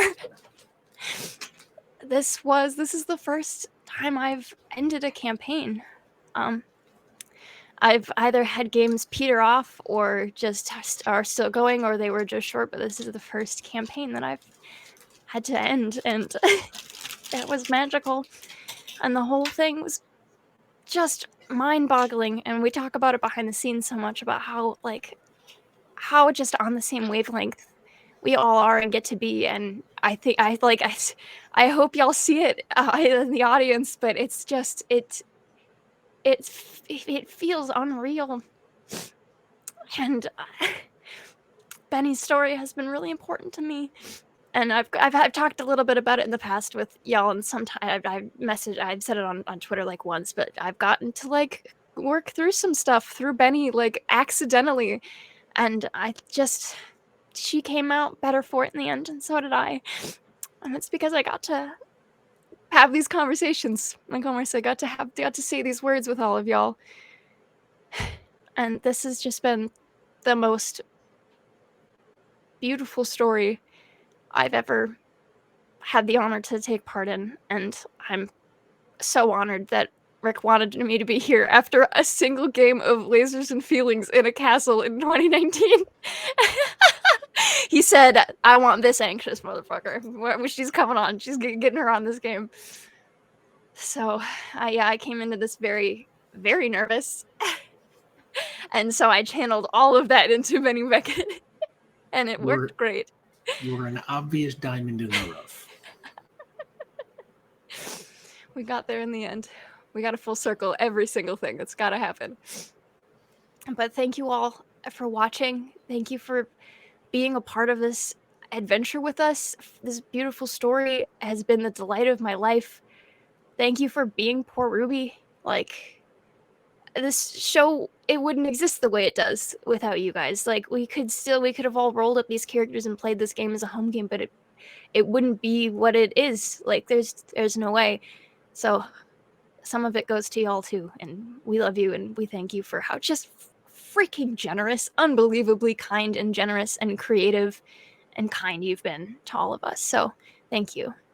And thank you to all of the rest of my table. You guys made this, it had to be you guys. This wouldn't have, it wouldn't have been this perfect without it. So I love you, Rick. I love you, B. I love you, Omar. I love you, Sam. You guys are so important.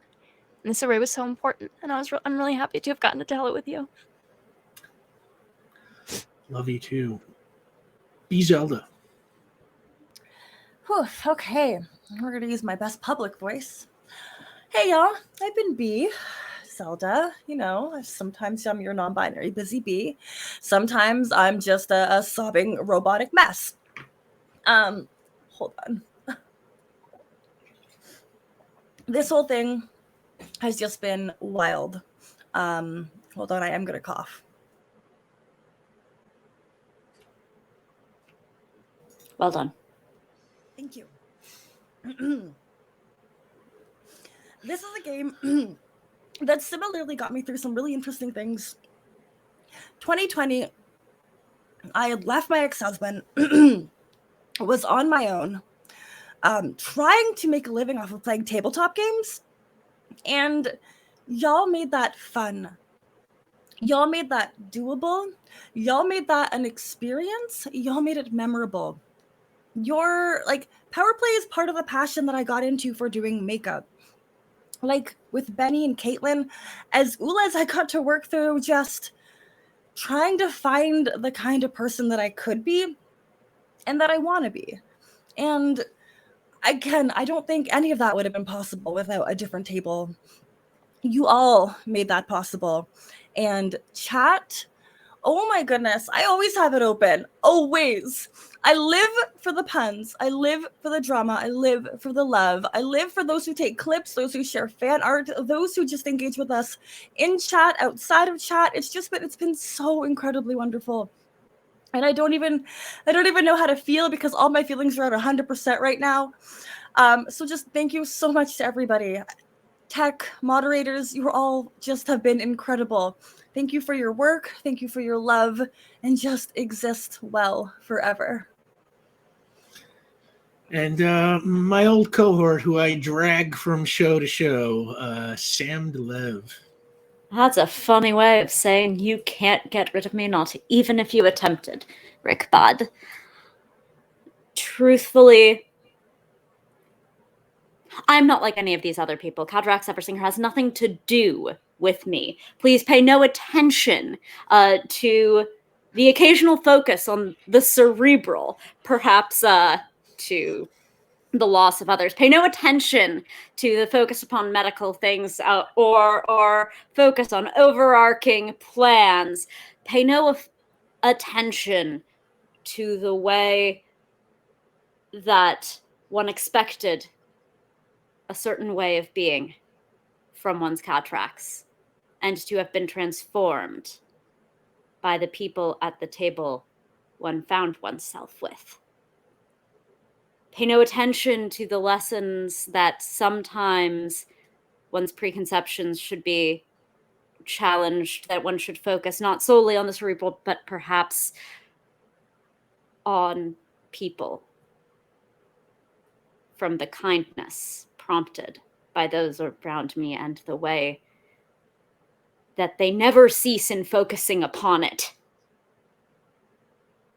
Pay no attention to any of those things. I am entirely unlike Cadrax because, oh, we're sticking around, baby. All of you are sticking around. Yes, in my heart, just as the metaphorical with Cadrax, but every bit of that kindness has stuck with me, has transformed me more than I would have expected.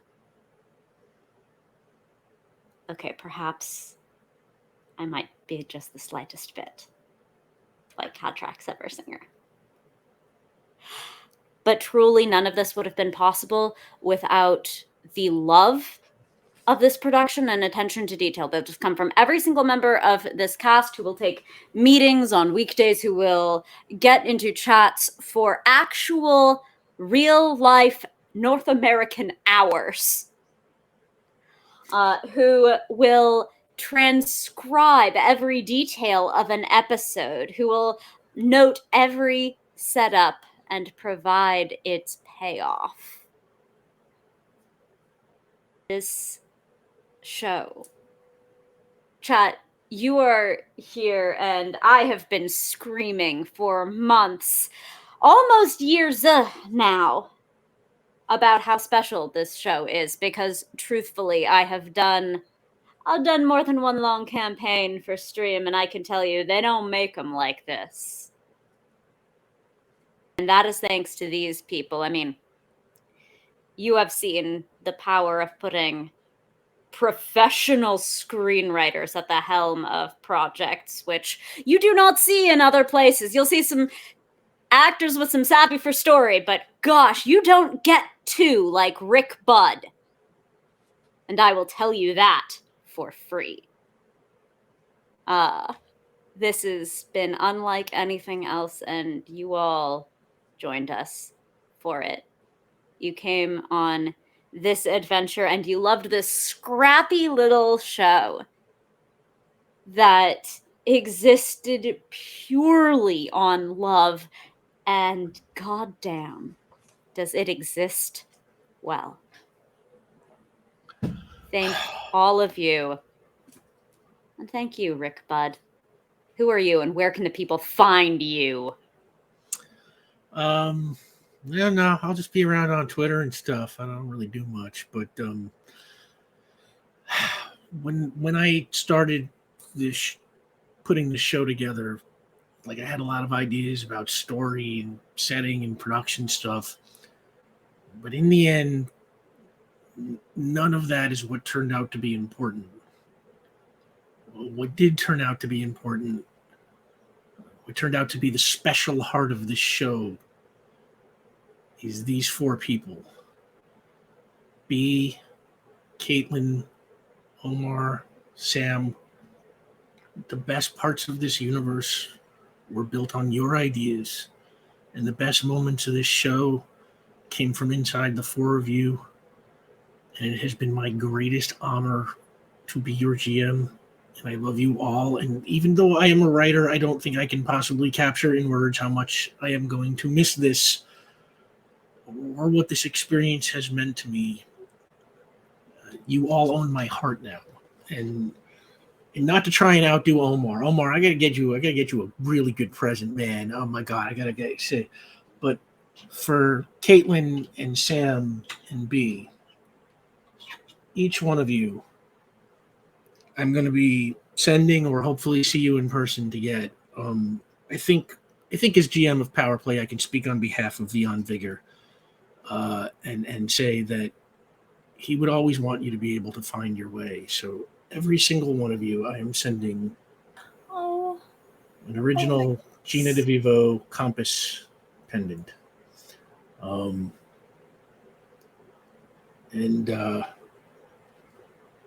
yeah, and that way Vion is always right here. And I am also going to miss the absolutely incredible community that grew up around Power Play. Y'all in the chat, you were so warm and so wonderful and so supportive. I mean, 1,200. If you had told me on day one that we would unlock 100% of the goals for the whole series, every episode, every season, every one-off, every charity game, I literally never considered such a thing was possible. And I am forever in your debt. And I am so, so grateful to all of you. You know, nothing but love for everybody. Yeah. And on that, the credits come to an end and the theater goes dark. And we are in Fort Trumbull on Monday, October 25th, 2021. We are outside the apartment that was until very recently shared by Ulez and Vion. Sandy Karpa is loading luggage into the back of an SUV when a taxi pulls up. And Marilyn Ewart gets out of the back. She's holding a cardboard box. And Sandy recognizes her. Marilyn, right? And she smiles and nods and says, "Yeah, you're Sandy the landlord, aren't you?" And he says, "The one and only. What brings you here?"